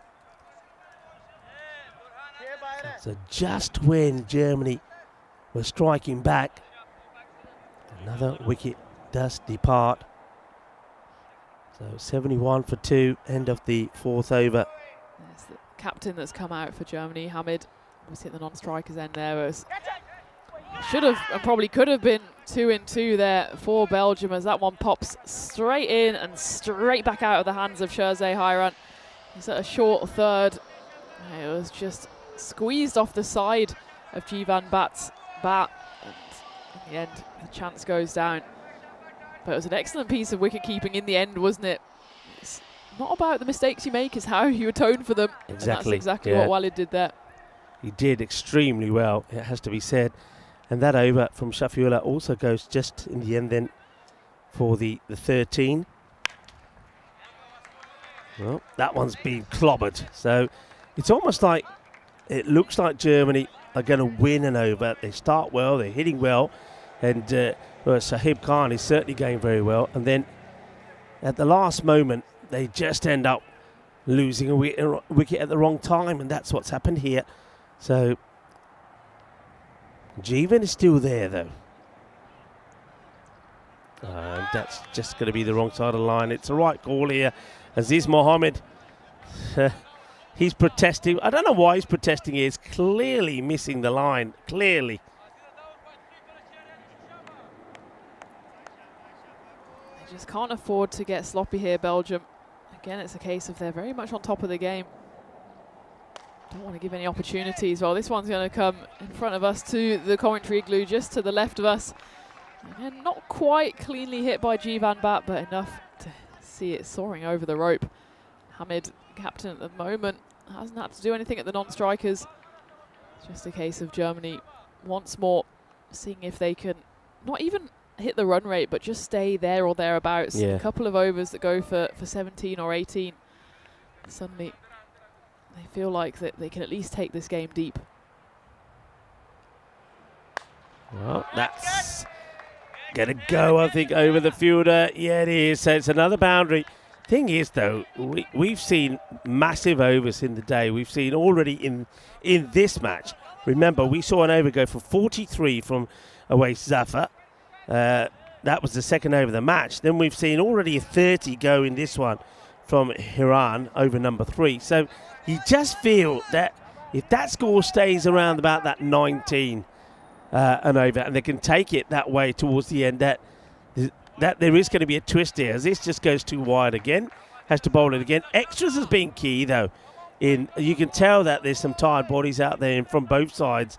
So that's the third wide, that's the 8th extra in this match already, in this innings already, beg your pardon, and we're only in the 5th over. So is this getting it wrong? But I tell you who's not is Jivan. Jivan Bhatt is just going great guns. Wow, what a series he's having. And Jivan while he's there, you can never write them off, that's for sure.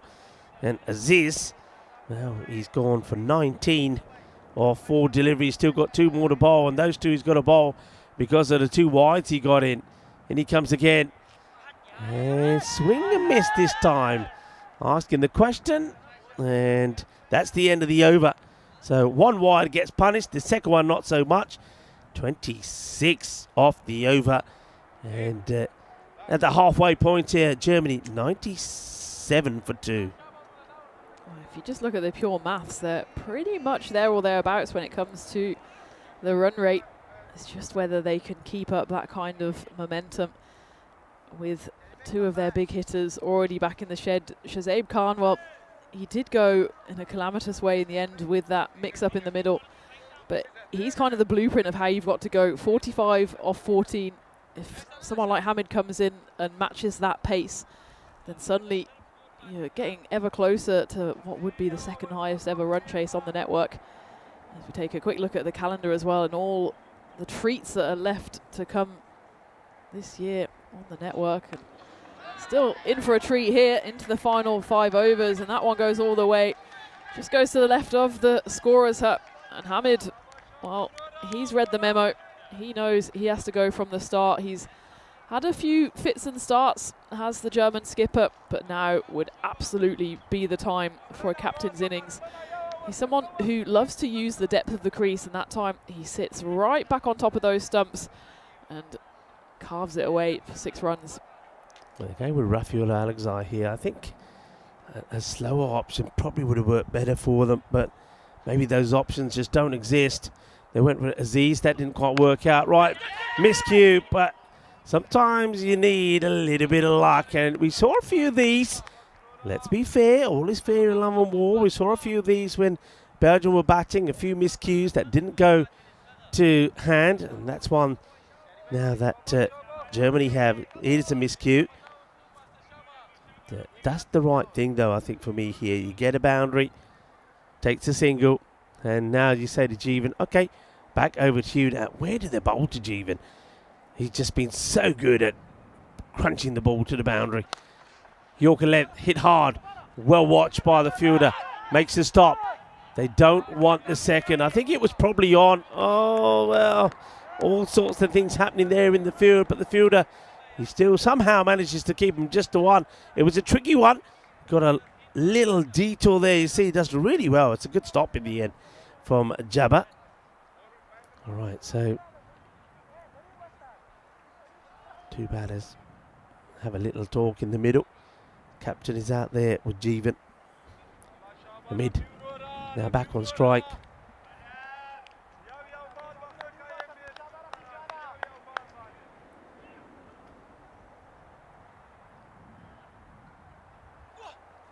Really good ball, really good delivery, well bowled.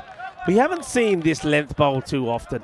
If you have to be critical of the bowlers, if there's one thing they haven't managed to do too much is get the ball in the right areas. The Yorker length, not necessarily just at the stumps, but even wider the stumps.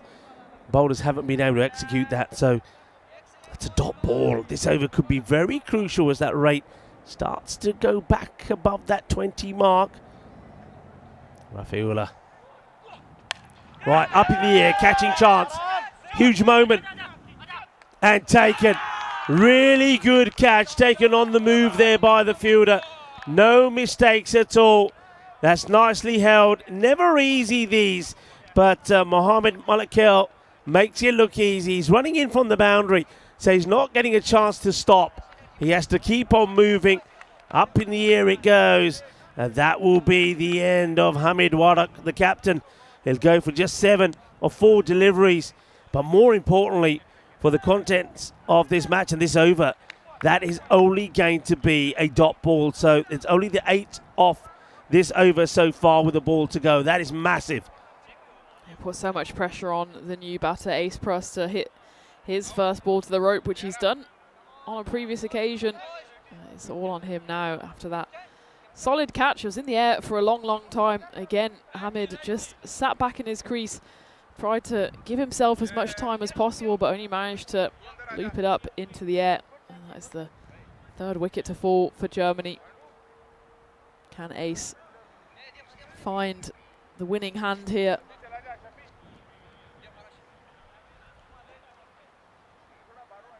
Just a few readjustments to the field, making sure Belgium here have got it exactly right for the new batter.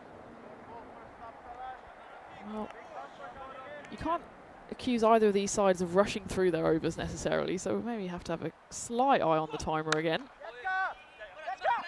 One has been bumped into the ground, and it's actually a sensible decision there from the fielder out at third to just stop the boundary instead of trying to tear in. So in the end, it is an outstanding over from Raffaella. Just the 9 runs coming off it. Just one of those small overs from Germany means that that run rate has catapulted up once more. It's up towards 22. And now with only 4 overs to spare, it's now or never for the Germans. Yeah, very much is. That first over, remember, was a good one from Haran. Just only went for the 10, picked up a wicket there as well. The second one wasn't bad, 14 from it. Third over hurt them. Shazai Haran that time went for 30. But again, apart from the one from Aziz, which I think they just took a gamble on him, see how it would work, went for 26. Raffaella and Zakel have gone well. It's going to be a doctor start. Yes. Young player that held on to the catch. This is now Mohammed Malakel gets a dot ball in to start.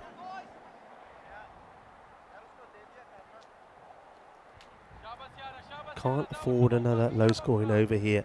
That will really take this match away from them. So Ace, we know he can hit the ball pretty well, but there's always a few dot balls in there as well. So miscue. I think this one should be taken. Cherry Butt with all the struggles as he hobbles in to get there. Well, he'll have a smile about it now, but Cherry Butt struggled to get himself into that area, but he gets there with his body cramping up, holds on to the catch, and there's no ace in the pack this time for Germany. He will get only one, and he goes for 1 of 3, but takes the catch, and it's Malakel who holds on to it. So that's the end now of Ace, and unfortunately at the moment, the Jeevan just can't get on strike. He's stranded at the other end. Yeah, he's only faced 16 of the deliveries so far. He's hit them for 45 runs, going at a strike rate of 281, which is exactly what Germany need at this point. But he's just had to watch on hopelessly at the other end as both Hamid and Ace come and go. Between them only scoring 8 off 7. And you can add Shahanaga to that now as well. Of course, he's still out there, but he only manages to miscue his first ball for a single. And at least gets Jeevan on strike, but he's feeding off scraps here.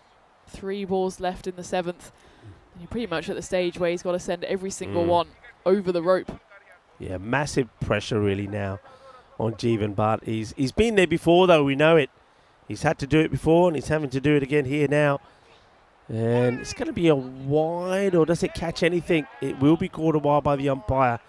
And, well, if it doesn't catch anything on the way through, it can only be a wide. It's not gone over the stumps, it's gone to the side of the stumps.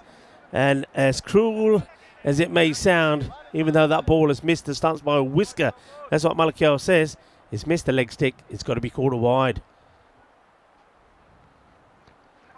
This one definitely will be a wide. I'm not really sure that he's got this right to the left-hander, Malakel. And wide balls, all those extra deliveries could be the saviour really for Germany at the moment, needing to go at around about just over the 24 and over, but they've still got Jeevan there, but he can't do it alone.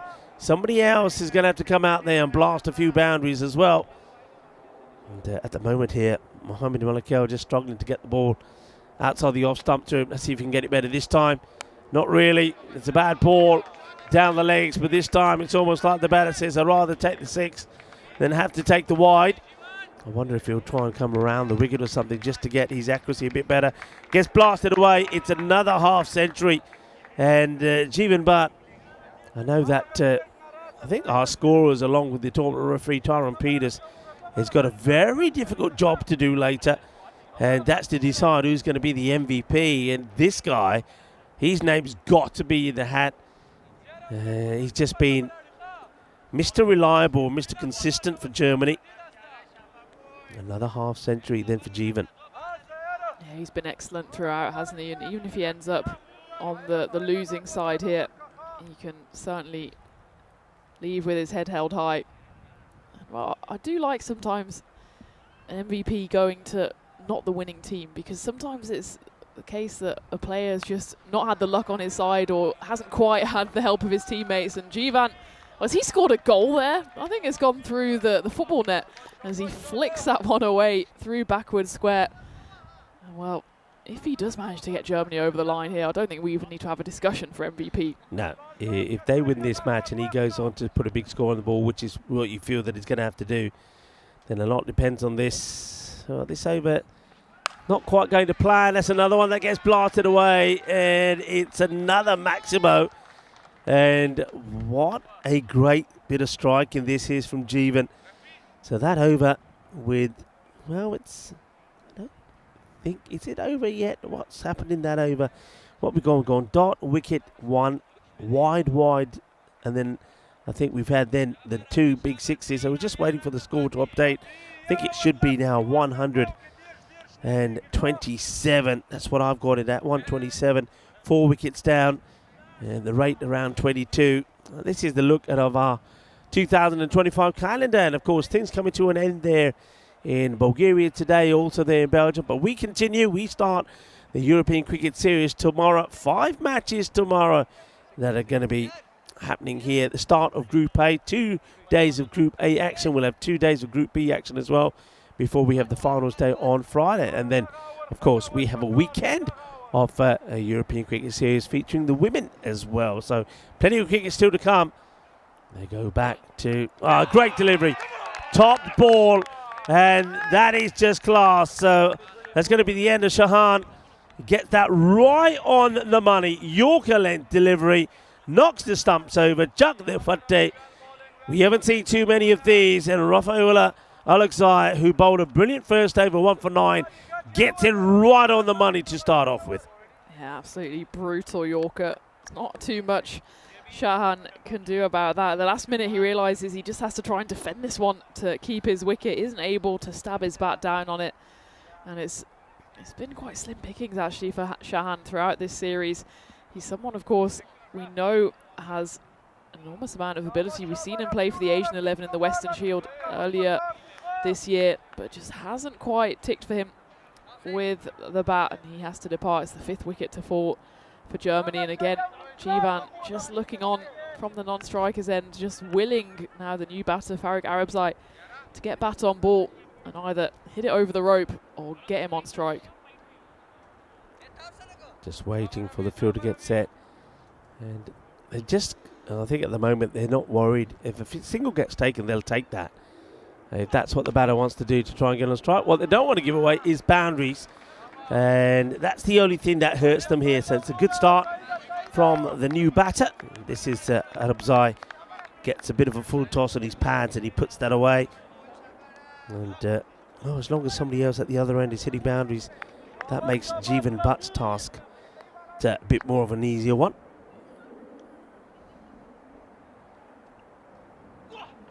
That's well bowled.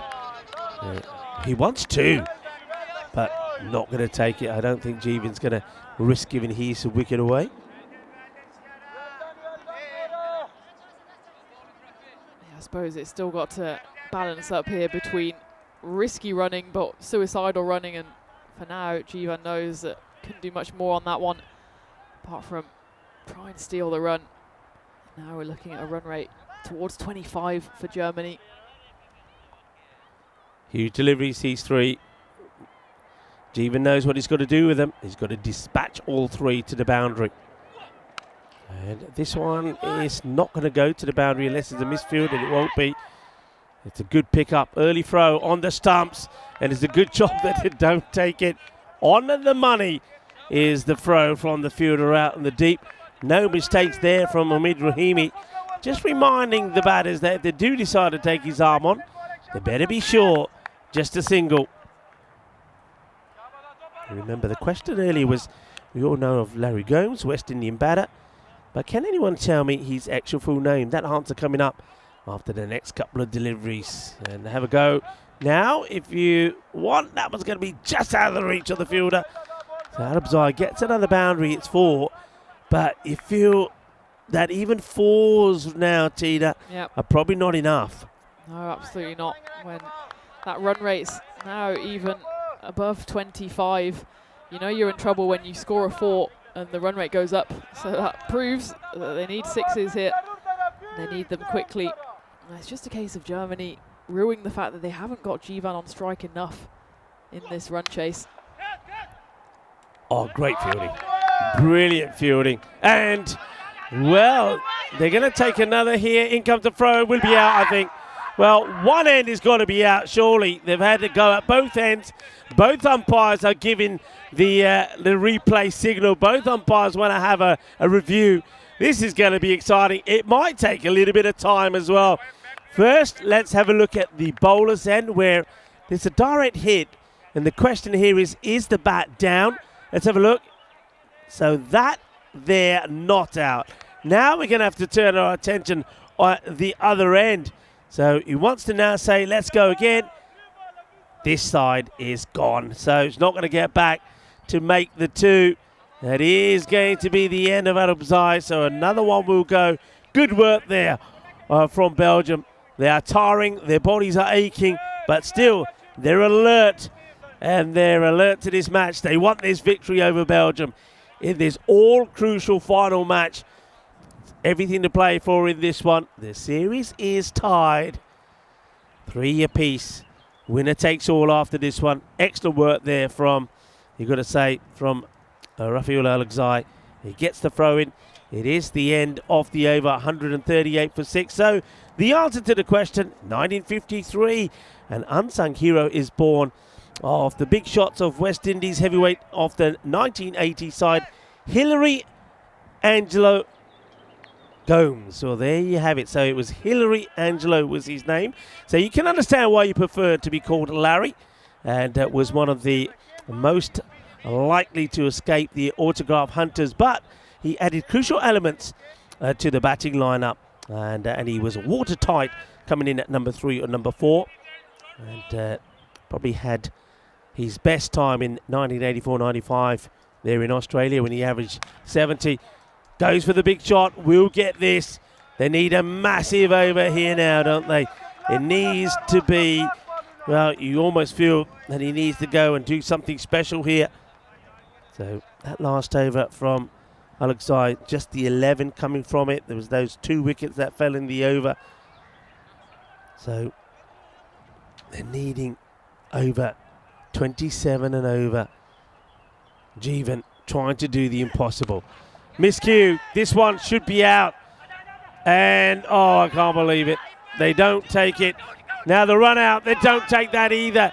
So Belgium, after being good at the end of that last over, doing everything right, here they get everything wrong. How the catch is not taken, I never know. The 2 fielders get this completely wrong.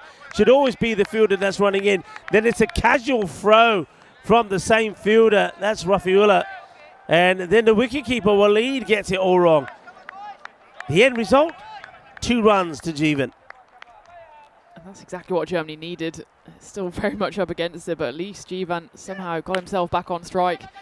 This one has the chance of being a Baximo. Does it go all the way? It's a 1 bounce 4, despite the fact Waleed there almost caught up with it. He got his skates on. Wasn't able to reel that one in. So Jivan certainly isn't going to go down without a fight here, despite seeing the wickets tumbling at the other end. He's swinging hard, isn't he, Jivan? I mean, I suppose, hey, look, I know he's not thinking about this at all. He's trying to find a way to get his team a victory, which would be one of the biggest comebacks ever. When you feel right now with, 9 balls to go, they need to score 43. It'll be quite sensational. But look at his score as well, 76. I suppose if you can get a ton, that might be some consolation. Right, high in the air. I said the C word, and the result is a wicket. And there you have it. It's a commentator's curse. Somebody earlier was saying, I think it was Lewis, was saying, can we please have a commentator's curse? Well, there you go. I've done it. Jeevan Butt he's going to go, but got to say, what a tremendous effort. Solo effort has to be said. There's no denying that. And with the score on 150, Jeevan Butt will fall for 76 of 24 deliveries.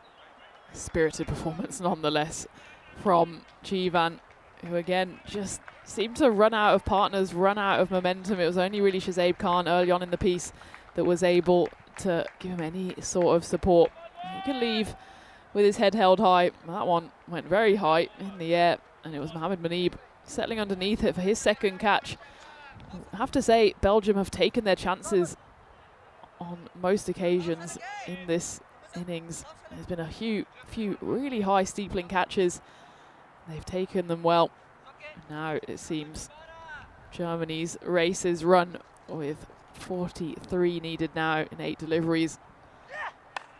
And just when Germany need to find the rope, instead Jabba Jabakil puts in the perfect Yorker. Only able to dig that one out is Asma Ali. There's 2 brand new batters at the crease now. Ali's joined out there in the middle by Nuruddin Mujadadi.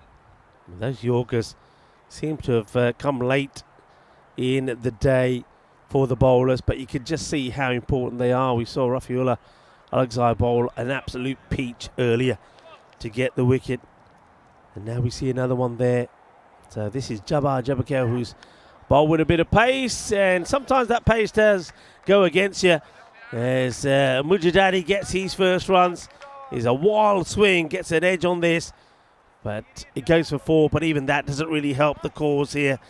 So end of the 9th over, 155 on the scoreboard, which means that, well, you know what's needed here. In fact, that's been given a 6. I thought it was 4. So it goes all the way, actually. So that could make a big difference. That means it's, well, I was about to say, with that being a 4, it means it's quite impossible unless there's some extras. Now it's on.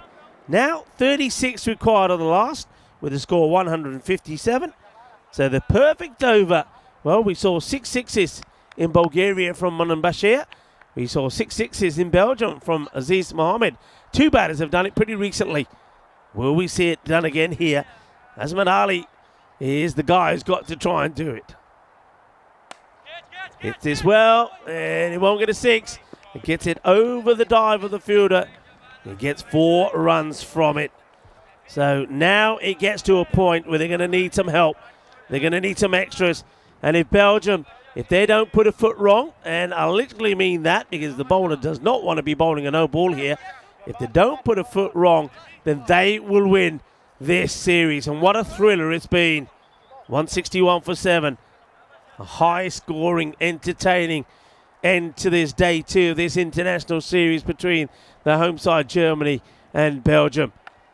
It's another one which may make it to the boundary. It will, but only 4. So you can see there's hardly any cheering. No noise really happening from the German camp. They're not even applauding the 4s because they know that they're going to go down here. And Belgium, who look themselves like a team that were going out, especially the way they lost that last match, they've come back and done the job. This is going to be another one that goes to the boundary. They're hitting 4s, but they needed to be hitting 6s, Tina. Yeah, absolutely. Well, I think this one goes past everything. Does it catch a bit of the bat on the way through? I think it probably does. As it leaps up past Walid. Nothing that can be done about that one. And Asma Ali, well, let's not forget, he opened the innings and opened the batting for Germany in the first 2 games. So he's a more than capable batter, and he's showing that here. So now it's 18 needed off 2. Still very much behind the 8 ball are Germany. But if there were any nerves for Belgium, now would be the time for them to jangle, because Shafiullah just needs to make sure he doesn't fall foul of any of the laws here. If it's a legal delivery, Belgium are home and hosed, but it's not a bad little flurry finish here for Germany. It will be a legal delivery. It clonks someone on the helmet. It might have been actually the wicketkeeper, Walid, and the calls from all 4 corners of the ground there are to Shafiullah to not let go of that ball, because they know they just need to get themselves over the line now. Final ball of this epic series coming up.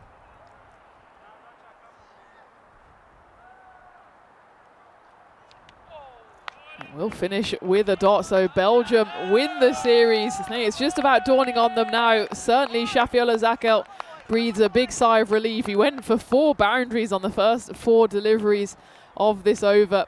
But in reality, it was always Belgium's to lose, and they weren't going to let this one slip out of their grasp. So congratulations to Belgium. They beat Germany by 16 runs in this 7th and final ECI. And of course, that means they get to lift that beautiful trophy. I'm looking forward to that, which we'll be having shortly here in the commentary igloo. But what a series it's been between these two sides. Yeah, absolute thriller. Today, I suppose, was an even Stevens, 2 wins apiece from the two sides. Belgium started with a big victory, scoring 186.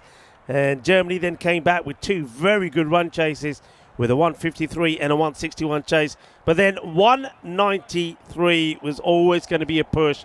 That they gave it all they had. But I suppose when you have a look at the scorecard, which we will do in a little while, it was only 2 batters that got going. Jeevan Bhatt, again, was absolutely fantastic.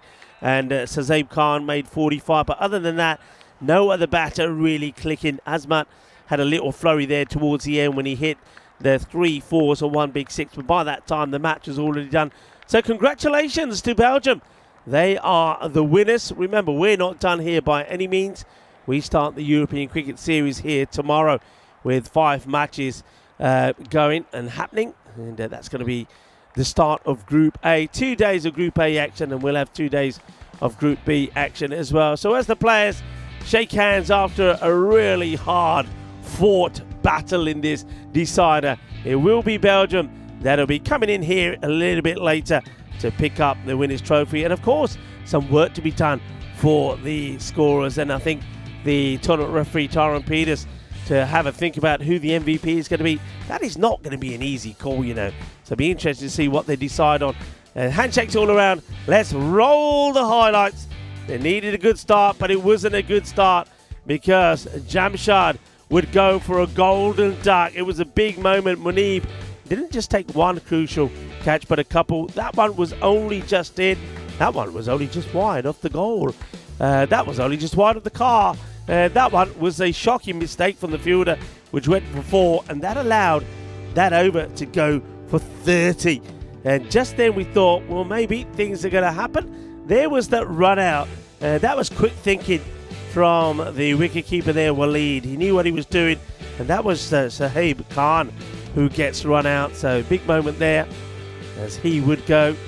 But the action just kept on coming, just kept on happening.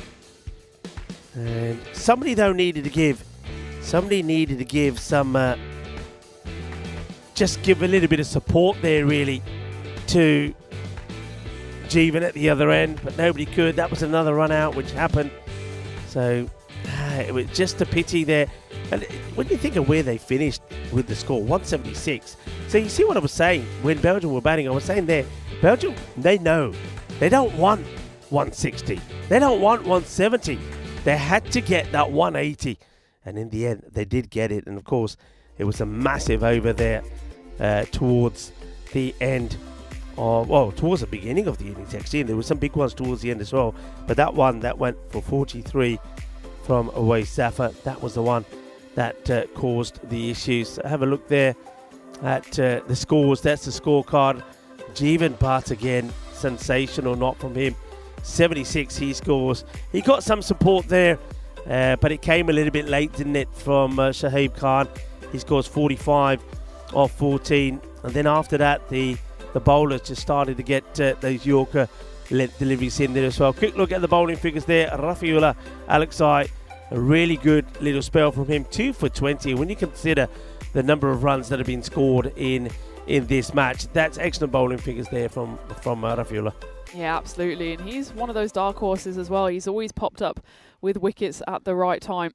So it's been a real great performance from Belgium, comprehensive with bat and ball. And we thought maybe going into that final game, they'd be flagging just a little, but they found that extra burst of energy just when it mattered most. Of course, first with the bat, with both Aziz Mohammed and Burhan Niaz going big. And then with the ball, just managed to hold their nerve at the end to see off the German charge. But I've got to say hats off to Germany as well. in a run chase that was going to be the second highest ever on the network. They did manage to get to 176, which is not an insignificant total in the end. They ended up about 17 runs short. But you've got to say, Germany and Belgium have put on an absolute masterclass here over the last 2 days.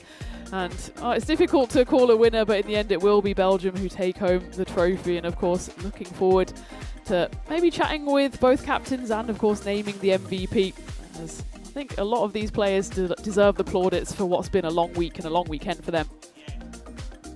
You're absolutely right. Yes, it has been a long weekend, a hard and tiring weekend. You can see that they gave it everything, the players, in the end. And I think all the neutrals got what we wanted to see as well. And that was a decider in this 7-match series. And as I said at the time, Tina, that Belgium, they needed to get all the big runs on the board to get the victory. Yeah, absolutely. And well, you've got to say fair play to Belgium that they have been able to continually bat first and continue to get runs on the board. And that's maybe what's just edged them in front of Germany in this 7-game series. But if we had to pick, you'd say a 4-3 win is exactly what we wanted. Into the final game, it was all still to play for. Belgium came up trumps at the end. Yeah, and we've been talking a lot about with Belgium that they're going to be tired. They've just played a lot. Their players played in a very tiring, a very testing European cricket series there at the great ground there in Belgium, there in Hosford. We knew they were going to be tired. We knew that that was going to take a lot out of them. But at the same time, I feel that having that experience of playing and hitting the ball as clearly as some of them were, that coming into that form into this also did help them. And I think maybe in the end, the difference between the two teams was just that. Yeah, absolutely. And they came up trumps when it was needed. And of course, it's not the end of the action either. Maybe we can have one more look at the graphic for tomorrow, because while you still have me, I can pronounce it for you. Yeah, go on, please. Because I keep saying 5 teams, Group A. Go for it. So it's Gelsenkirchen are going to start against Köln CC, and they're coming back in a double header against Krefeld, of course, the hosting team, Krefeld Spartans. Köln come back against Lenkerbik Mal. And then we have the Spartans against Grey Caps Aachen, and then Grey Caps Aachen round it out with another game against Lenkerbik Mal. So it's going to be more action coming your way. It's another 5-game day as well, so we're down to the big shift again. So that's more action coming your way. But in the meantime, I think I'm going to step aside for a moment here, because we're going to head into the award presentation. So I think we're just sorting out what's going to happen here. We are going to do it in the igloo. So maybe if the German captain Hamid Wardak comes in, then I'm going to step aside and upgrade into a better left arm seamer. As I take my headset off, Hamid comes around. Yeah, so we're getting just a quick changeover here as Hamid Wardak will join me. Thanks very much, Tina, for sorting that out. Well, what can we say? I mean, a tremendous day of action. First of all, commiserations, but you made it tough. You didn't make it easy there for Belgium. And I think the start of the day, you knew, Hamid, that it was going to be a big day here for you. 2-1 down after yesterday. But I think the guys showed a lot of character, especially after losing that first match, which basically meant you had to win 3 on the spin. After losing the first match, first up this morning, showed a lot of character to come back and win 2 in a row, and 2 big run chases over 150. Yes, definitely. Our boys did a very great job. After the results from yesterday, it was like we had to come back very well. Obviously, we were testing our bench strength as well. Mm-hmm. So at the end, it came to the last game, almost to the last over. So can't ask for a better series than this. It was absolutely perfect, absolutely great. Now, it's, we know already that, of course, this wasn't the strongest team that you could put out. You had a lot of players that were, of course, away playing there in Malawi. I know that they had a big match going up there today as well. So for you, I mean, with the players you've got, talk to me about some of the players that are being tried out and tested for maybe the first time. And how you felt their performances went. Who were the main winners for you in the way that this tournament went, and the guys that really did step up when they needed to? I think I'm very happy with the way the boys have performed. It'll be hard to just pick 1 or 2, but if we go with the performances just from this weekend, Shazib did very well. Yeah. Suleiman is a nice pacer. Awais, the last game wasn't his best game, but he's actually quite a nice bowler. Obviously, with this format, it's not made for the bowlers, but they did make it count, and they did their job quite well, executed to the plans. Percentage-wise, I would say 90%, and we can't ask for anything more. Being an associate member. Yeah, I think also you got to talk. I know you don't want to talk too much about yourself, but your performance I felt was really good. You with the ball was outstanding. I think you made a difference there. A lot of pace options were available, but you just taking the pace off and bowling slower. I like the way you angle the ball in. I think we know that Belgium, they got a lot of strong batters that like to hit the ball hard. We know they like to play Belgian ball. They like to hit sixes, but you created a different angle for them. I think you bowled particularly well. And we've got to talk about this guy, Jeevan Bhatt. I mean, today, his performances from match after match after match was sensational. And he kept you in every single match, even that last one. I mean, tremendous performance from him as well. Yeah, definitely. I'm not surprised with Jeevan or Jamshed's performances. Obviously, they are our top-tier players, and it was supposed to be like that. They should have performed well. And they did that. They made the difference. They made the series look good. They kept us in the game. And yes, Jeevan is a full package. And obviously, Germany will rely on him in the coming years as well. And yes, to my bowling, it was good. It was coming out well. So thanks.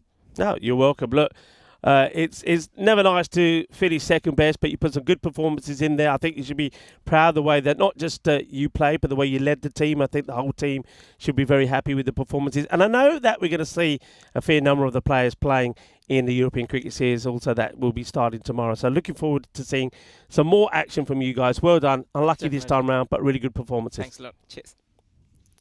So great to have Hamid talking there. So now I want to take the opportunity to talk a little bit about the MVP. And we've just had a conversation there with Hamid, and we talked about some good performances. Hamid himself was really good with the ball. We saw excellent day's performance with the bat.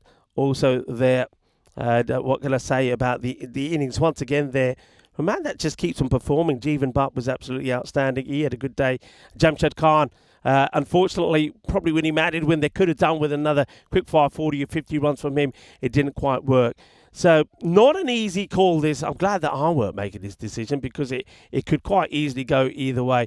But the man who I want to invite out to come into the Igloo, who is your MVP with 349 runs from Belgium, is Burhan Niez. So come on in, Burhan, where are you?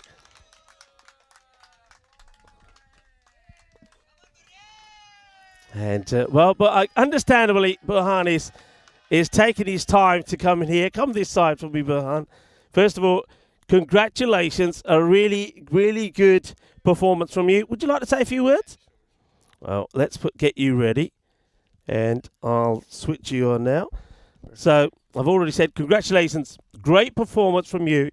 You had to be at your best here today, didn't you? Because it wasn't going to be easy against a German side that just wouldn't be beaten, would they? They just kept coming back.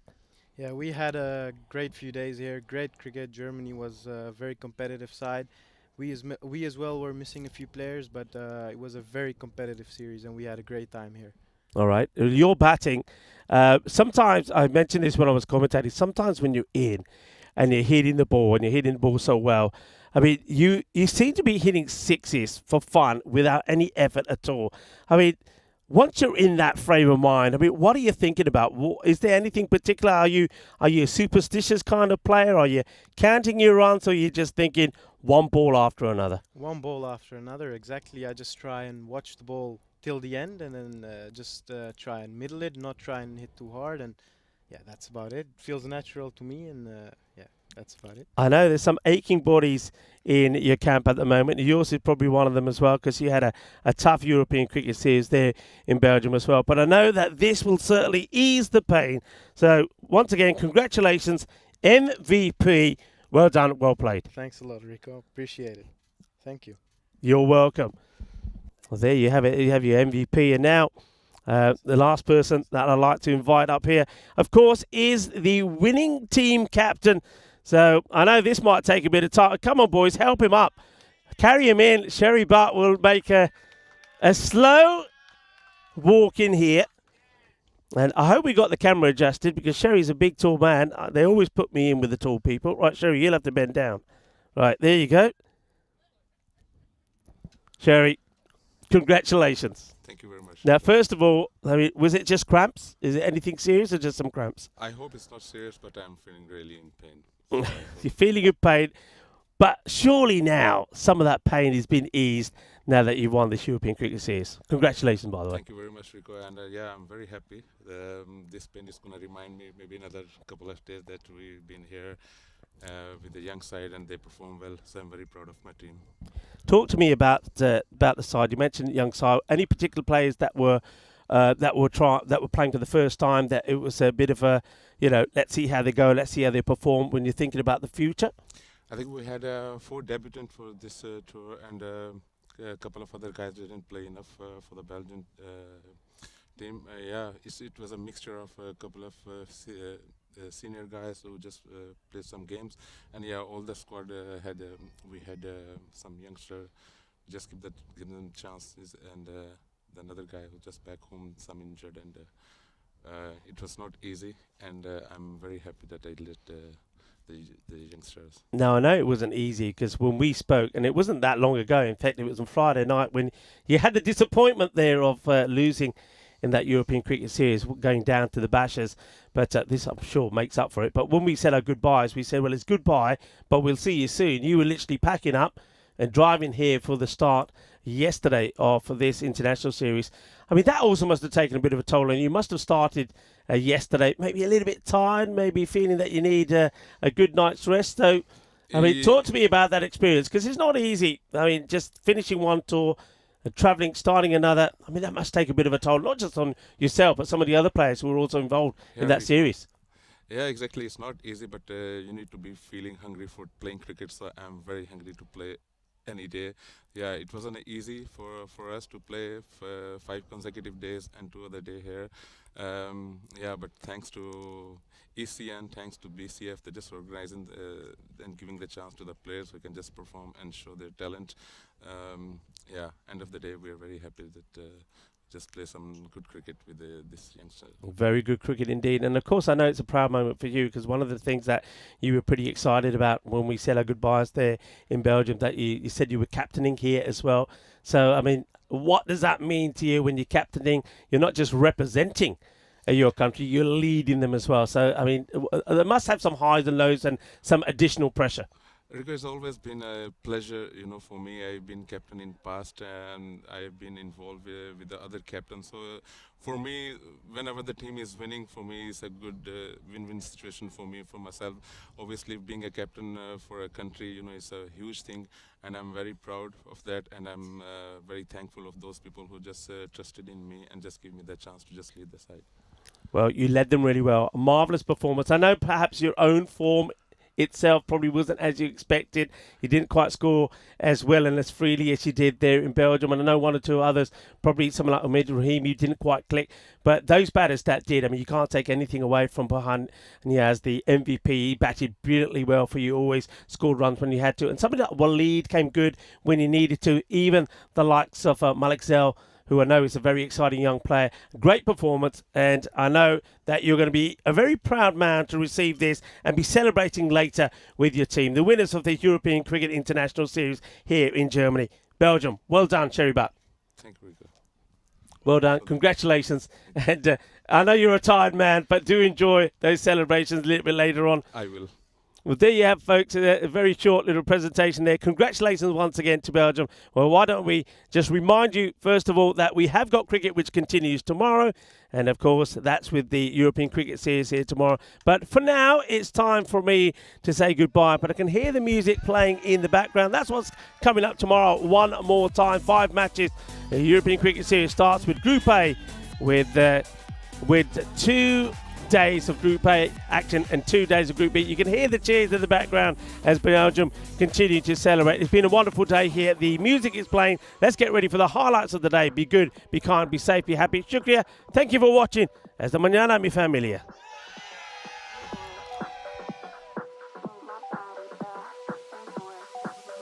Move my body. Move my body.